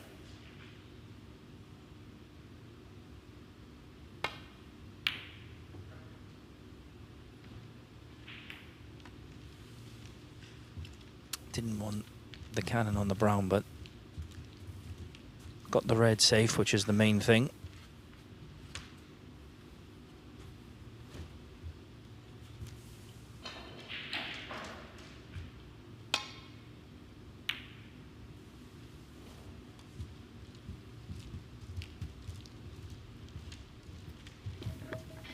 How this match has changed at 2-0. It looked like being a Sijoui romp. Now it's anything but. It's a real dogfight.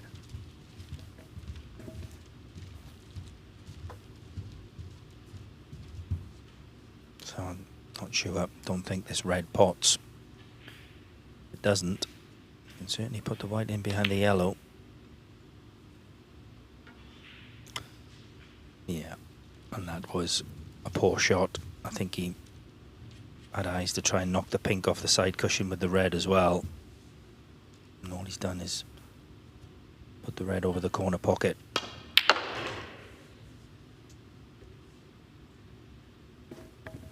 Now that wasn't a rush of blood. He was trying to remove the yellow because he needs it. This could be a horrible snooker behind Pinkley. Yeah, no value in taking the black on. Well, said it could have been a horrible snooker fill, and it could have, but not even sure if he's got the snooker. Yeah, that was really heavy-handed.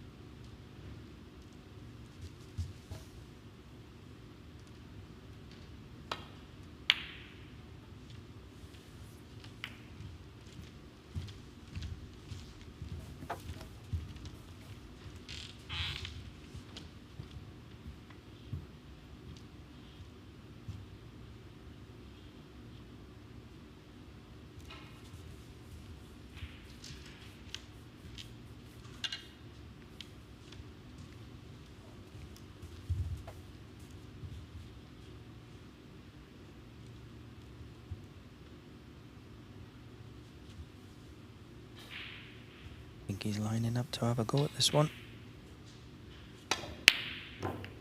Oh, he did, and he was very close. Struck that one pretty good.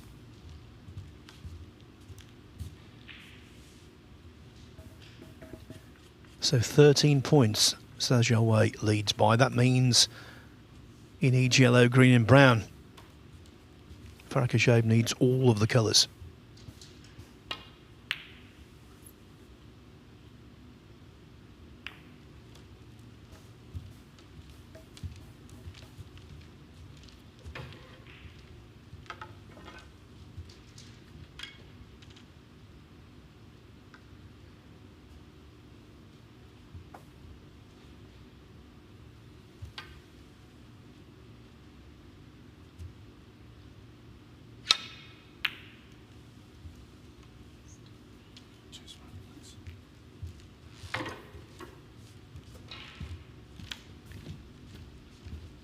Tried to lay the snooker there.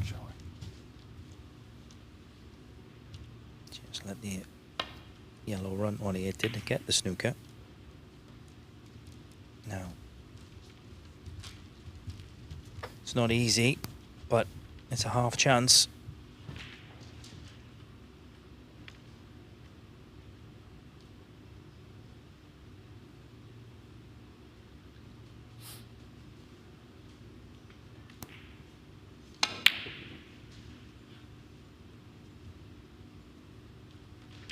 Well, didn't mean into there, Phil.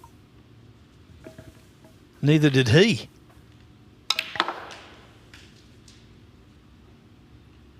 Five.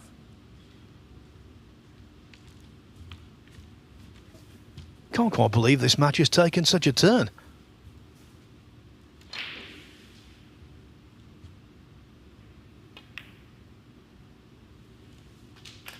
No. Look for all the money. Mr. was going to wrap this one up 3-0. Mr. Blue. Oh, he tried to 40. dislodge the pink there. Could have easily played behind it. So, 2 points in front. Sorry. Barker Joe 40. Sorry, 1 point in front. Our scoreboard is stopped, I think.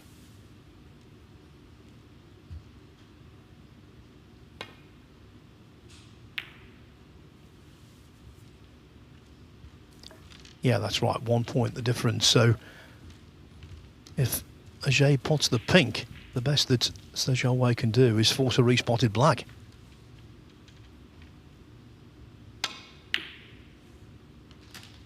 Six. And he's not going to get the chance, it would seem. What a good shot that was.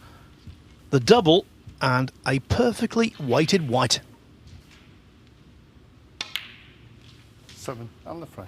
What a result for Farah Kajaib from 2-0 down to salvage a 2-all draw against the top seed in the group, Sir Jarway. And also, what a result for Latvia's Artemis Zizens, who will go into the closing match this evening against Sir Jarway, now needing only a draw to be the table topper. But before that, there's still some unfinished business, because next up, in 5 minutes' time, Ajay will remain out there to take on Caden Briley in the 3rd and 4th place playoff.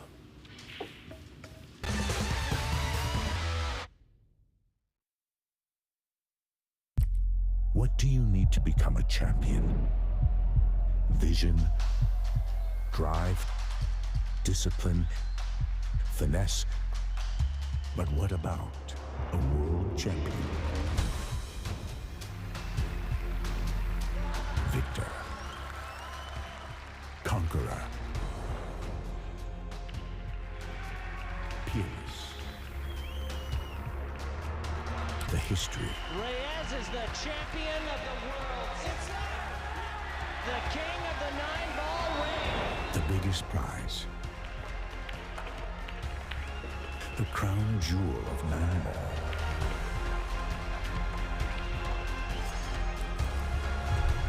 A return to the kingdom where a champion will rise. The World Pool Championship.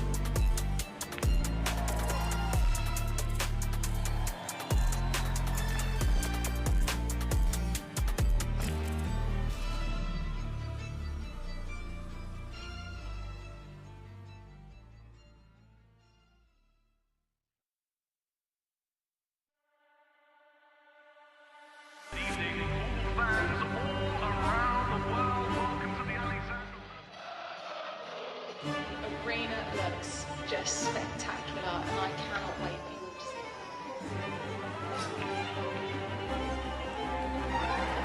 You lose, don't worry. Yeah, but plenty of guys that need to be ready. We're the champions. You need to come take it. Hey, you want to follow me in there now? Yeah, I thought you were ready. All we've been doing is Can you speak English, but please speak? Because I ain't understand what you said.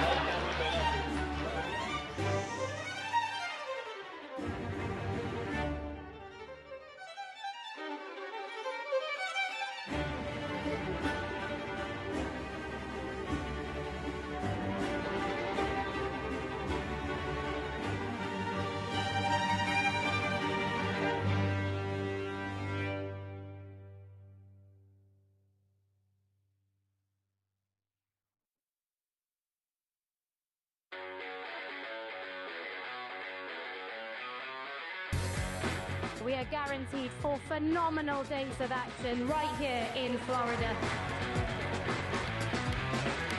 Drama is certainly guaranteed in front of a hugely raucous crowd. The American fans really getting to the spirit.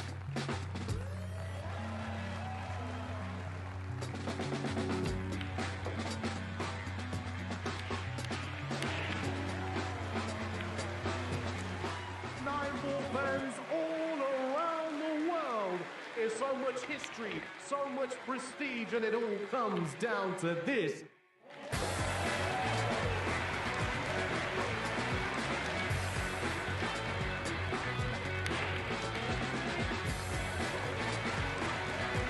So much action lies ahead at the Caribe Royale in Orlando, Florida.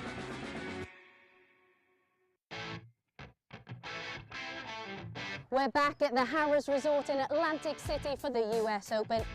It is one of the most prestigious events in the calendar. Record breakers, history makers, it's that time. Let's play 9-ball.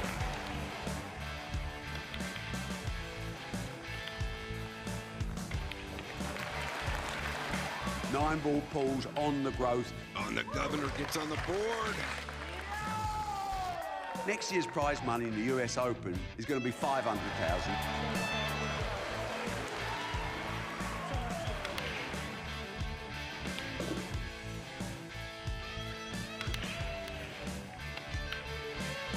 The man they call the Ghost has left everyone for dead. We will take this sport to places it's never been, and that's a bloody guarantee.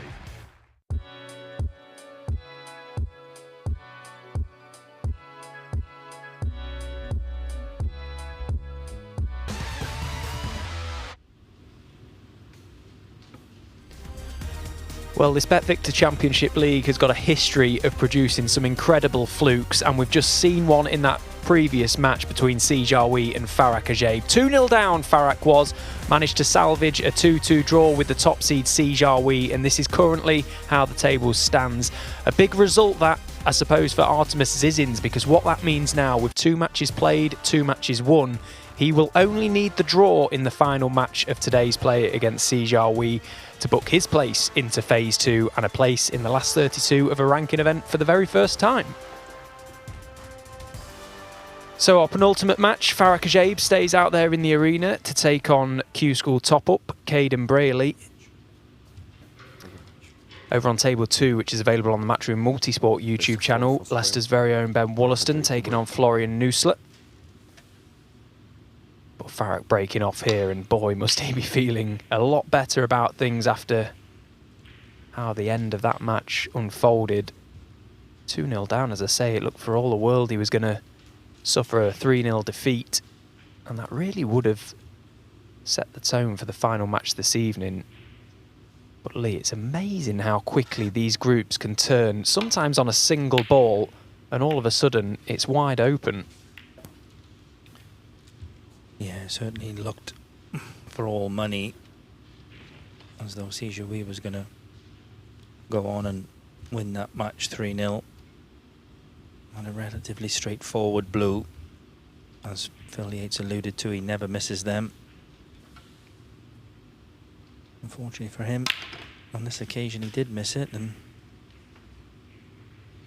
with the aid of that wonderful yellow that you said about, Farah was able to come back and pinch the frame on the black.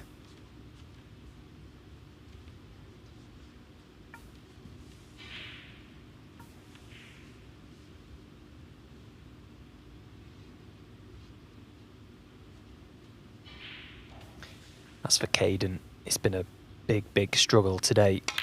2 matches played, unfortunately 2 matches lost, and hasn't managed to even win a single frame yet. So playing for a bit of pride here. He's not produced the snooker that I know he can. Seen a lot of him over the last few seasons, in particular on the amateur circuit. He's been knocking on the door of getting on the Pro Tour. Been close a few times, but just hasn't been able to produce that sort of level today, and it's certainly shown. You're playing against the best players in the world now, and they just don't make that many mistakes. It's been a tough learning curve.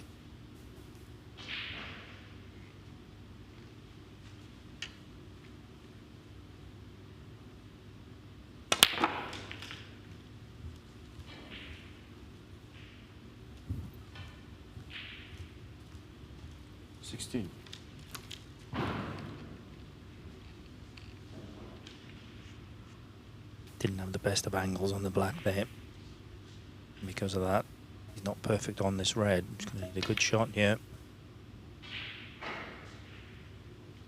There's another red missed to the middle pocket, so that was a decent chance for Farag to get a few points early in this frame. It's ended on 16.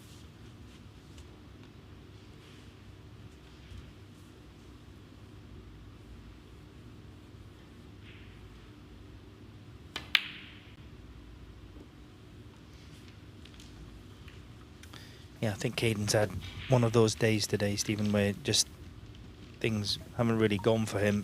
First match against CJOE didn't really get many chances, and you know yourself, when you start to struggle a little bit out there, it's really tough. Yeah, because you know how well you can play, and you start searching for something out there and almost try too hard, which then can spiral out of control itself. But coming into this match, at least he would have had a clear sight as to what he needs to do. If he wins it, he'll pinch 3rd spot, and with it £1,000. So there's still something to play for.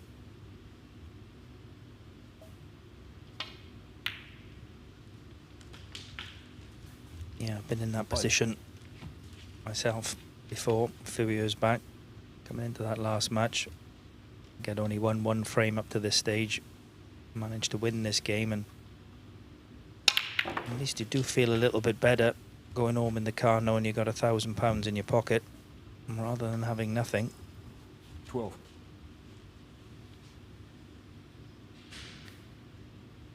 Decent shot there by Farag to split the reds, but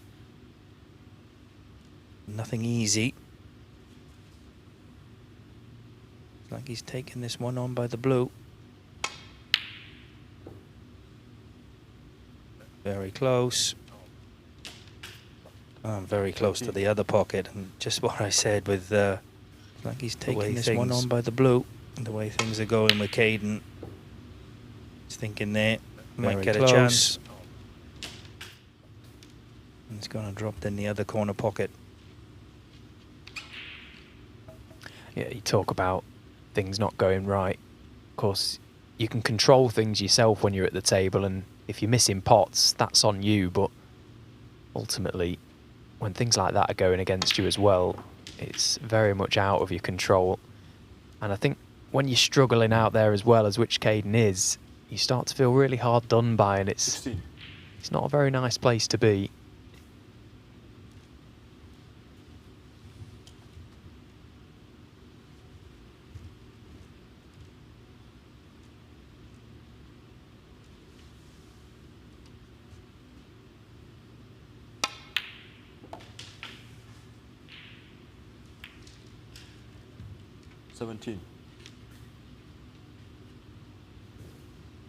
Good pot there from Farag. He's had a decent kiss again.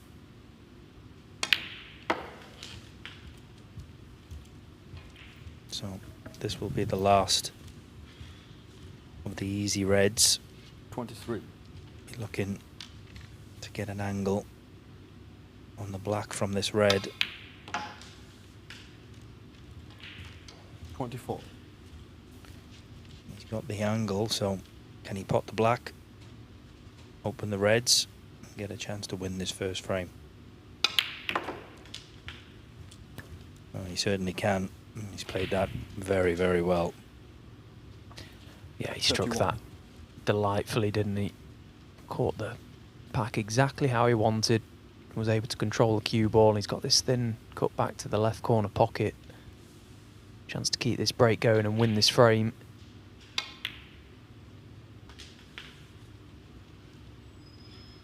I think in some respects this will probably feel like the first event all over again of the campaign for Farrak. Most players coming into this tournament had played 2 qualifiers. He'd only played the 1 because his match in the Wuhan was due to be held over because he's playing Judd Trump. And the match he did play in the British Open, he lost 4-0. So it was a match he wanted to forget pretty quickly, and a match that he probably wasn't involved in all that much.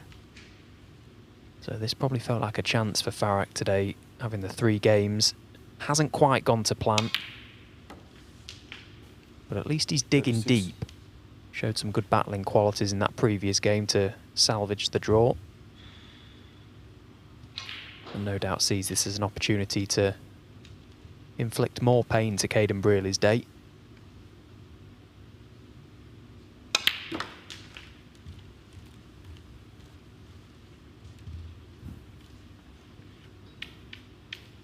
Again, the angle that he had on the black wasn't great. So this red a little bit thinner than he would have liked.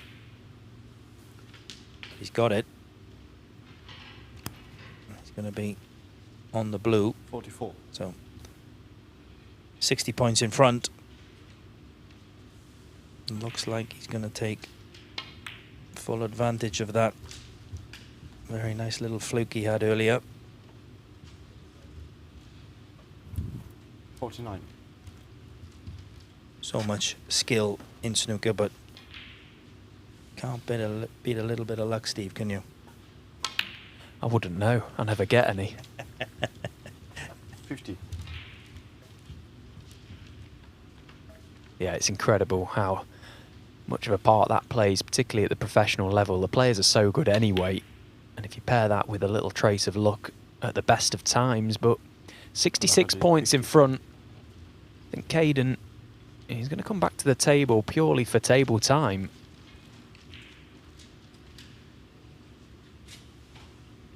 Probably has no aspirations of winning this frame. We'll give it a good go. But just wants to get his arm going. He's looking pretty dejected out there at the minute, I think it's fair to say.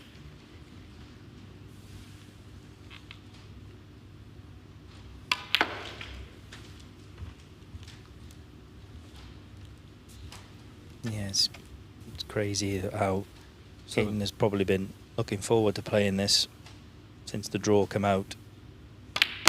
And now it looks like he just wants to get out from there. Amazing what this game can do to you.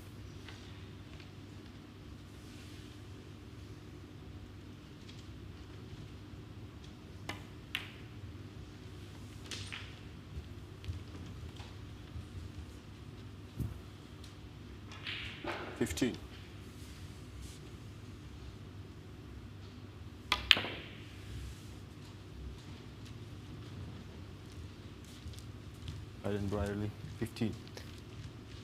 I think the format as well, in every single group, the top seed will always kick-start the day, and they'll always play the 4th seed, so it feels like a tall order, first game, just to try and get your teeth into the group. You're playing the best player. It was always going to be tough, and it is for every 4th seed. But we have seen a few go through already. 3 bottom seeds have progressed through to phase 2, so it's not impossible. But unfortunately for Caden today, that is an impossibility now.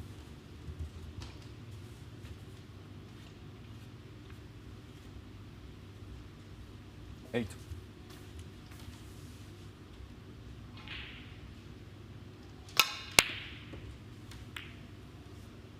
Oh, the red goes astray, but there will be a nod this time. And it's going to be first blood to Farrak Ajaib.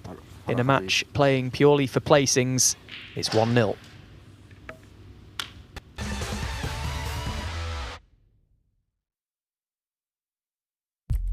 What do you need to become a champion? Vision, drive, discipline, finesse. But what about a world champion? Victor, conqueror, peerless. The history. Reyes is the champion of the world. It's the king of the 9-ball ring. The biggest prize. The crown jewel of 9-ball.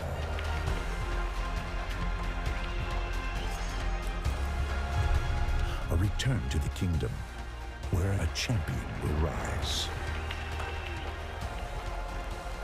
The World Pool Championship.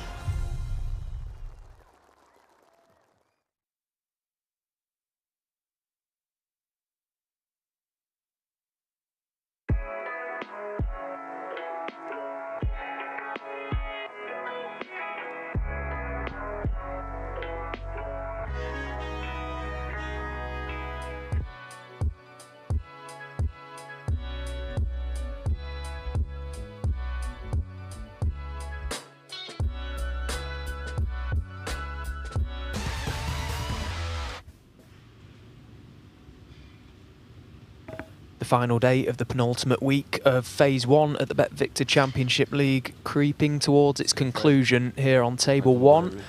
It's a race between top spot, 2 players involved, Sijarwi, Artemis Zizins. They will play out the final game here. As for the rest, Caden Brearley, a disappointing day at the office so far, taking on Farah Kajay, purely playing for placings. Remember, £1,000 and with it 1,000 ranking points for third place, 2,000 for second place. 3,000 for topping your group with a guaranteed £1,000 for Phase 2 as well, so plenty of prize money on offer.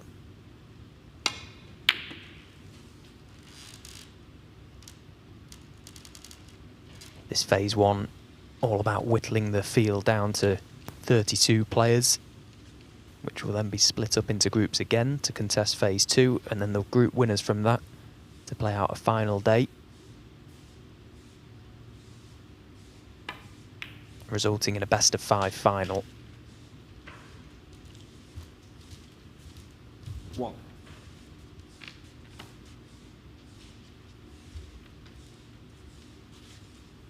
Farag's opening red, far too thick. It's a decent chance for Caden.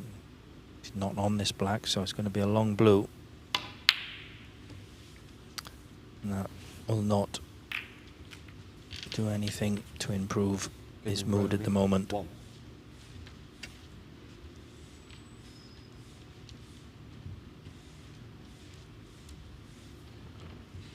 Only good news for him there is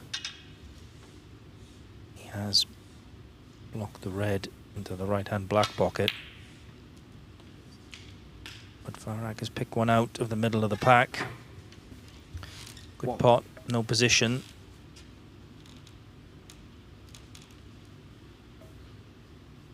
Now, how's his touch? Pretty good.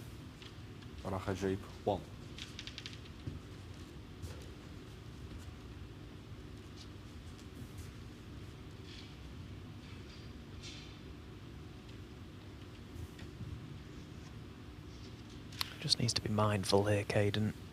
Quite a few reds detached from the main pack, looking to nestle onto something. I think when he looks back on today, the most disappointing aspect for him is the fact that he's finished 18th on the Q School Order of Merit means that there might not be that many opportunities to compete as a top-up on the World Snooker Tour this year. The obvious other selection will be the shootout.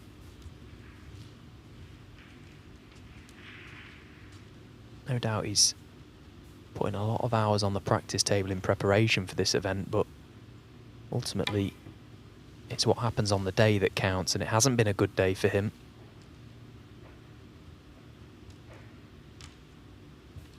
All miss. راح أجيب 4. Now he's very close to it, but if he's straight enough, I wonder if he'll be tempted by this red to middle. No, having the cue ball replaced.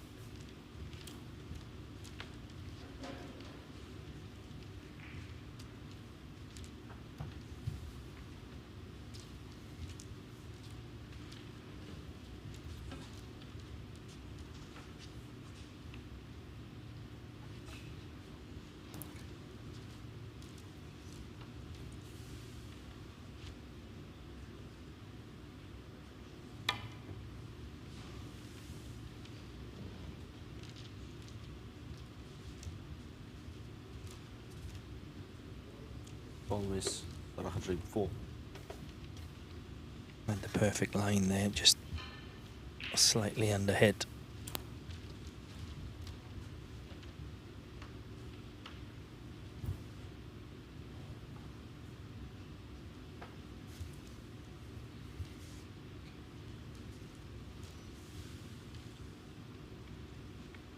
Same shot again, just a little bit more pace. Doesn't want to slide past that red though.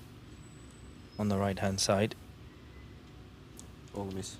راح أجيب 4. Don't think anything pots as long as he finishes that side. Yeah.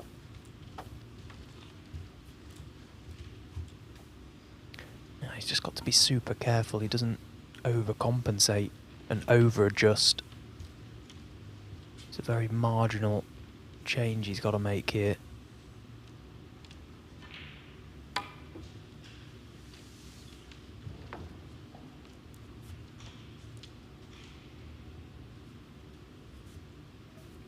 All miss. راح أجيب 4.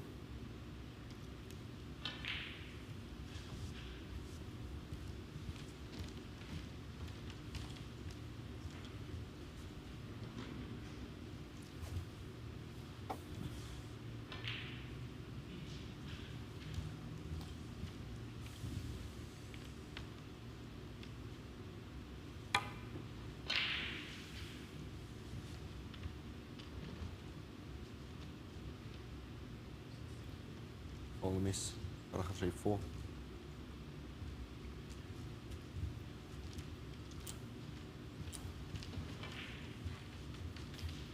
I think this is where the miss rule comes into question with a lot of people, but the reason this will always be a miss is because Caden's choosing to play the more difficult shot purely for safety purposes. He can get the cue ball safe this way.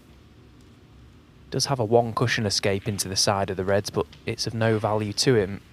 And finally, he's managed to get the desired line.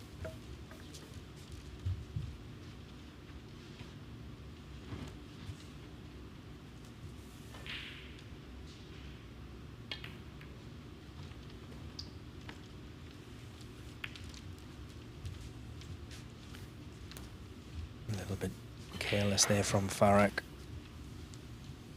Not left any reds on, but he's giving Caden a chance to play a good safety here.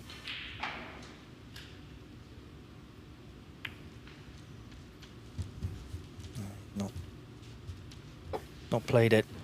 He's left this red. I think he's a little bit awkward with the yellow. Yeah, you can see there. Awkward bridge.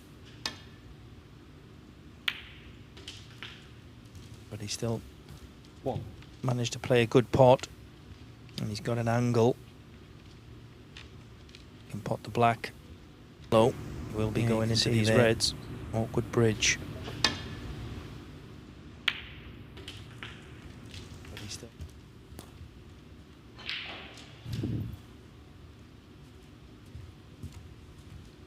Eight. A good shot from Farrak there. Anxious look. Can get through to this red, but again slightly awkward.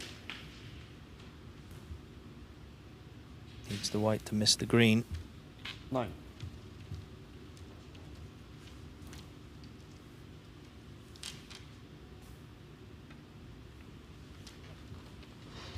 راح أجيب 9. Well, that's a shocker. That is a shocker. And he'll be so disappointed there to not get that cue ball in behind that green from where he was, to even leave a return for Caden. That was a really thoughtless shot from Farah. Needs to try and respond with a good safety shot this time.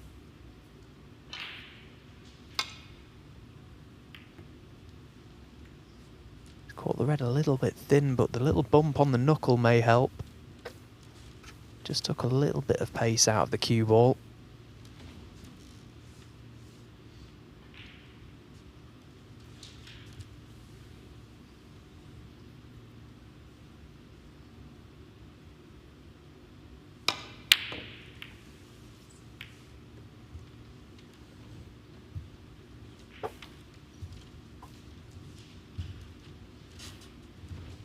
Took the red on, knew he was going into the reds. And missed the red. Still left a shot at this red, but could have left something easier.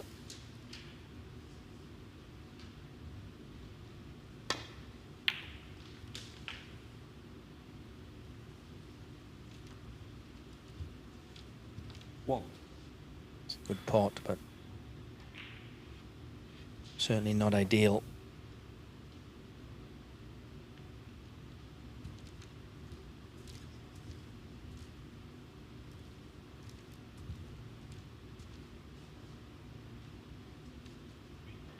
Green ball. So, just a safety. Raja bomb.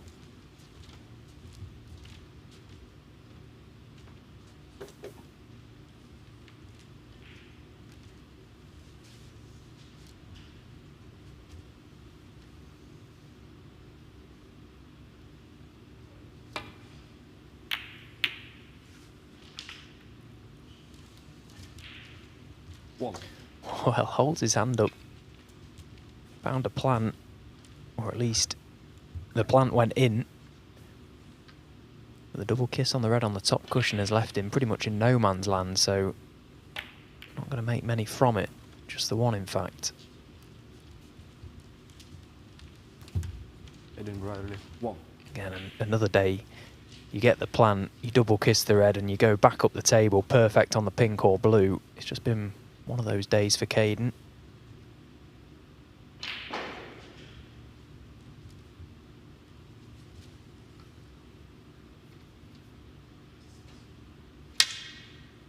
Ooh, a miscue. Never a nice sound. Never ever a nice sound. Player really doesn't like to hear that.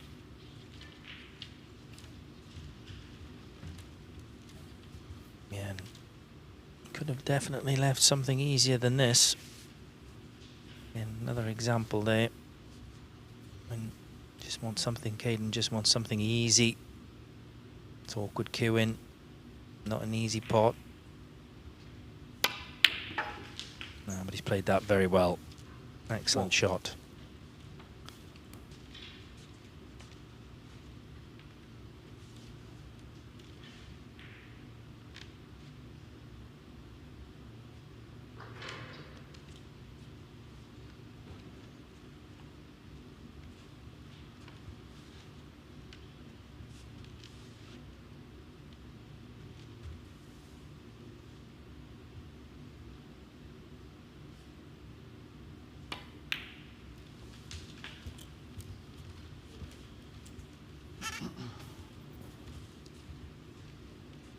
The penultimate match has started over on table 2. Florian Nusler has taken the opening frame against Julian Boyko with a century. So that takes the tally to 66 centuries for this tournament so far, and incredibly, 7. Those 66 century breaks have come from 45 different players. Just goes to show the strength and depth right throughout the tour. Right down to the Q School top-ups. Think back a few days ago, George Pragnell made a century of his own. A lot of good players around now, including this man, Caden Brearley, Just unfortunately hasn't been able to show us that level that he can play.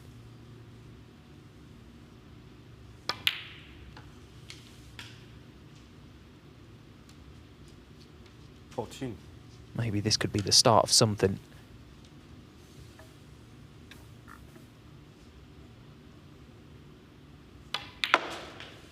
Yeah. Third place is still within his reach in this group. Can't get first or second, but 17. If he could manage to win these last 3 frames, he would finish third. Would get £1,000, which certainly make him feel a lot better on his way home this evening.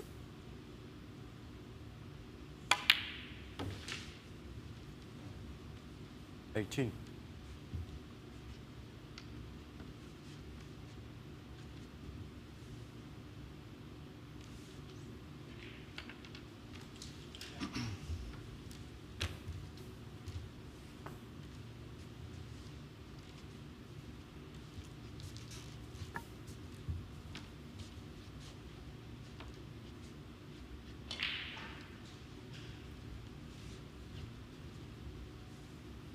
Well, if he can keep himself on high value colours, preferably the black, with these remaining 5 reds, that will be enough to get him over the winning line in this frame. Won't need to worry about that yellow, which is tight on the baulk cushion.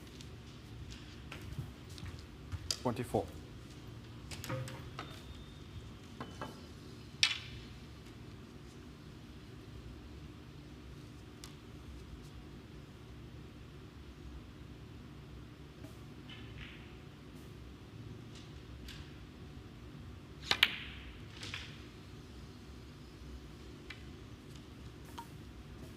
He just slightly ran out of position 25. on his last shot, and that wasn't a great shot he's played there. He's going to need a good shot now to keep this break going. He's taking this black on, and this is a tough pot.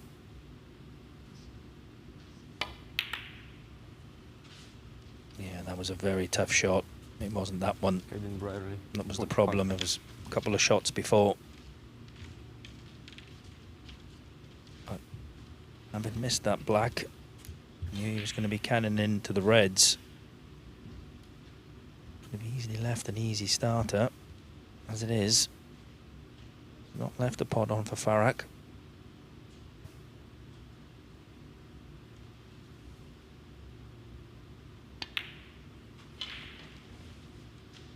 So, still in this frame. He's only 4 points behind. Still the possibility that he could get third place in this group.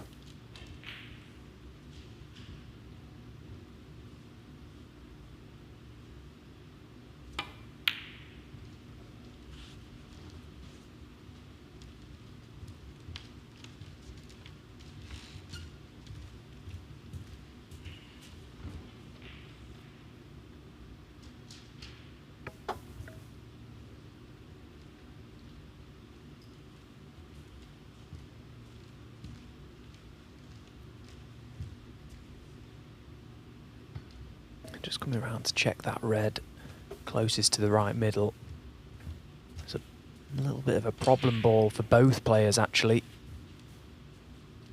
Really, the right side of this table is the safe zone.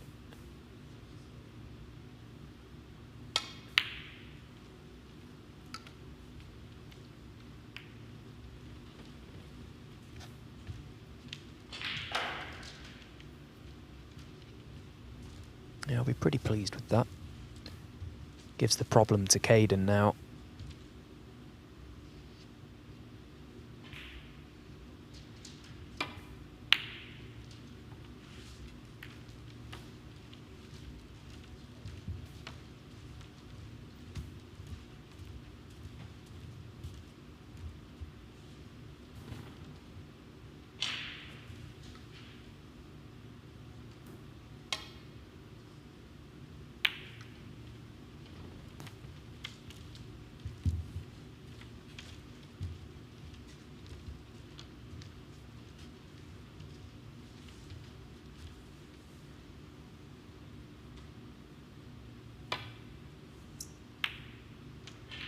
Oh, he's caught that red much too thin. Looking for a fuller contact, trying to dump the cue ball on this top cushion. And as he slumps in his seat, he's presented another glorious chance for Farrak. If the facial expression of a player told you anything, it's Caden Brearley's. He is not a happy chappy at the moment.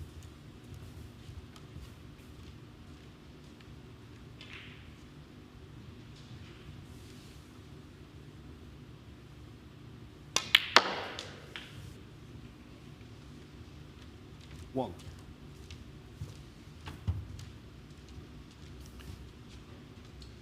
No, been in that seat myself many times, feeling exactly the way he's feeling there.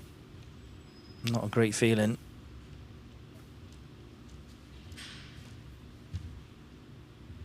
Everybody, every snooker player that's played the game will have had that feeling from time to time.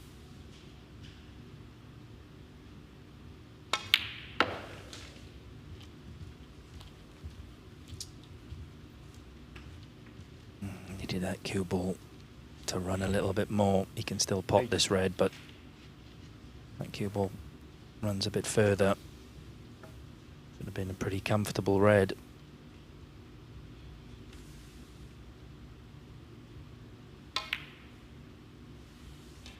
Yeah, and he'd be disappointed with that. That was a good chance.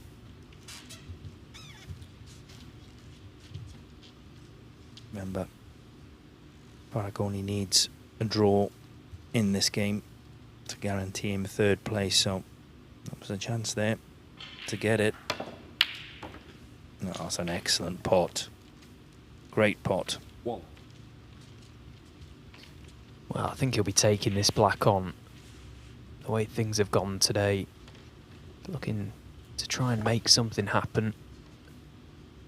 That was a fantastic pot, queuing over the brown. Let's see what he chooses to do here. Blue ball. Well, he's keeping good discipline, which is great to see. Still trying to play the right shot. He's played a pretty good one. If the green has cut off the reds, that spells trouble for Farrak.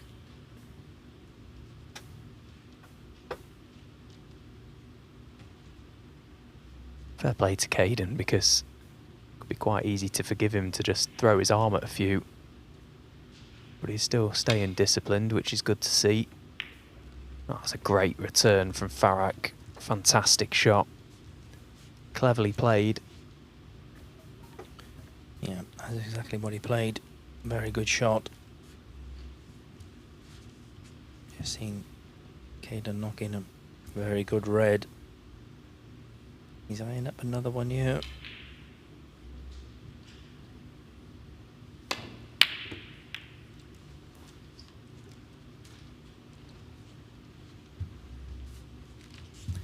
Yeah, you never really had the feeling, Steve, that that was going to go in for him, did you? No, not convinced. It's just, they just haven't quite been firing. I don't even think he thought he was going to pot that one. And once again, the red could have gone anywhere. And it went round the table, caught the knuckle of the middle pocket, and left it fairly straightforward.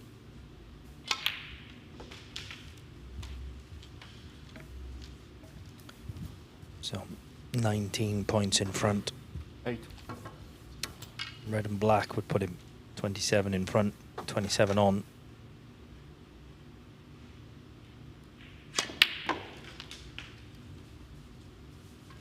Looks as though he's got the perfect angle to play down for this yellow.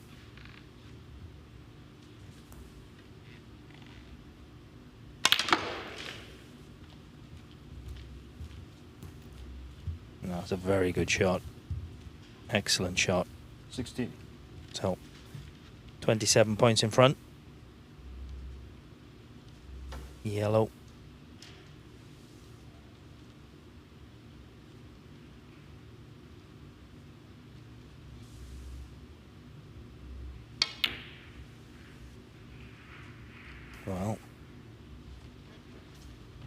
He's refused it. 16.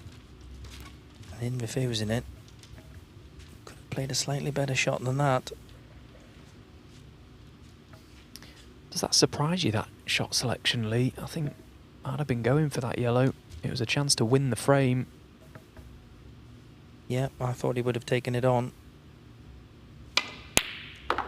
Like I said, didn't really play a telling safety. You know, that was an excellent pot by Caden, but should never have had the chance to pot that. And that's another one of those situations. Farrak will be sat in his seat after playing the shot he did, expecting Caden to knock that in. That's the game's way of punishing you. We've seen it so many times. Now, can he take this chance? Yeah, and Farrak will be sat in his seat now. 5. Wishing he'd played this yellow across the top cushion.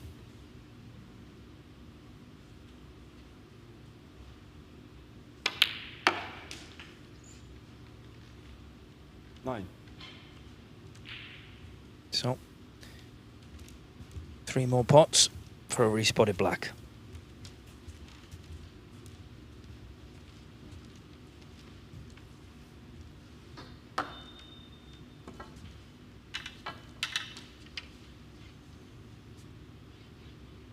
Just got to judge this nicely. Oh, but he can't miss the blue. Or has he missed the blue? I don't think it's got enough pace. Yeah. Okay, then Bradley 9. Yeah. Not a good feeling. Again, put so much attention into his cue ball. Completely forgot to pot the blue. A crime at this level, at any level. Farrak Ajaib mightily relieved as he comes back to the table with that blue hanging over the corner pocket. He may feel like he got away with one there, refused the yellow down the baulk cushion. 27 points on, a chance for Caden to clear up and possibly pinch the frame on a respot. Not to be. Farrak Ajaib guarantees himself the draw, and with it guarantees that Caden Brady will finish bottom of this group. It's 2-0.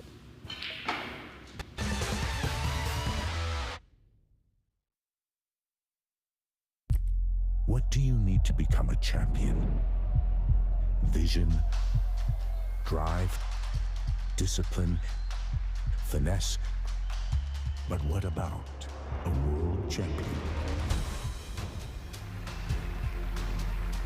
Victor, conqueror, peerless. The history. Reyes is the champion of the world. It's the king of the 9-ball ring. The biggest prize. The crown jewel of 9-ball.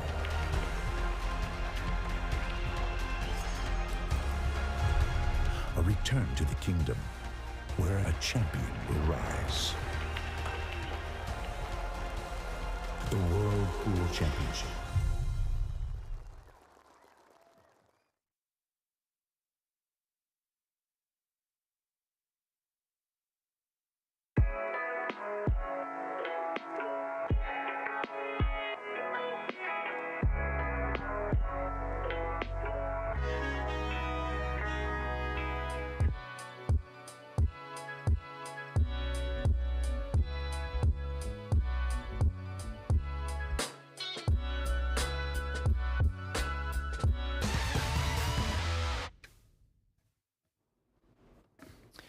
This is Table 2, which is Group 30, available over on the Matchroom Multisport YouTube channel. And what a start to this match it's been. Florian Nusler in the opening frame knocked in a long red, made a ton.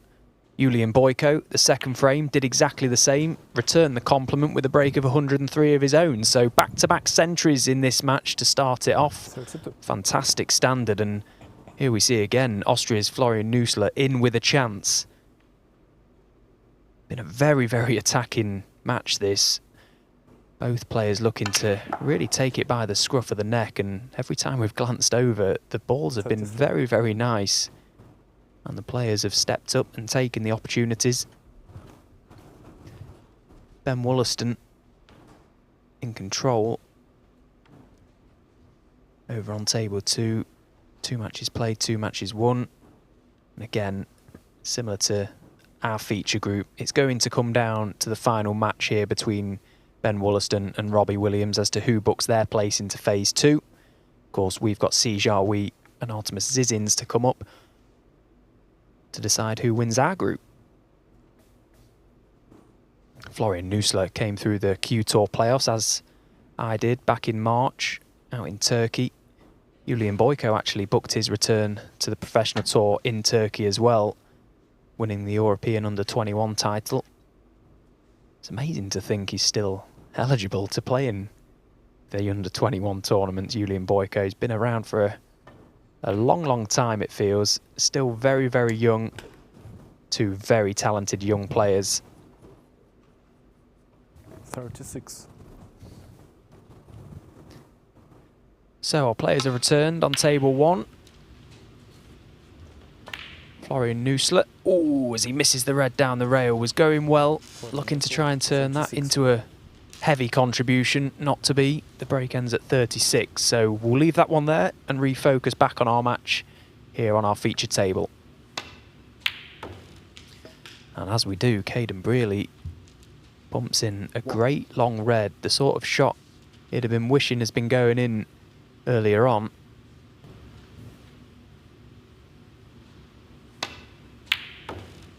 The sort of shot that wins so many frames on the tour, particularly at the top level. That type of red. If you even leave a glimmer of that for the top boys, they usually eat that for breakfast and quite often win the frame off it. 5.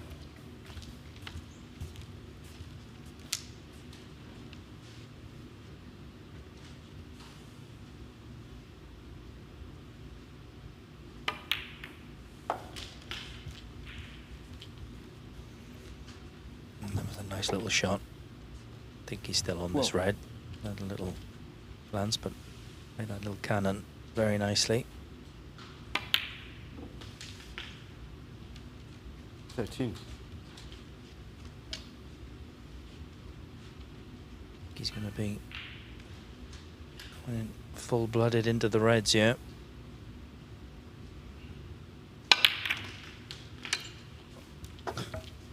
And just to sum up his day, he's played a good shot there, split the reds. Cue ball's gone straight through the reds, and he finds himself on the top cushion. I mean, how has the white ended up there? That is incredible. To think the cue ball could go through the reds, and just to put the icing on the cake, he's managed to pot the blue into the green bag. It's all happening.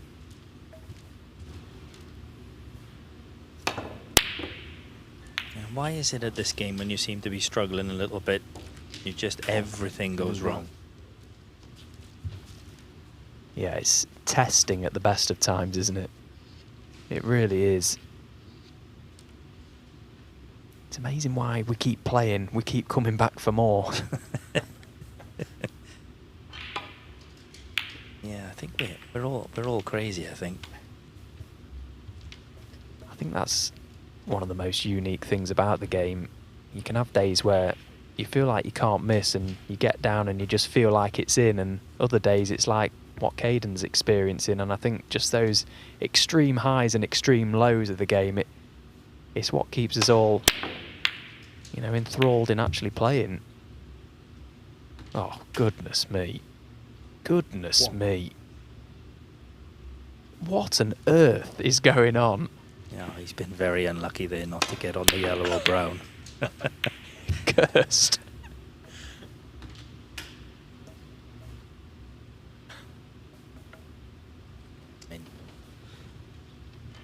It's just one of those days for Caden.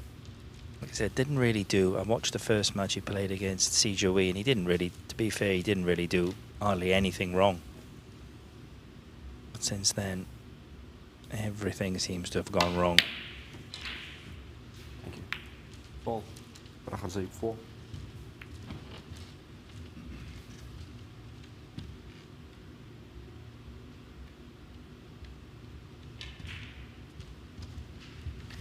think I might be asking Farak before he leaves to pick some lottery numbers for myself tonight.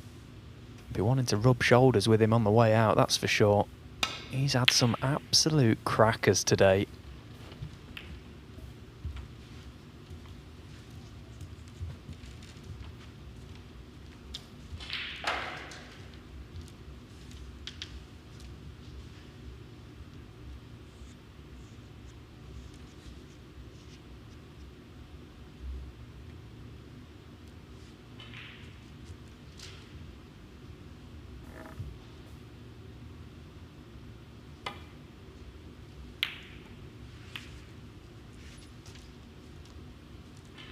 That was a tough safety, but too thick a contact. He's pushed this red towards the left-hand black pocket.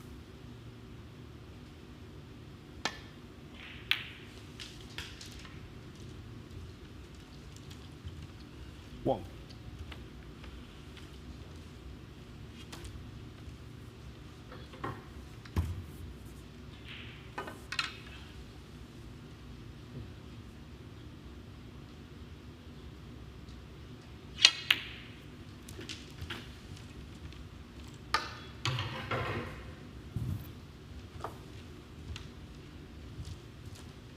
Six.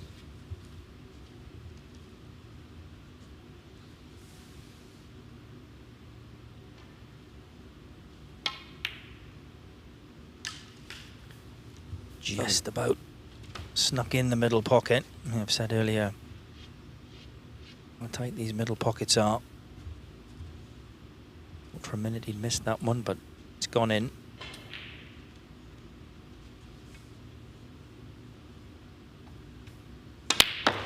What's your thoughts on these Rasson tables, Lee? We've played on them for a few years now.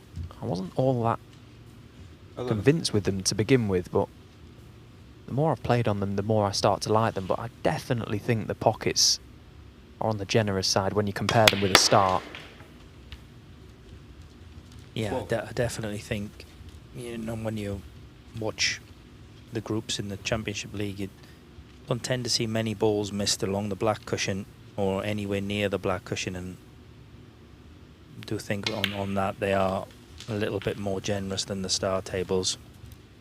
It does seem that quite a few balls are missed into the middle pockets, though. I know the pockets on star tables are very tight. I do think, you know, with the corner pockets being that little bit more generous, it does add to the amount of century breaks that you see made in these tournaments.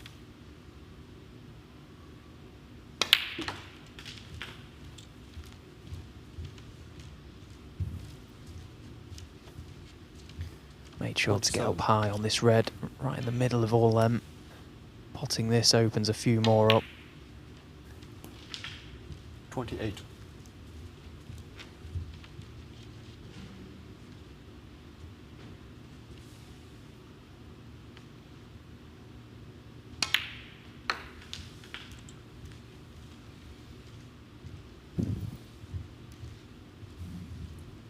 $35.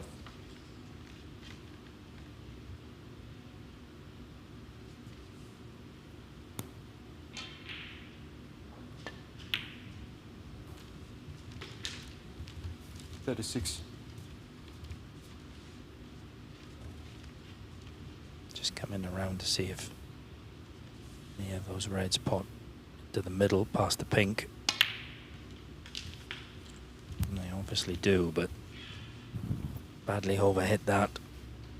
This red obviously pots, but should have been quite straight. This is missable now. And yet again, another ball missed into the middle pocket. And another ball missed to that middle pocket, to the low jaw. I don't think I've seen one miss to the far jaw all day. Each one has been undercut.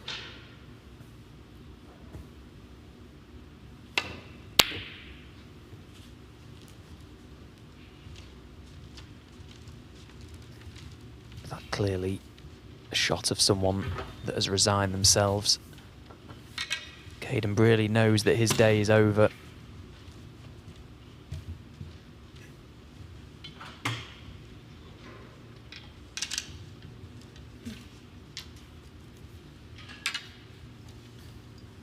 So, 33 points in front. I was just about to say, red put him 34 in front, but he's missed it. But just again, the way it's going for Caden, he's covered the red.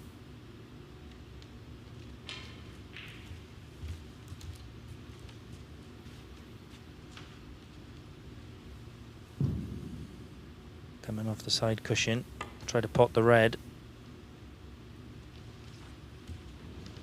Oh, yeah, unfortunately for Caden, he just wants this match to end now.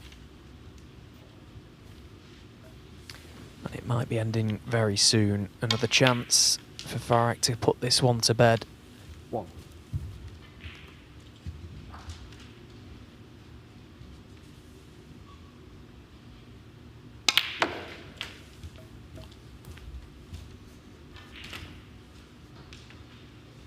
So 45 points in front.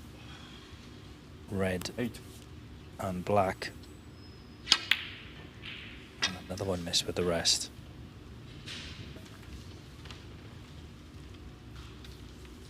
Al-Hajib 8.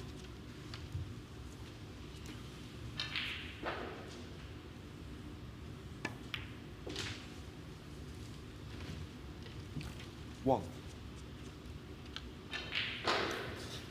So, has Caden got anything left to try to clear up?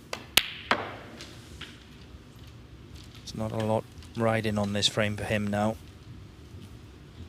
Can't finish in third place. But I'm sure he'd still like to clear up if he can to win this frame. 4. So a little delicate cannon required, looking to just miss the pink, try and split the reds. Oh, it's perfect. Nicely played, nicely controlled, and this is a chance. It's just a case as whether he's got the will and desire to try and clear up. 10. Farag Hajib will be hoping not. Just playing for pride now, Caden.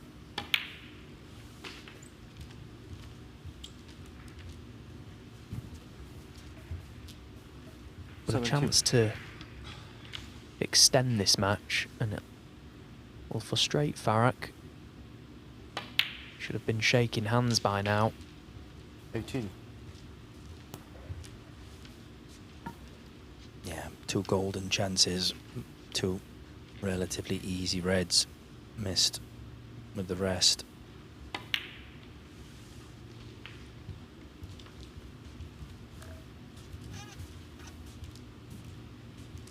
$24.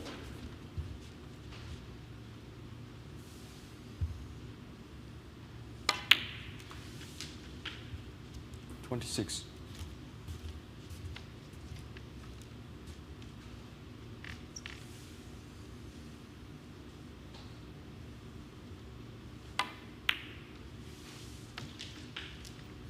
29.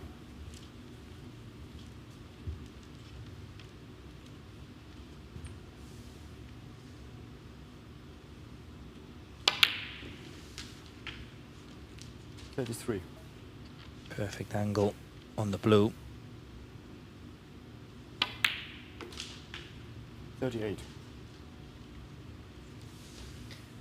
Well, wasn't able to take the previous frame when it came down to the last few colours. 44. Look, for all the money, it was going to go to a respot. It didn't. But this black to extend this match, and with it a nice little clearance from Caden Brearley. It's been a real tough day at the office for him, but a chance to possibly salvage something from today. One more frame to come. Can he get the draw? It's 2-1 Hajib.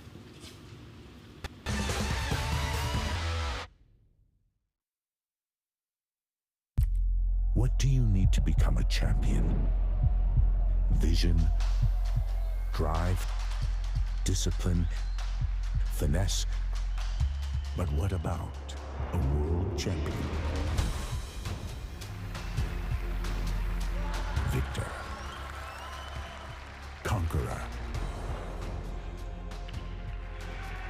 Peerless. The history. Reyes is the champion of the world. It's the king of the 9-ball ring. The biggest prize. The crown jewel of 9-ball.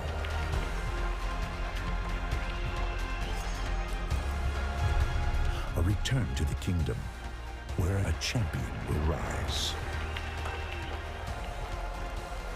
The World Pool Championship.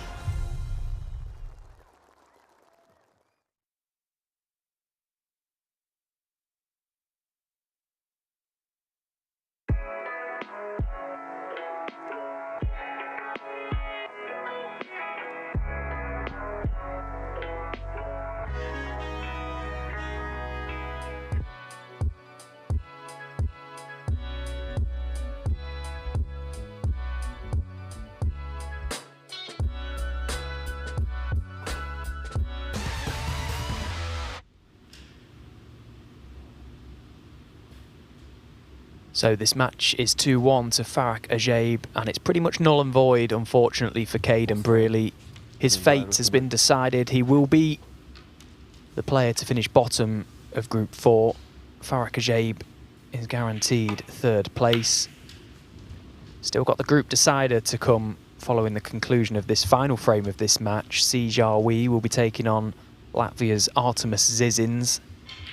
Saw Artemis Zizins actually just before I came down to the commentary box on the practice table, and he was hitting a few balls and was watching the snooker on his phone, and he had a real grin on his face to see that Farrak made that clearance against Sijarwi to salvage the draw.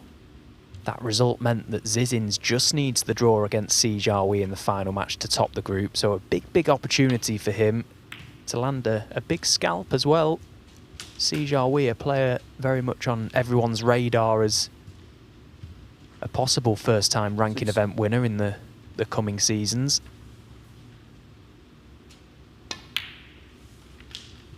As for Farrak, I think he'll look back to that first match against Artemis Zizins as possibly a chance missed. Having drawn with Sijarwi and now looking to possibly get some points on the board from this match as well. It all could have been so very different for him. Such as this format, it can be very cutthroat. One bad result can really cost you. And I think just how that previous frame ended, he's got to try and switch back on, try and find something again here.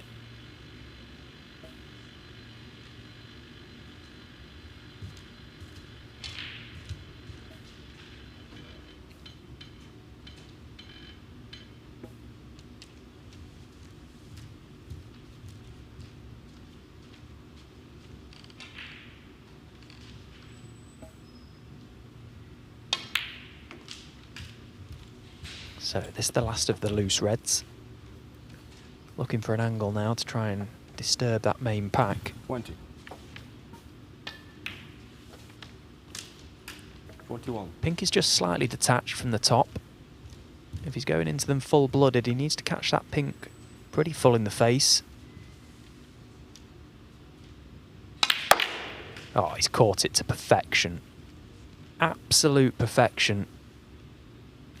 Well, if you're looking at how to go into the pack of reds, particularly when there is a gap between the pink and the reds, that's an example of exactly how to do it. 27. Yeah, he couldn't have hit that any better. But he's wrong side of the blue now. So, instead of having a nice comfortable red, he's going to have a red from mid-distance.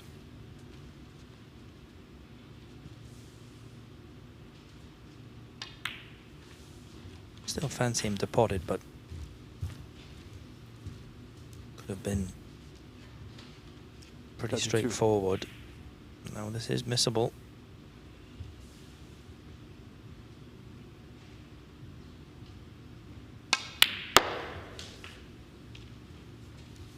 Good pot, but again, short on the blue.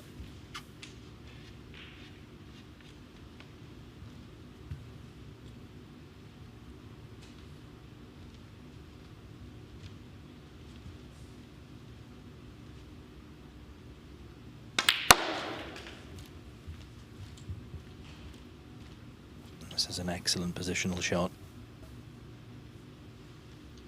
Oh, he's played that so well. If he's straight on this red, he's been super unfortunate. And there you see, he is pretty straight. Yeah, played a very good shot there. Lots of left-hand side on the cue ball. Like I said, Steve, a little bit unfortunate to finish there. 39. Now, doesn't need to be too clever with this. The natural path of the cue ball is going into the reds. Just pop the black, and he may just find the little gap. It's cannon the single red beyond reds to left corner.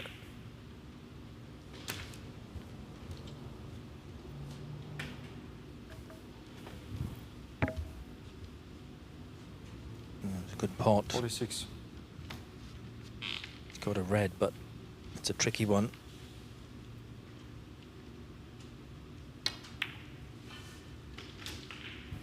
Yeah, he's played another really nice shot.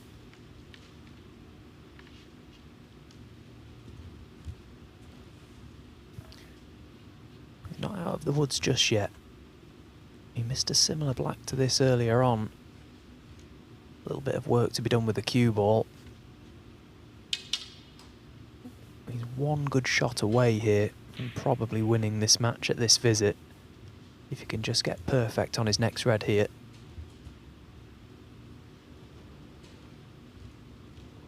Just taking a second or two. Just making absolutely sure he knows what he's going to do. Setting himself.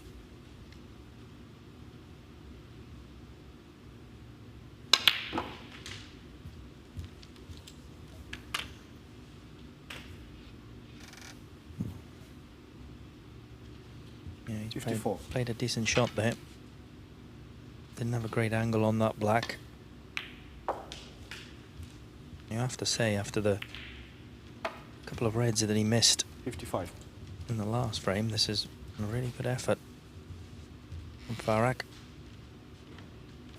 Yeah, no doubt he would have had a few words to himself in his seat as the referee was setting up this frame after the few chances he missed in that previous. This has been a great break so far. And if he can kill the frame off in one visit, all off his own accord as well, 59. Great opening red to get in. He'll be feeling very good about things. One more good piece of cueing here. Oh, has the red travelled 60. on? I don't think so.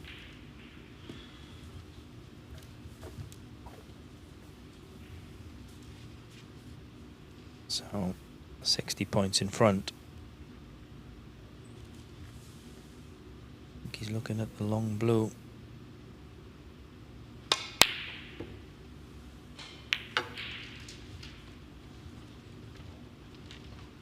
Barahajali, 60. Oh, it was an excellent 60 break.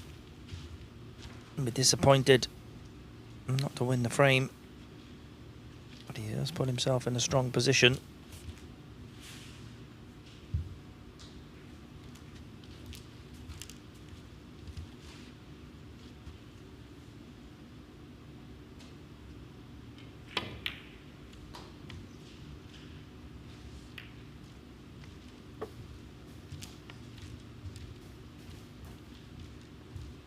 Well, these reds set to a plan to pop that red over the corner pocket. No, he was quite able to come around the back of them, cushion first and knock the red in. So 61 points to the good now. Snooker's required for Caden Brearley. Job done for Farrak.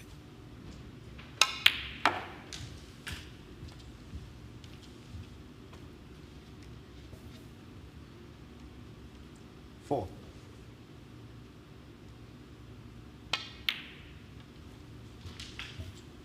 Five.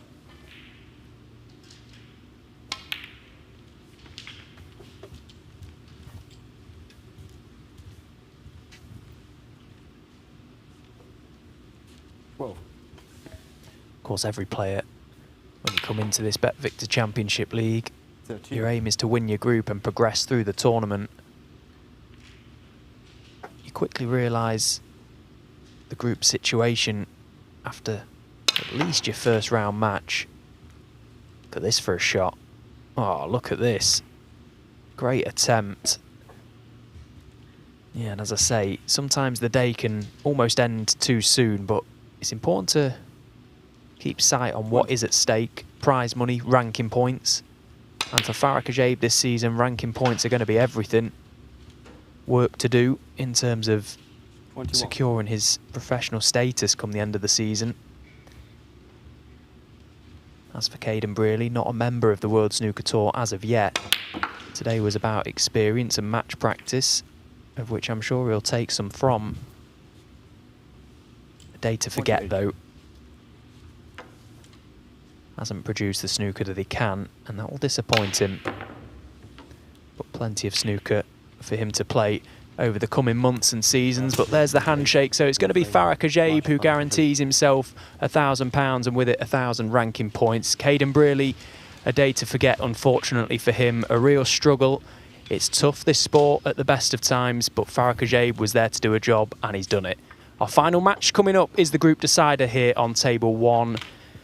Artemis Zizins taking on Sijar Wee. We'll be back in a few moments' time.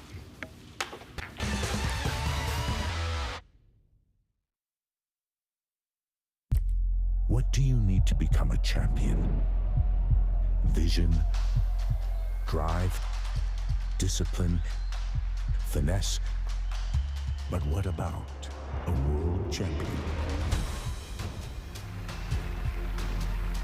Victor. Conqueror. Peerless. The history. Reyes is the champion of the world. It's the king of the 9-ball ring. The biggest prize. The crown jewel of 9-ball.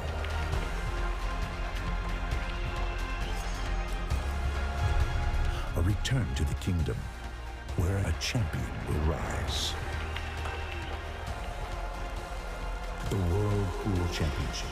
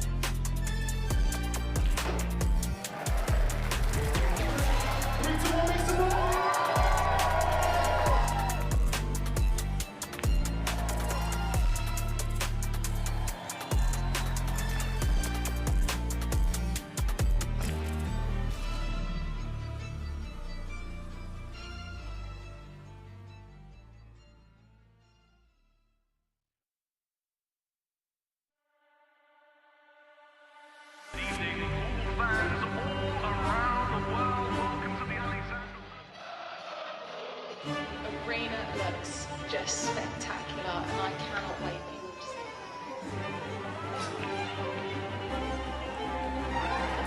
Lulus, don't worry. Yeah, but plenty of guys that need to be ready. We're the champions. You need to come take your place. You want to follow me in there now? Yeah, I thought you were ready. All we've been doing is Can you speak English, but please speak? Because I ain't sure what you said.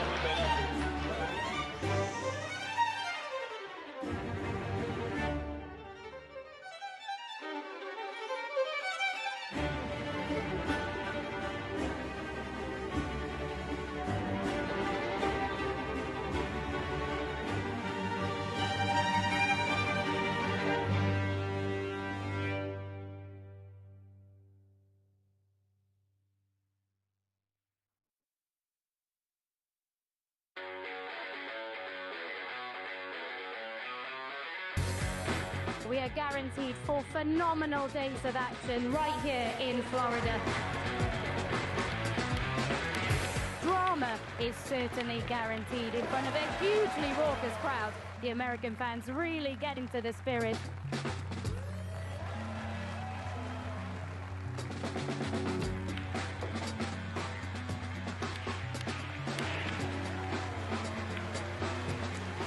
Nine-ball fans all around the world. There's so much history, so much prestige, and it all comes down to this.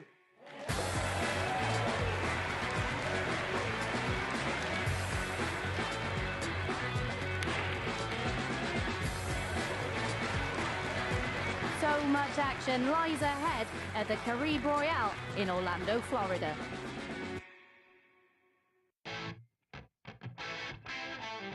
We're back at the Harrah's Resort in Atlantic City for the US Open. It is one of the most prestigious events in the calendar. Record breakers, history makers, it's that time. Let's play 9-ball.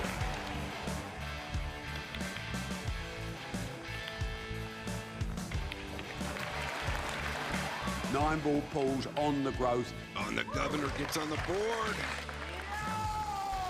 Next year's prize money in the US Open is going to be $500,000.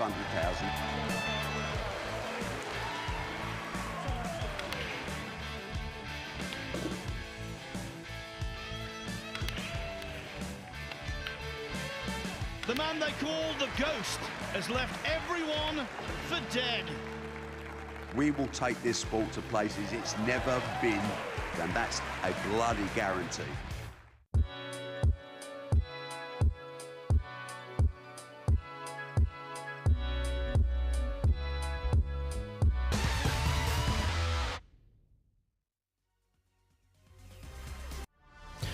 All the best groups come down to the final match, and that is the case with Group 4 in the BetVictor Championship League today.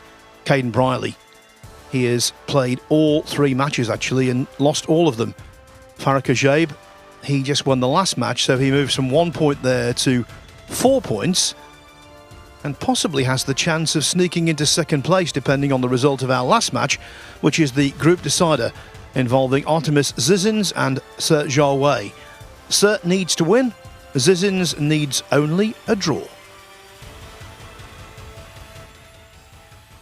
So sometimes in these final match deciders for groups, it can be really involved in lots of permutations. This one is quite simple, and I'm sure that both players are well aware of their requirements.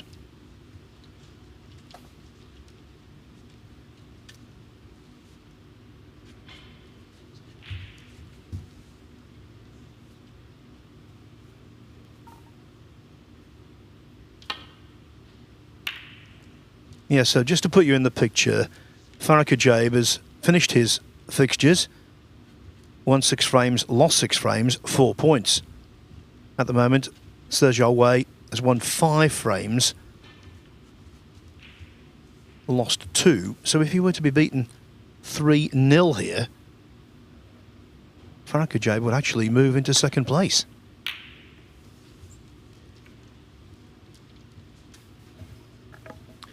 Yeah, and also the result between Sir Zhao Wei and Farah Kajaib earlier on was massive for Artemis Zizins. The fact that that game, that fixture finished in a draw, meant that Artemis Zizins effectively has 2 bites at the cherry to get this match and Group 1. Just needs the draw, and he was well aware of it as I came into the commentary box.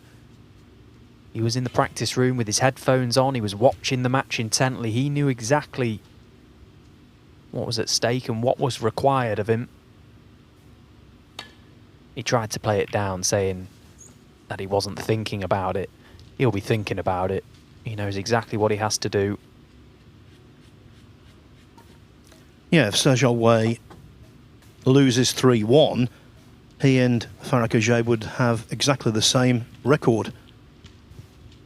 6 frames won, 6 frames lost, both of them, 4 points each.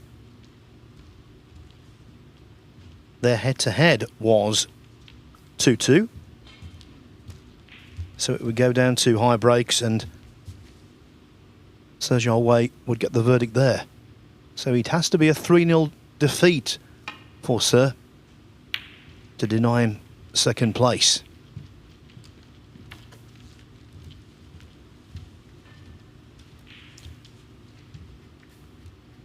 He's not thinking about that though, he just wants to win the group.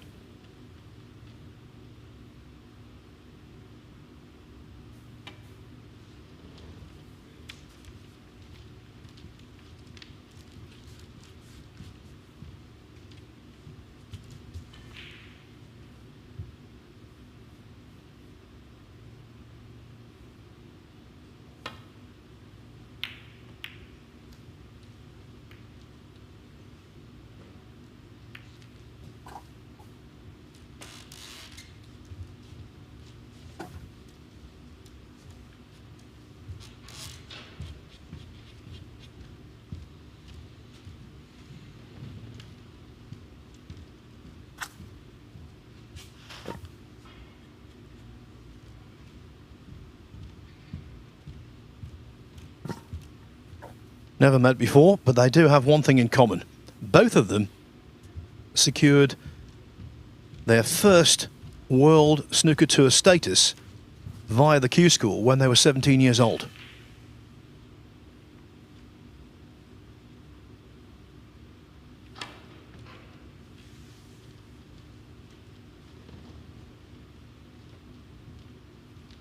Always is a who to break.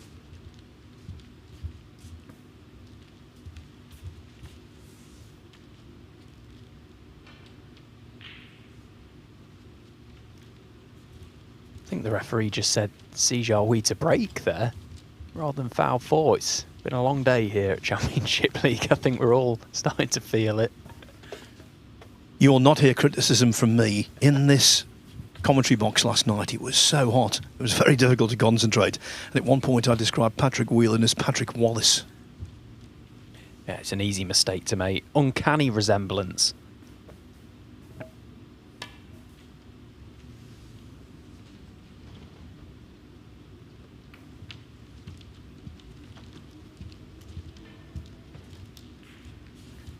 Yeah, it's amazing to think Sergio Hui, 23 years of age, has only just turned it as well, a couple of days ago, I believe.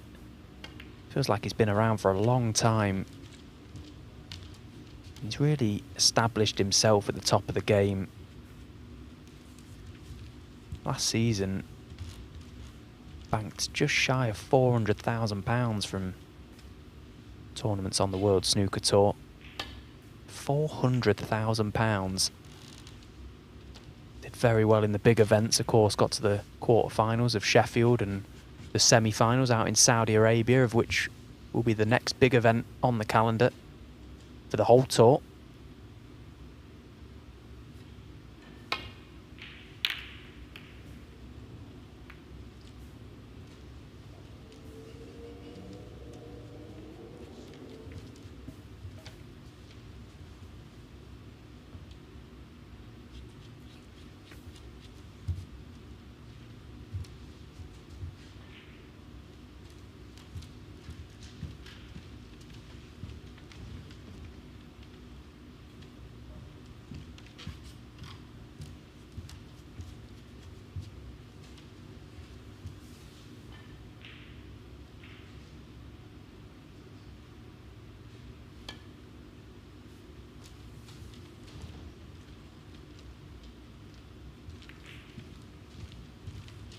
Well, Zizins has left a red along the top cushion, but there's no value in it whatsoever.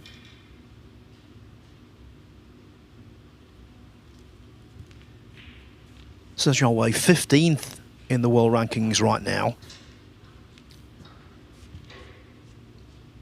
But there's plenty of players just below him potentially snapping at his heels. He will be in the Shanghai Masters, that's confirmed. But of course he wants to remain in the top 16 when the cut-off for the Masters occurs in December. So every single point for the first half of the season will be mighty important.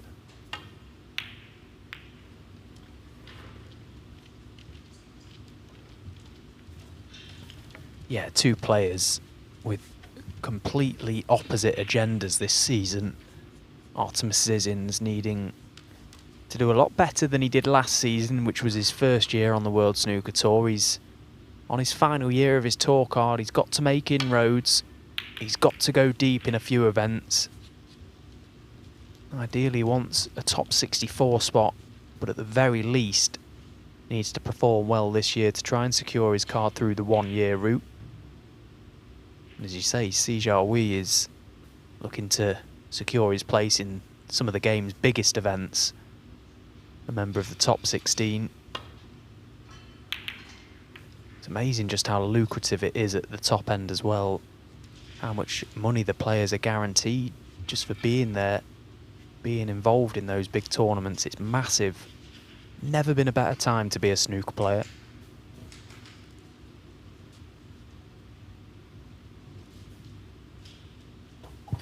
The penultimate match of the day on table 2 is over.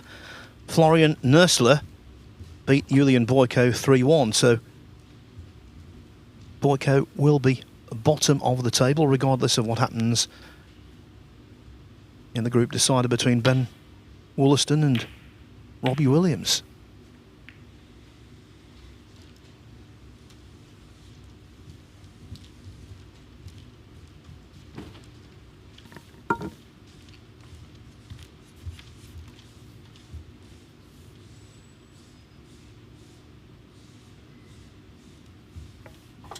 Massively misplayed safety shot there from Zizins. He's left a fairly straightforward pot available.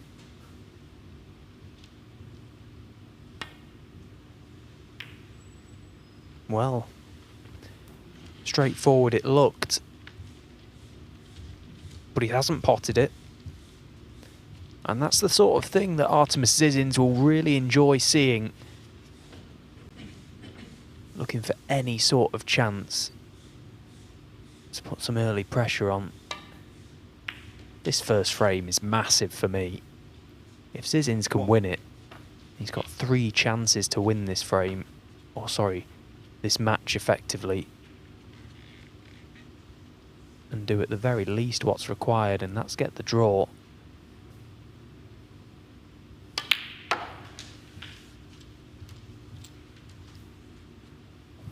Anyway, a long way to go, and not the greatest of chances this.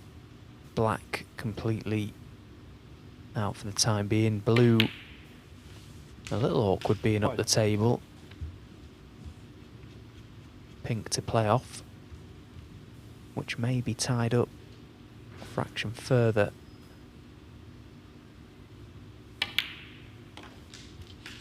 Well, he's okay. The pink will pot into this left corner and the right middle. 11.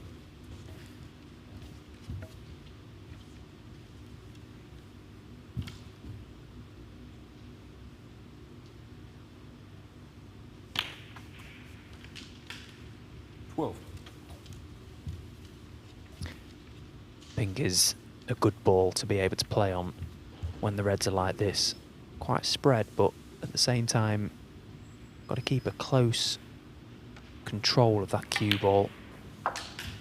Keep leaving yourself the correct angle on your reds to make getting to the pink easier. 18.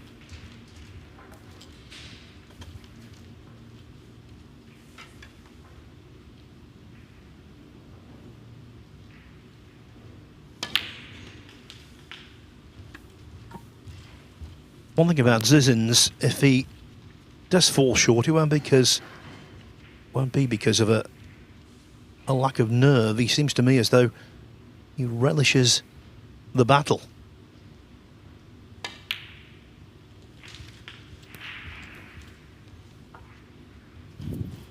Doesn't seem, externally at least, to look as though he suffers from trepidation.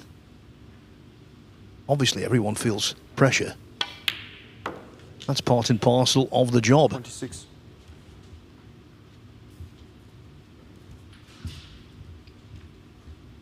But he seems to cope with it okay.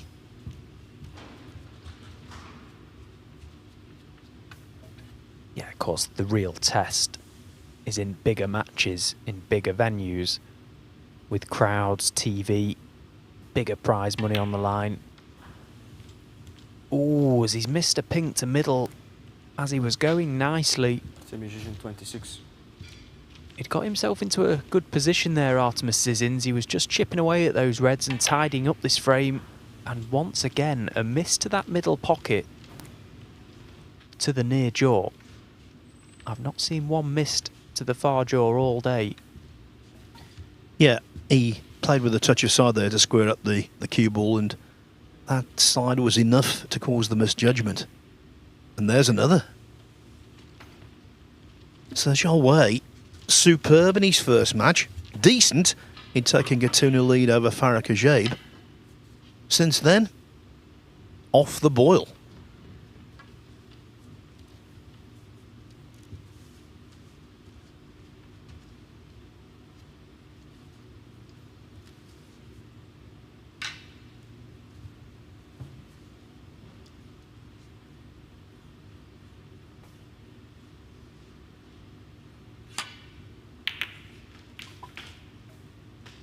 Oh, wow. That is incredible. The cue ball was always going into the black there, but look at how it reacted off it. Double kiss and bananaed round the red on the top cushion, straight into the corner pocket. There was a very popular sports quiz show in Britain for many years, which had a segment, What Happened Next? Had they shown that clip, I don't think anyone would have got it.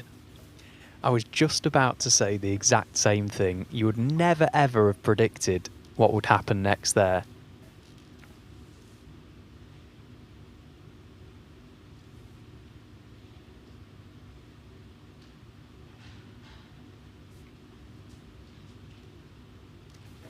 Although that shot is bringing flashbacks for me. I had a very, very similar shot in the final round of Q School against my good friend Sanderson Lamb in the deciding frame to get on the tour a few seasons ago now.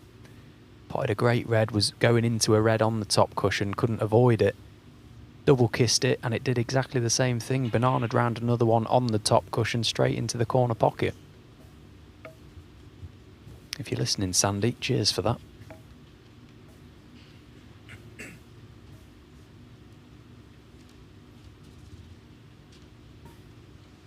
So what you glean there, folks, is that snooker players never forget bad luck. They might selectively forget good luck, but they never forget bad luck. No, come on, Phil. I've never had a fluke, ever. I've never had good luck, only ever bad luck.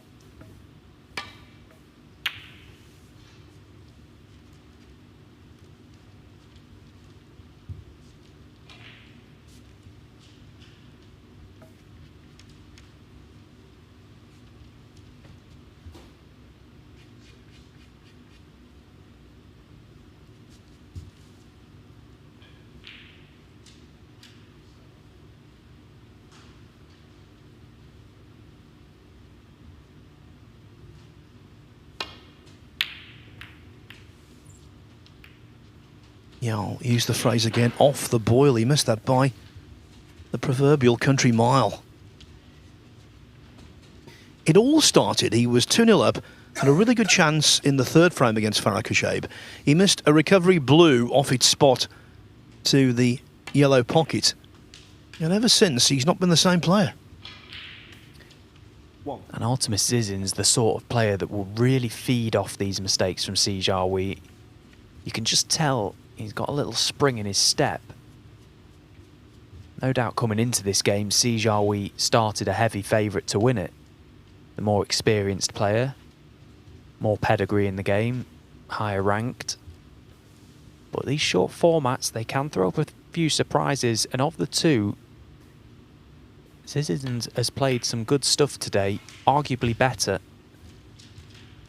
And he'd have sensed this as an opportunity. And this is the sort of start he would have loved to have seen from Si Jiahui unfolding right before his eyes.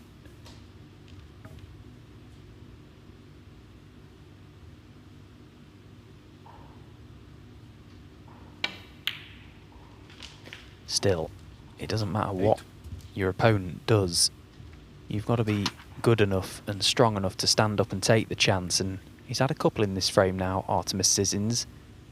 He'll want to make this one count.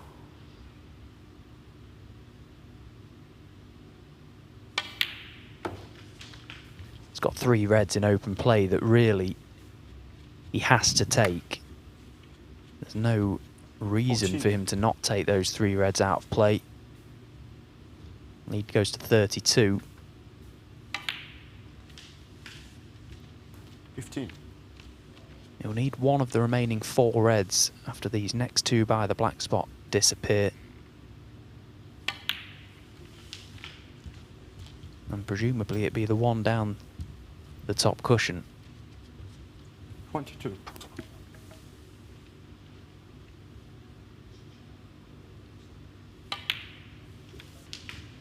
23. Little glance at the score as he made his way around the other side of the table. Just doing the maths.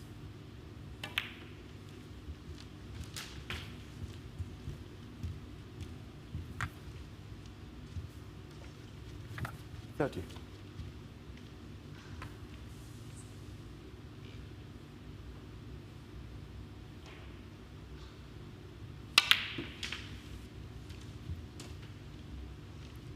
$31. Well, he hasn't got the angle that he desired to play on the top red. He can drop in behind that one on the left side though. Well, he had an angle to just flick the other, and he's absolutely perfect. Only needs the red. 38. Cut back, but it's close enough. This should be unmissable. Great start for Artemis Sissons. 39. He needs one of the next 3 frames to win this group.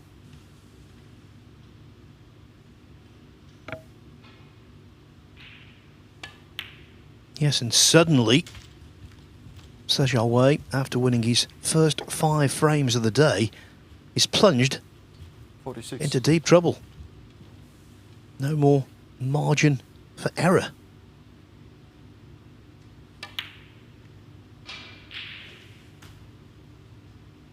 That won't matter, it's a lost cause for Sejarway. That's why he's conceded. And so, could Latvia be the 8th country through to the last 32?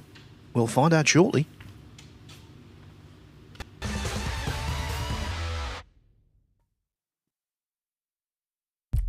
What do you need to become a champion?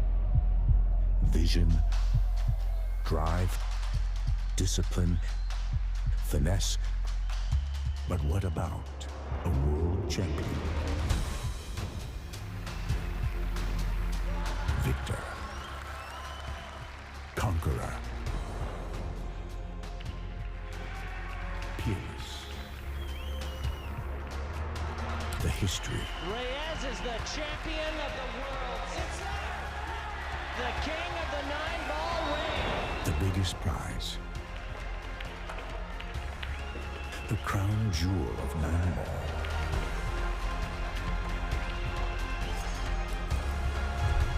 A return to the kingdom where a champion will rise. The World Pool Championship.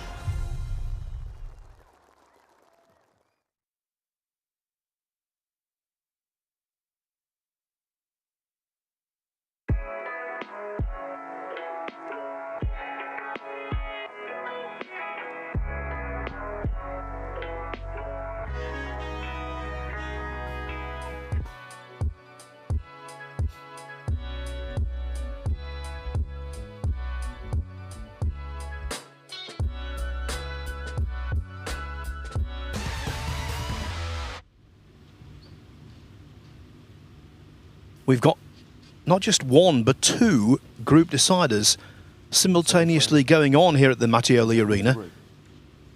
On table 1, Sejarway 1-0 down to Artemis Sissons. Sissons only needing a draw. That means he only needs 1 more frame. On table 2, it's a similar scenario. Ben Wollaston needing just a draw against Robbie Williams. Williams needing to win to top the table.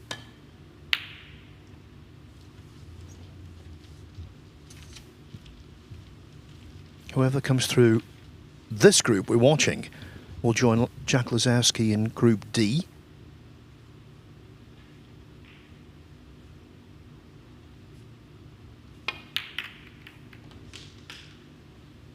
As the cue ball refuses to cooperate. Whoever wins the group on table 2 right now, Group 30, they join Alfie Burton and Pang Jun Zhu in the next phase group.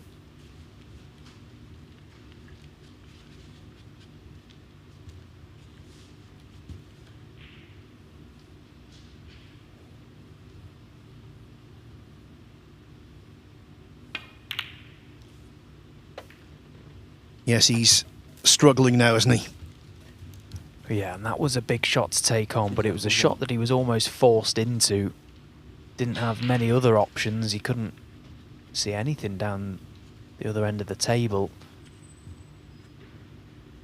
Put all his eggs in one basket there. The cue ball was always going into the reds, and, well, he's left the red.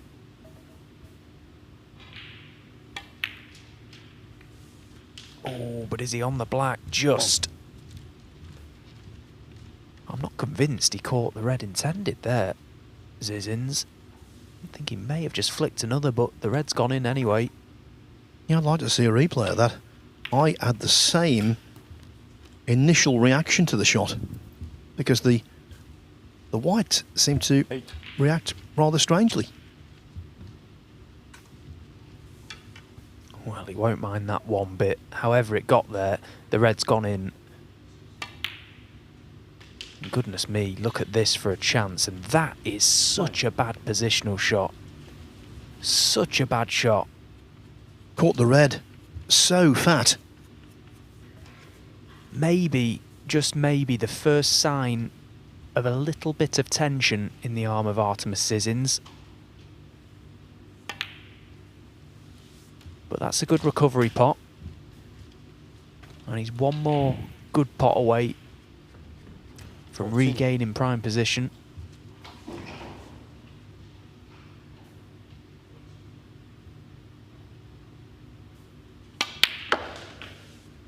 Brilliant. He's one of those players, Steve, who technically the bridge hand is quite close to the cue ball. Yes, we've mentioned it, myself and Lee, earlier on. There's not many players, is there, that put their bridge hand so close to the cue ball. Look at how close that is. He draws the cue right back to the thumb. Now here's the opening red. Did he just flick an intervening ball? Well, it was close. It certainly moved, didn't it? It might have been a simultaneous contact. Of course, that's allowed with it being 2 reds, but either way, it made no difference. The objective was pot the red and get on the black, and that's what happened. Wow, look at this for a chance. What a moment this is for Artemis Zizins. Let's not forget, it was a tough season on the tour last year for him. This would be a great way to continue what's already been a half-decent start to this campaign. Yes. Getting to the last 32 of this would represent his best run in a ranking event.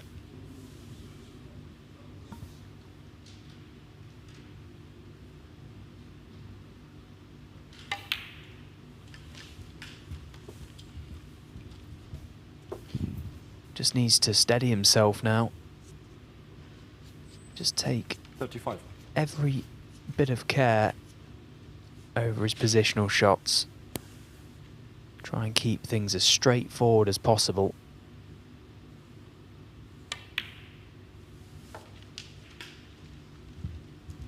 $36.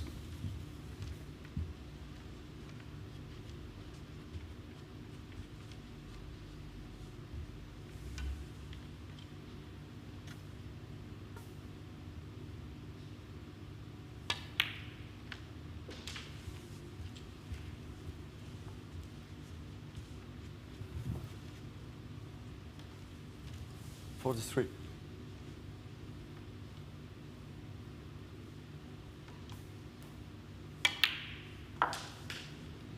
44.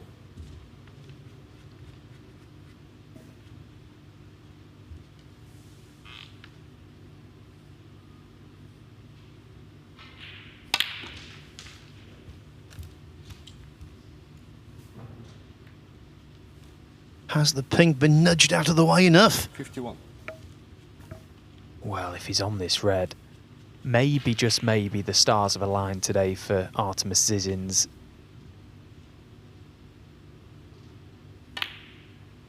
Didn't intend for that cannon, and he was on the red.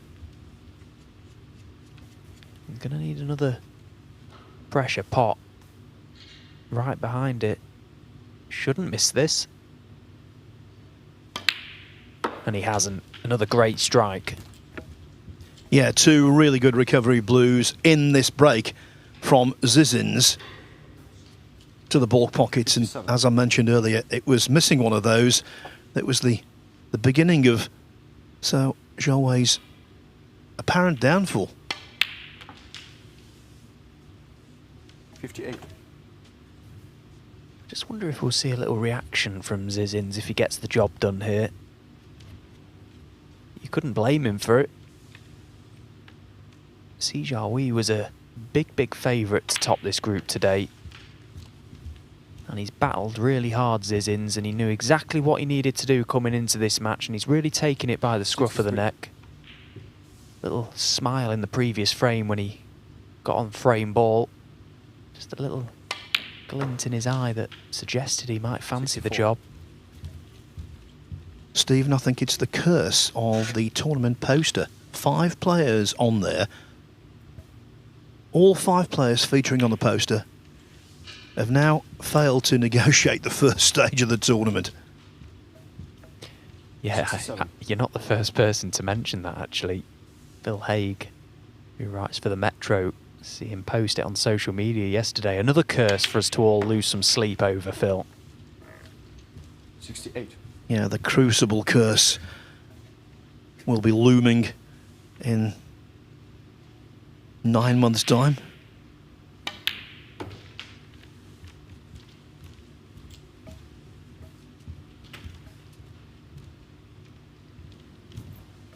It was a really tricky black that Zhao Wei took on and missed. And it's cost him dear.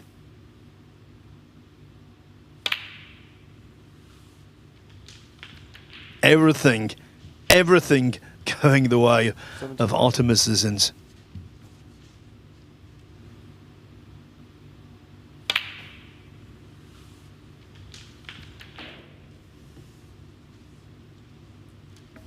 Magician 75. 3/4 of a century for Artemis Zizins, and 100% of the way to the last 32 of a world ranking event. He's 2-0 up on Zhao Wei. That means he will top the group and join Jack Lazowski in his next group, which is in the second phase of the tournament. He's through to the last 32 of a world ranking tournament for the first time, but there's still 1 or 2 frames to go.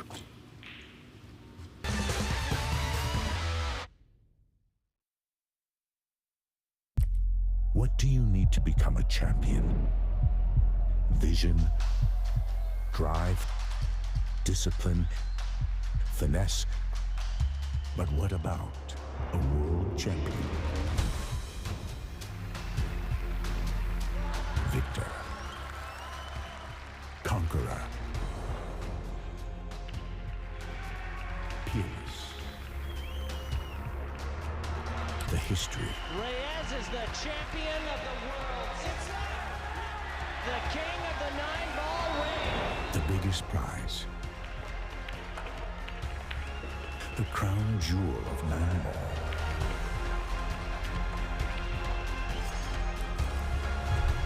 A return to the kingdom where a champion will rise.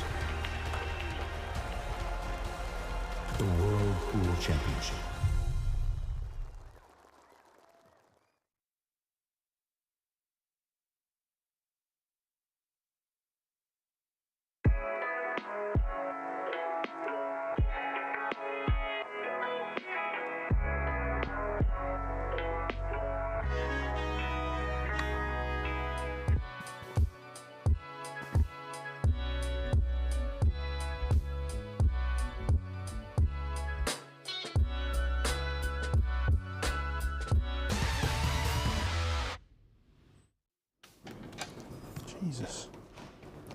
Over on table 2, it is the group decider in group 30. Robbie Williams has to win the match. Ben Wollaston, he will gladly settle for a draw and top the table that way. Well, Williams is holding sway in a scrappy first frame, leading by 26, but tantalisingly, 27 still on the table. And Ben Wollaston is a past master at winning frames like this. Doesn't bother him in the slightest if the frames go scrappy. Just seems to get his head down and get the job done.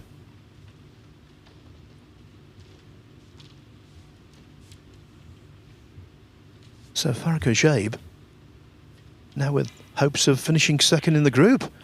If Zizins wins this frame, he will.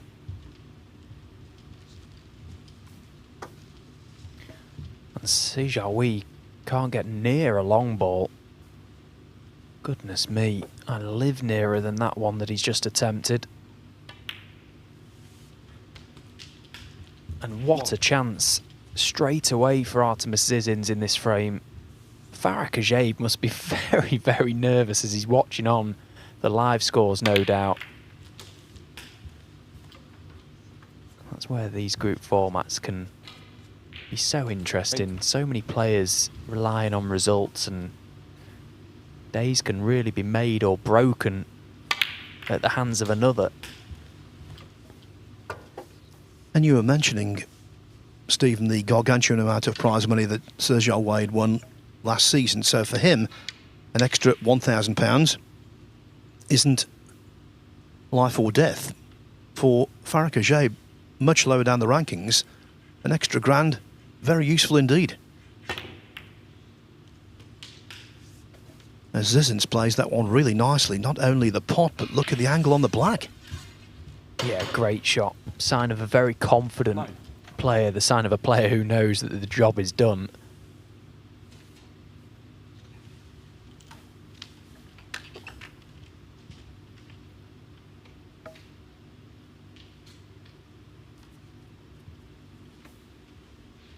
His name is Artemis.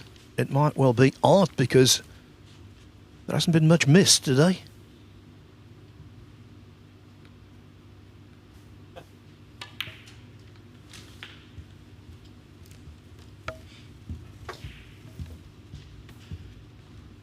$16.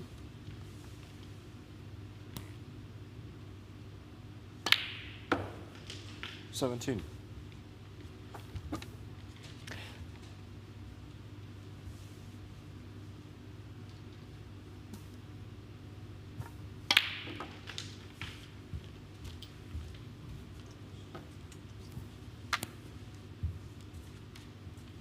$24.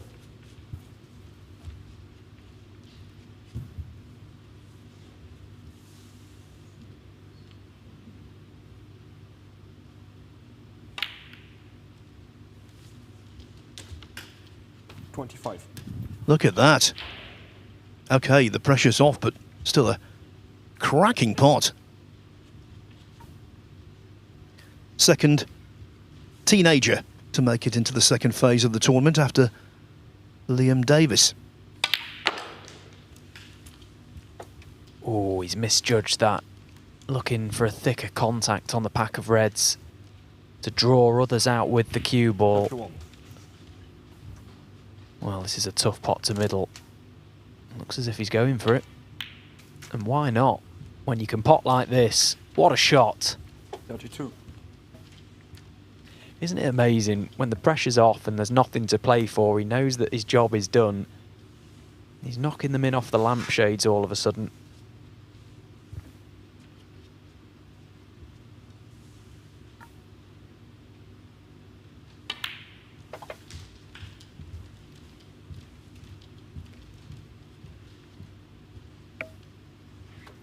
$37.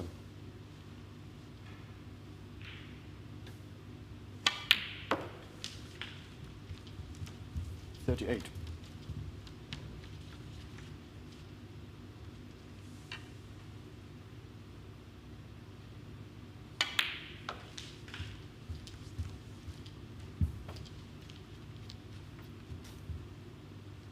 $43.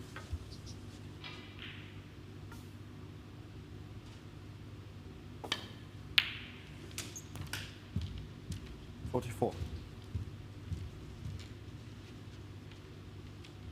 Zizins will be the 5th second seed to win a group.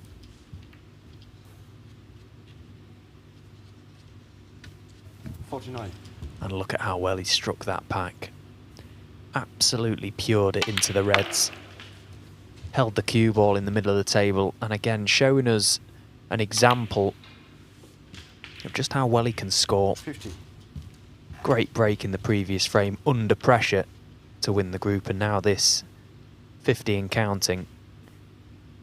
Doesn't look like missing. He's really taken the game to Sijawi, and Farah Kajay will be absolutely doing cartwheels all the way home. 55.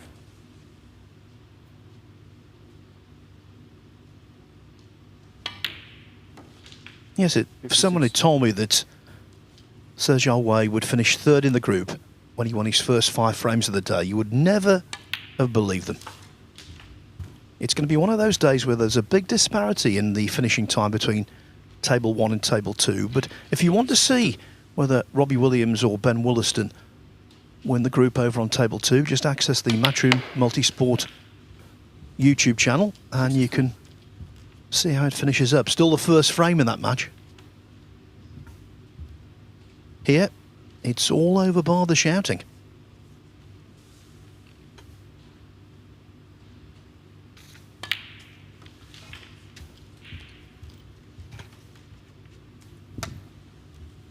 Can't imagine there'll be much shouting in the arena tonight, Phil. Doesn't look to be that many spectators in.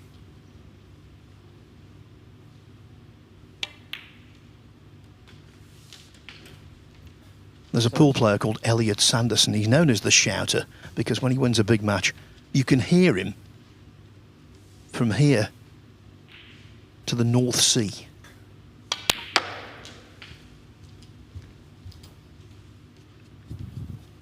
Well, I'm super chuffed for Artemis Zizins. He's played great today.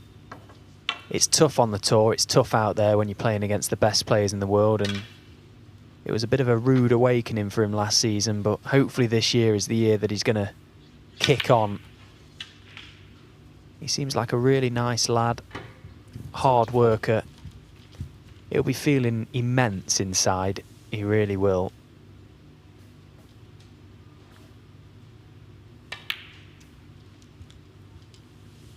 Doesn't finish with a century, but it was in the last couple of frames. 75, then 74. Artemis Zizins is through to the last 32 of a world ranking event for the first time. I'm sure, given the way he plays, it will not be the last. He defeats Sir Wei, the group's top seed, by 3 frames to 0. That means Sir is relegated to 3rd in the group, and Farah Kajab has a £1,000 bonus. He picks up £2,000 in total for finishing in 2nd spot. Caden Briley is our wooden spoonist today. So they are the results for this evening. And really, Sergio Wei's problems began when he was 2-0 up against Farah Kajab, ended up at 2-2. Then Ajab beat Caden Briley 3-1. It left Artemis Zizins needing only a draw against Sergio Wei, and he made quick work of a 3-0 win. Just a reminder, Ben Wollaston, Robbie Williams in the first frame of their group decider over on Table 2. Zizins, he must be delighted with the way he's played today. He goes through and he can experience now the second phase in a group alongside Jack Lazowski. Let's hope that group will be shown on the main table, because I think whoever of the other 2 players who've come through will see lots and lots of fluent, entertaining snooker from the 4 players involved. Now, just a reminder that Table 2 still very much ongoing. Ben Wollaston needs a draw. Robbie Williams needs to win. First frame continues to be up in the air, even though we've only got 3 colours left. Could Wollaston nick it by a single point? If you want to see the rest of that match, right to the final ball potted, it is available on the Matchroom Multisport YouTube channel. Now, just a reminder, there is no play here on Sunday, but we'll be back on Monday with 2 more groups. Group A features the highest-ranked player in the tournament, Barry Hawkins. Also, John Astley, Hayden Pinney and Harris Tahir. Group 20 over on Table 2 will be Zhou Yulong, David Lilly, David Grace and Ashley Hugill. Hope to have your company on Monday. We all start at 12 noon. Bye for now.